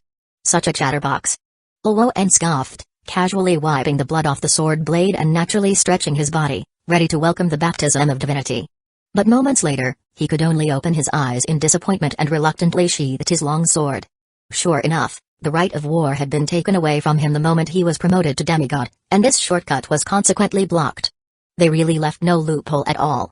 Luoan's gaze moved beyond the headless corpse of Polyphemus, looking towards the audience who was resting her cheek in her hand and watching with a smile, and he coldly snorted. So, are you satisfied with his performance? Indeed, you have exceeded my expectations by quite a lot. Hecate sincerely complimented, then raised her right hand and pointed towards the distant sea, her lips curving into a pleased smile on her stunning face. However, it looks like you've got new trouble heading your way. Luoan's eyelid twitched, and he concentrated his magic power in his eyes to look far into the distance. Under the sparkling surface of the sea, no less than 20 golden blue shadows sped towards him. They had the handsome appearance of humans on their upper bodies, clad in splendid bronze armor and holding tridents, but they also had the tails of fish on their lower bodies, allowing them to move swiftly through the water. Among them, there were 3 demigods, with the remaining 17 all at the pinnacle of the golden rank. Luoen's heart raced, and his complexion changed dramatically. The Atlantean Imperial Guard. Chapter 22 Delightful Trends. With high intensity, the Atlanteans, descendants of the god of the sea Poseidon, claimed to be his heirs, harboring intense veneration for the ocean. In the sea, they possessed the form of half-human, half-fish creatures, with latent gills behind their ears allowing them to breathe freely underwater. Upon reaching land, they could grow legs and switch to human form, thus perfectly adapting to both terrestrial and marine environments. It was said that this was because they carried the divine blood of Poseidon, favored by the ocean. Others claim that during the great flood unleashed by the gods to destroy the world, a portion of the ancient humans sought refuge at sea under Poseidon's protection and were hidden by him. They were then blessed with the god of the sea's guardianship and flourished on a land known as Atlantis, becoming Poseidon's steadfast followers. Regardless of which tale was true, they were the unrivaled sovereigns of the Sea of Okeanos, spreading the faith of the ocean and fulfilling Poseidon's will. Of course, following the Greek tradition of affection between father and child, and respect among siblings, this covert force was actually Poseidon's means of clandestinely expanding his maritime dominion, aiming to usurp the power of the sky god. Therefore, even his teacher, the ancient demigod enchantress Circe, was quite wary of these Atlanteans. Furthermore, as Luoen knew, Atlantis was in fact a continent hidden within the primordial ocean, divided into 10 districts, or rather, 10 kingdoms, each ruled by one of Poseidon's 10 divine blood heirs. Their governance was similar to that of the Greek city-states. The 10 kings of Atlantis held absolute power within their own territories, adopting various state systems. To maintain communication, they convened every 5 to 6 years at the Temple of Poseidon to discuss their relationships and their rule. Once an agreement was reached, they would cut the throat of a cow bred in the Temple of Poseidon and use its blood to inscribe the resolutions on the temple's pillars, thereby adding a sacred and inviolable authority to the decrees. Legend had it that under Poseidon's blessing and the protection of the maritime divine power, each of the 10 kings of Atlantis possessed strength close to that of deities. Additionally, the military organization of Atlantis was extremely meticulous, with the land divided into 90,000 military zones. Each zone had a commander, responsible for the deployment of 12 warriors, 2 war horses, a chariot, and all necessary provisions. The most virtuous among these were handpicked from across Atlantis to form the Imperial Guard. Independent of the 90,000 military zones, they were directly accountable to the 10 kings and the Temple of the Sea God, possessing the authority to mobilize the forces within their jurisdiction. These elite of the elite not only had formidable combat abilities but also each bore a dense line of divine blood. So, as the facade of Poseidon's force, the gold rank was merely the entry requirement, and having a full 3 demigods leading them was not at all uncommon. However, what Luoen couldn't understand was why these Atlanteans, who mostly operated within the primordial ocean to avoid being casually disposed of by Zeus, suddenly ventured into the inner sea to chase and kill him from afar. You've killed so many offspring of the sea deity lineage, and even slain one of Poseidon's own sons. As Lord of the Oceans, the god of the sea had to make some sort of statement, explained a goddess responsible for newbie guidance, her beautiful eyes glinting with a flowing gaze and a smile gracing her lips. Instantly, Luoen's face darkened, and he cursed inwardly. Damn, so this is where I get a spike in difficulty. I knew none of these 3 options were without their pitfalls. First, defile Athena. Although defile could mean a broad range of actions including physical contact, verbal provocation, or even engagement in battle, it seemed as if he could exploit a loophole. But would he really believe that Athena's off-the-charts combat ability and intelligence were for show? Once he chose that option, he might as well declare the feast open. Second, destroy one of Apollo's temples. The catch wasn't the temple itself but the connection between the temple and the deity. Let alone that in this vast ocean, he was to find an Apollo temple. Even if he did, the host of temple guards and priests inside would be enough trouble for him already. If I'm unlucky, I might just have to go directly to grinding for a shard of Apollo's descent. As for excuses like renovations and relocations, this god of light and prophecy is no fool, and there may not even be a time limit for the task. Such a complicated operation probably won't be completed in time. Finally, put an end to one of Poseidon's demigod offspring. This seemingly easiest task was also full of pitfalls. On the one hand, although Polyphemus had an ugly face, he was one of the few children Poseidon actually cared for. In the epic The Odyssey, after Polyphemus was injured by the demigod hero, Odysseus, he prayed to his father, Poseidon, for revenge against Odysseus. As a chief god, Poseidon didn't care about losing face and directly intervened, summoning huge waves and strong winds to blow Odysseus's ship off its course home, causing him to suffer great trials. Even then, that was with Athena's protection. Athena favored heroes with wisdom, and in the epic, it was because of Athena's favor that Odysseus could turn peril into safety time after time. But Luoan had directly killed the Cyclops, which was essentially a slap in the face to Poseidon. On the other hand, the offerings that Luoan had used to ascend to demigod status were all sea monsters and sea beasts with divine blood. A total of over 100. To Poseidon, the ruler of the seas, the ocean and all its creatures were akin to his private property. Even fishermen had to worship the sea god before going out to sea to fish. So, even without any kinship to these sea monsters and creatures, Poseidon would not tolerate such disrespect towards his property from outsiders. After all, it was a matter of respect for his authority as the god of the sea. He had to respond in some way. As a result, no sooner had Luoan gone to great lengths to dispatch Polyphemus, the Cyclops, than a wave of super soldiers from Atlantis immediately surged forth at sea. Based on the schedule, these Atlantean guards had likely set out during the time Luoan was hunting down those Lamias, sirens, and other divine blood sea monsters. Thinking of the assurances Hecate had given earlier, Luoan's face darkened. Didn't you say that with the blessing of dice, whatever I did would go unnoticed by the 12 Olympians? It seems they were only ordered here to investigate because a large number of the divine blood sea monsters in this area died, she responded. Hecate pointed to the headless corpse of the Cyclops and the strands of gold blood diffusing across the sea's surface, helplessly spread her hands, showing she could offer no assistance. But in front of them, you not only killed Poseidon's beloved son but also beheaded him. What do you think these Atlantean guards will do? Looking toward the Atlantean guard several kilometers away, following the trail of golden blood on the sea surface, approaching the scene of the crime with ferocious momentum, Luoan's eyelids twitched violently. Without another word, he immediately turned and dashed towards the cedar ship hidden in the midst of the rocky reef. What the Atlantean guards would do next, he didn't know. But Luoan knew what he had to do now. To stay here would mean facing unpleasant consequences. If not now, when would be the time to run? Chapter 23 Friends, this is a high-stakes bet upon the Sea of Okeanos. Numerous dragon-toothed soldiers grip their oars, aligning on both sides of the ship, mechanically and swiftly rowing, while at the stern the magic array constructed of Hermes script conjured a strong wind, forcibly propelling the cedar ship forward. Have you lost your way? The goddess of the underworld moon, who had somehow stealthily boarded the ship, casually leaned against the gunwale, smilingly reminding him. It's not too late to turn back now. Turn back? To where? To Aiaiaia. Relying on that foolish bird? Luoan, busy inscribing Hermes' script to build the wind, glanced at Hecate and let out a cold sneer from the corner of his mouth. Or perhaps you would step forward and take a bullet for me? Indeed, even among demigods, there are disparities.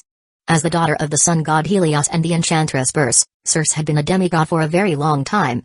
Coupled with her status as the beloved disciple of the witchcraft goddess Hecate, a few ordinary demigods couldn't pose a threat to her. The Atlantean guard stood no chance of assaulting Aiaiaia and seizing someone from that place. But if the Imperial Guard were not enough, there were also the 10 kings of Atlantis. If the 10 kings were not enough, there were the Temple of Poseidon and Poseidon himself. In these waters of the Sea of Okeanos, demigods were ultimately too insignificant. Unless Hecate herself deigned to act. But based on his knowledge of this woman, the possibility was infinitely close to zero. As expected, Hecate reclined beside the cabin, smiling and shaking her head. A gambler who sits at the table should take responsibility for their choices. Then you're talking rubbish. Since you're aboard, you might as well row a few times in exchange for a ticket. Luoan huffed with unsurprising coldness, maliciously thrusting an oar into the hands of the esteemed goddess. Hecate did not seem to mind the offense, plunging the oar into the water and lazily stirring it while her gaze remained on Luoan, appraising him with a playful look. You seem quite concerned about her safety? Luoan, who was preoccupied with his own rescue, paused briefly, then without turning his head, spoke indifferently. I simply don't want to engage in futile actions. Hecate chuckled meaningfully, then inquired. So, from the moment you left the island, you cut off your own retreat? Luoan furrowed his brows but offered no reply, opting instead to increase the magic power output, attempting to widen the gap from the Atlantean guard encircling them. Head west. The goddess of the underworld moon, having spoken calmly, dropped the oar she held, clapped her hands clean, and elegantly rose to her feet. Take this as a parting piece of advice, perhaps that is where you'll find the help you need. The ethereal and pleasing voice of the woman lowered from high to low, fading into invisibility. And that graceful figure at the gunwale also vanished without a trace. To trust or not to trust? Luoan's face wavered hesitantly, but after a brief moment of indecision and contemplation, he made up his mind, steeled his heart, and ordered the dragon-toothed soldiers to navigate the ship, heading full force toward the fiery red remnants of the sunset on the sea. The western sky was streaked with the descent of the setting sun, as the watery night sky stretched over the horizon, spilling onto Aiai Island. As the temperature variation between day and night altered, the witch of the eagle who was sprawled under the blankets on the bed, let out a big sneeze. Rubbing her bleary eyes, she woke from a hangover. "Little piglet." "Oh, Circe muttered subconsciously, her muffled voice echoing within the vast treehouse. "Gone where?" The enchantress stretched languidly, slipped barefoot out of bed, and headed to the living room. The dining table, usually a mess with dishes and cups, was spotless. The kitchen was cleaned thoroughly, with both dinnerware and cookware neatly stacked in their usual, most convenient places. In the center of the living room, a half-human tall pink little piglet, made of velvet and stuffed with feathers, was placed on a chair, looking adorably clumsy. So tiny, so soft. Circe let out an excited scream, dashed forward, and hugged the pink little piglet into her arms, rubbing it fiercely. Meanwhile, a papyrus slid from behind the piglet and drifted to the floor. Circe's gaze swept across the paper and she stood still, absorbed, gazing into the empty living room. Half her face, now immersed in shadow, was buried in the plush toy, her expression obscured. Unconsciously, her teeth clenched tightly on her lower lip. Outside the window, the deepening night spread, gradually pulling the petite figure into a realm of prolonged darkness and silent solitude. Bathed in the bright moonlight, the purple-haired goddess sat on a tree branch, overlooking the scene in the courtyard. Her dark, profound eyes shimmered with a hint of compassion as her pursed lips let out a silent sigh. "Although the dice of chance has turned the gears of inevitability, for you, it is uncertain whether this outcome is for better or worse." The goddess then shook her head, her face lighting up with a faint, pleased smile. "But at least, this world now holds more possibilities." Meanwhile, on Olympus, in front of the flower-filled temple of Aphrodite, a towering figure, radiating with boiling blood, charged into the chamber of the goddess of love and beauty, yelling loudly, "Aphrodite, my dear, come out. Come out and see me." At this moment, the goddess of beauty, who had been napping within the pink canopy, was awakened by the noise. She stretched out her fair arms to lift the curtain, her sleepy eyes narrowing slightly in mild irritation as she looked at her former lover standing before her bed. "What now?" "I've done it. I've achieved it again." Ares grabbed Aphrodite's hand with excitement and announced. Then, the goddess, who had just woken from her nap and was clad in light clothing, with a sheer sash barely covering her body, revealed an even more enchanting and captivating figure in the hazy atmosphere. Ares, his throat going dry, felt a fierce surge of blood rushing uncontrollably to a particular spot, as if a blaze was burning within him. Suddenly, Aphrodite's brows arched on her previously languid face, her eyes sparkling with a unique luster. Her pink tongue flicked across her moist lips as she began to speak leisurely. "So, my most valiant king of warriors, let's see if your sword is still as sharp as it used to be." With a joyous murmur, Aphrodite's serpentine waist twisted and turned, her upper body arching backward off the side of the bed, challenging the king of warriors from below. Such a sensual scene made Ares lose all restraint. He roared like an enraged bull and charged forward. A fierce war ensued, as usual, raising the curtain. However, different from usual times, in a corner beside the temple's avenue, a pair of flame-colored eyes were fixed on the sounds of certain collisions coming from the goddess's chamber. Blood vessels began to thread through those eyes, and two muscular arms clenched tightly, a strong sense of humiliation and rage coalescing on that simple, honest face. Hermes was right, the damp air. Chapter 24 Friends, 2 more chances left the Sea of Okinos, a nighttime hue like water poured onto the sea's surface, stirring up shimmering ripples. On a desolate small island with sparse vegetation grew haphazardly, faint stifled groans could be heard from the rocky cave veiled by dry vines. Clang accompanied by the crisp sound of metal, 2 deformed golden bronze arrowheads fell to the ground, their sharp conical blades still dripping with torn flesh. Owen, leaning against the cave wall, spat out the piece of wood he had bitten through, wiping the beading sweat off his forehead as he endured piercing pain. Sucking in a deep breath, he tremblingly applied medicine to his wounded left shoulder and right leg, casting his gaze towards the broken metal arrow shaft on the ground, exquisitely engraved with wave patterns and with a broken tip that seemed to flicker with starlight, and he silently cursed. Orich Alchem. A bunch of wasteful bastards. The so-called Orich Alchem, also known as mountain copper, is a type of mythical metal extensively mined in the legends of Atlantis, boasting superior hardness, toughness, and magic conductivity, making it an excellent material to craft magical weapons, and even divine armaments. In Homer's epics, it is mentioned that the crown and earrings of Aphrodite, the goddess of love and beauty, were forged from this very Orich Alchem. In mysticism, wizards and enchantresses often refer to it alongside mithril and crystal as the three great magic minerals, which, if utilized well, can exert great power, even capable of injuring a divine body, let alone demigods. It was during this month-long sea pursuit that Luoen was wounded by arrows made of specially crafted Aurich alchem from the Atlantean Guard. They chased me for over half a month, using Aurich alchem arrows worth as much as gold to shoot at me. Is it really necessary? Is it just because I sacrificed over 100 sea beasts with divine blood and killed a bastard demigod son of Poseidon, and along the way killed? Let me count. 1.4.5.7.8 gold rank, and seriously injured one demigod deputy captain? After carefully tallying his own achievements, Luoen couldn't help but twitch the corner of his mouth, feeling somewhat guilty. Alright, I did go a bit overboard. But it was unavoidable. Who asked those Atlanteans to chase after him like hounds on a rabbit, relentlessly refusing to let go? In a life-or-death struggle, with his own life on the line, how could he afford to show mercy, hoping that the other party would remember to be kind? TSK, looks like there's no room for negotiation here. Luoen murmured in gloom, tearing off some clean pieces of cloth to bandage his slowly healing wounds, closed his eyes and leaned against the wall, entering meditation to recover his magic power and stamina. At the same time, his thoughts raced as he reminisced about the harrowing events of the last half-month. Initially, he decided to trust that woman Hecate's suggestion. After all, she could only enjoy the show if he stayed alive. Therefore, Luoen took his ship and made a run for it to the west, before the Atlanteans could completely encircle him. But to outpace those Atlanteans blessed by the god of the sea in the Sea of Okinos was nothing short of delusional. Within just 3 days, he was caught up by the Atlantean Imperial Guard hot on his heels. Forced into a corner, Luoen had no choice but to fight and retreat simultaneously, exhausting nearly all his tricks, and even sacrificing his ship before he managed to tear through the Atlantean cordon and make a narrow escape. However, out in the vast Sea of Okinos without a vessel, his mobility was severely reduced. It didn't take long before he was cornered again on a deserted island by those relentless Atlanteans. This time, Luoen wasn't so lucky. After he quietly took down 3 gold-rank Atlantean Guard members by using the favorable terrain and preset magic traps, he was first chased all over the mountains by those rabid dogs, then hit by 2 arrows, and ultimately had to jump into the sea and detonate the entire deserted island in order to escape amidst the chaos.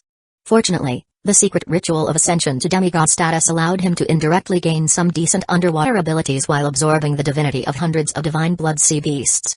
Moreover, the oceans of ancient Greece were dotted with numerous islands, large and small. Thus, Luoen was able to find a remote and desolate island nearby to take a brief rest and catch his breath. But this peace would certainly not last long. The group of mad dogs hell-bent on his life, after searching the vicinity, would sooner or later find him. So, what kind of gambling was this? It was clearly betting with one's life. As Luoen cursed a certain gambling goddess through gritted teeth, the waning moon rose to its zenith under the night sky, and the crisp sound of dice rolling thrice echoed in his mind with the arrival of midnight. Floating up alongside them were 3 divine oracles on the bronze altar, each corresponding to the emblem of the deity revealed by the 3 tosses of the dice. Mission 1, commit 1 act of sacrilege against Apollo. Mission 2, commit 1 act of sacrilege against Zeus. Mission 3, commit 1 act of sacrilege against Hera. Here we go again. Luoen listlessly raised his hand and tapped the second shadowy figure that had appeared before him, while cursing through clenched teeth, Zeus, you deceitful trash, shameless trickster, nothing but a seed-sowing beast, I curse you to walk hugging the walls, to spit blood in your sputum. Before he could continue his barrage of insults, the second divine oracle burst into scattered points of light and disintegrated. At the same time, a bronze badge bearing the Ouroboros, the serpent eating its own tail, emerged from the void and fell into Luoen's hand. Luoen didn't even glance at it, sketching a few lines of Hermes script with a flick of his hand and tossing the object into the forming magic array. Water, fire, earth, and air were the essential elements of the world, and thus the Hermes script, which contained such properties, could also use the magic array to construct a similar small independent space, serving as a convenient tool for mages to store their personal belongings. At this moment, as the bronze badge Luoen held was thrown into the magic array, a series of crisp metallic clinks followed, as dozens of identical bronze badges appeared, all tucked away gathering dust within it. A pile of junk? Luoen glanced at them without much interest. After all, these lowest-level chips dropped from the daily chapter could only be used for friendly matches on the gambling table, offering no help to his current predicament. Instead of wasting energy on these trinkets, it would be better to see if the weekly book could drop something useful. Muttering in annoyance, Luoen reached out his hand, and the 12-sided die that had been on the bronze altar fell into his palm. 3 divine oracles shimmering with silver light then appeared before his eyes. Trial 1, secure victory in a battle, complete 1 act of sacrilege against the god of war's authority, completed. Trial 2, hunt down a divine blood sea beast, complete 1 act of sacrilege against the god of the sea's authority, completed. Trial 3, destroy a piece of demigod weaponry, complete 1 act of sacrilege against the god of craftsmanship's authority, not completed. At the same time, the first 2 divine oracles dissipated into stardust, turning into 2 similarly styled silver badges. With 2 silver badges in hand, a hint of pleasure finally surfaced on Luo En's somber face. Now, at last, he had some capital to draw another 2 cards. Chapter 25, Friend, a Disastrous Defeat. In the cave, Luo En toyed with a 12-sided die engraved with serpentine rock in his hand, a complex look in his eyes as he regarded it with a mix of love and hate. To defy fate and overturn Olympus, to drag that divine kingfather from his throne, was akin to a gambler's wildest wager with slim odds of winning. But for a gambler, without a stake, there's no seat at the table, let alone a chance to win big from a small bet. And these badges were the chips that Hecate had promised to give to Luo En before. To be more precise, it was this dice of chance that had offered them to him. Of course, everything has a price. In order to obtain these chips of various specifications and values, Luo En had to complete the corresponding oracles issued by the 12-sided die. Through half a month of exploration and research, he had roughly deciphered the operation rules of this object. First, the oracles issued by the die are divided according to difficulty. Currently, there are 3 types. The first type refreshes every morning at dawn, with a 1-day deadline. The danger level is below his strength and is defined as a task. Usually, anyone with a brain and hands can easily complete it, and the reward is a bronze badge. The second type refreshes every Monday, with a 1-week deadline. The danger level is comparable to his strength and is defined as a trial. It's relatively challenging and requires caution to safely clear, with a silver badge as the reward. The third type has an irregular refresh time and deadline. Its danger level far exceeds his strength and is named blasphemy. These are typically fraught with danger and require risking life and limb, an almost certain death sentence, with a gold badge as the reward. Based on the standards of the rewards, this somewhat resembles the gold, silver, and bronze medal rankings at the ancient Greece Olympic Games. However, Luo En, who once worked at a gaming company, is more inclined to categorize them according to their refresh time and difficulty levels, calling them daily chapter, weekly chapter, high difficulty chapter. Usually, at the refresh time, the 12-sided die will be randomly cast 3 times. The emblems of the 12 Olympians that appear determine who will be targeted. For instance, today's daily chapter selected 3 targets, which are the god of light Apollo, the divine king Zeus, and Queen Hera. However, as mentioned before, the difficulty of the daily task is quite limited, and the scope of selection and standards for completing these tasks are relatively broad. Cursing from afar, spitting at the deities' temples, stealing the divine offerings. Such methods are all feasible. If one doesn't want to use their brains, targeting their protected beings also counts. For example, poaching some seafood to make soup without praying is considered disregard for Poseidon, the god of the sea. Deliberately trampling flowers, plants, and crops is an insult to Demeter, the agriculture goddess. Shooting down a few birds for barbecue is an affront to Zeus, the god of the sky. As for killing pigeons, swans, or laurels corresponding to the symbols of the gods, that usually counts towards the completion of the task. Moreover, facing the 3 options of the daily chapter, Luo En doesn't need to complete all, finishing just one of the 3 further lowers the difficulty.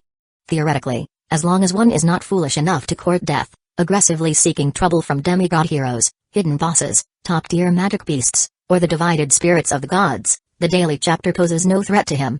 As for the weekly chapter, it's quite mysterious. The outcome of the specific directives and mission objectives varies greatly depending on luck.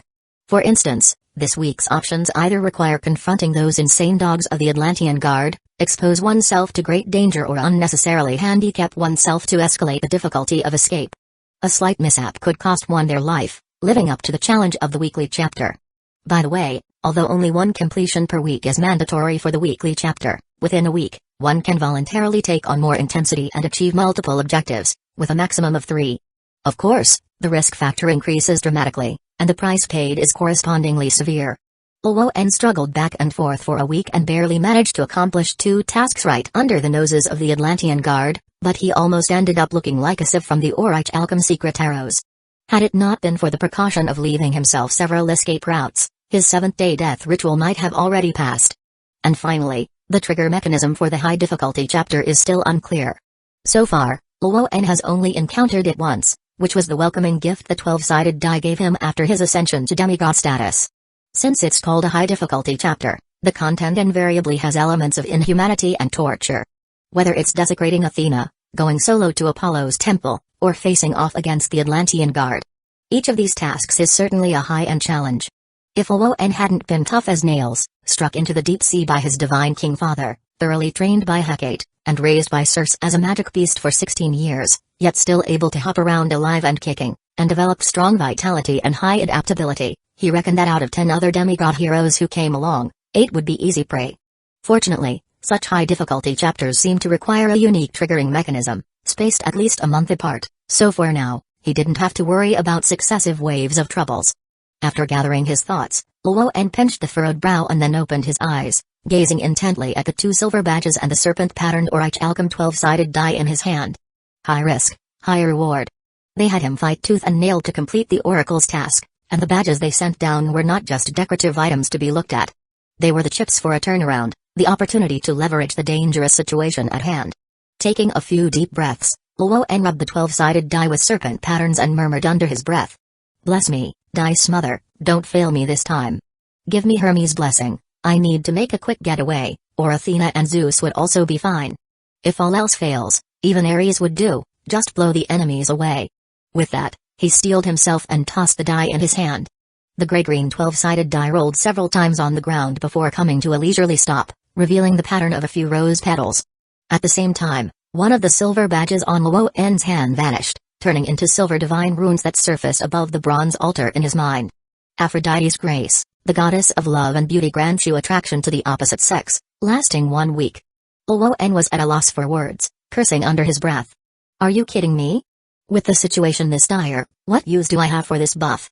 Am I to hope that the Imperial Guard of Atlantis are all gay? And then offer myself to them? After muttering to himself for a bit, Luoan took another deep breath, managing to muster a forced, twisted smile on his stiff face. Don't get angry, there's still one more chance. Take a stab at it, maybe my bike will turn into a motorcycle. Psyching himself up, Luoan picked up the 12-sided die off the ground, gave it a shake, then, with a resolute heart, tossed the die that would decide his fate once more. The gray-green dodecahedron bounced unevenly on the rocky ground, rolling into a depression before finally coming to rest, revealing a pattern of flames. At the same time, the last token in Luoan's hand disappeared, manifesting as an oracle upon the bronze altar. Hephaestus' blessing, you gain one-time repair, demigod quality or lower, of a damaged creation. Oh, come on, are you and your wife ganging up on me? At a critical time like this, what use do I have for the craftsman god's blessing? To repair my own tomb in advance, or to carve an epitaph before time? Seeing such unlucky draws from among the 12 Olympians, Luoan could no longer hold back, his face filled with the desire to cry as he stared at the damn 12-sided die in his hand. Buddy, this is a complete and utter loss,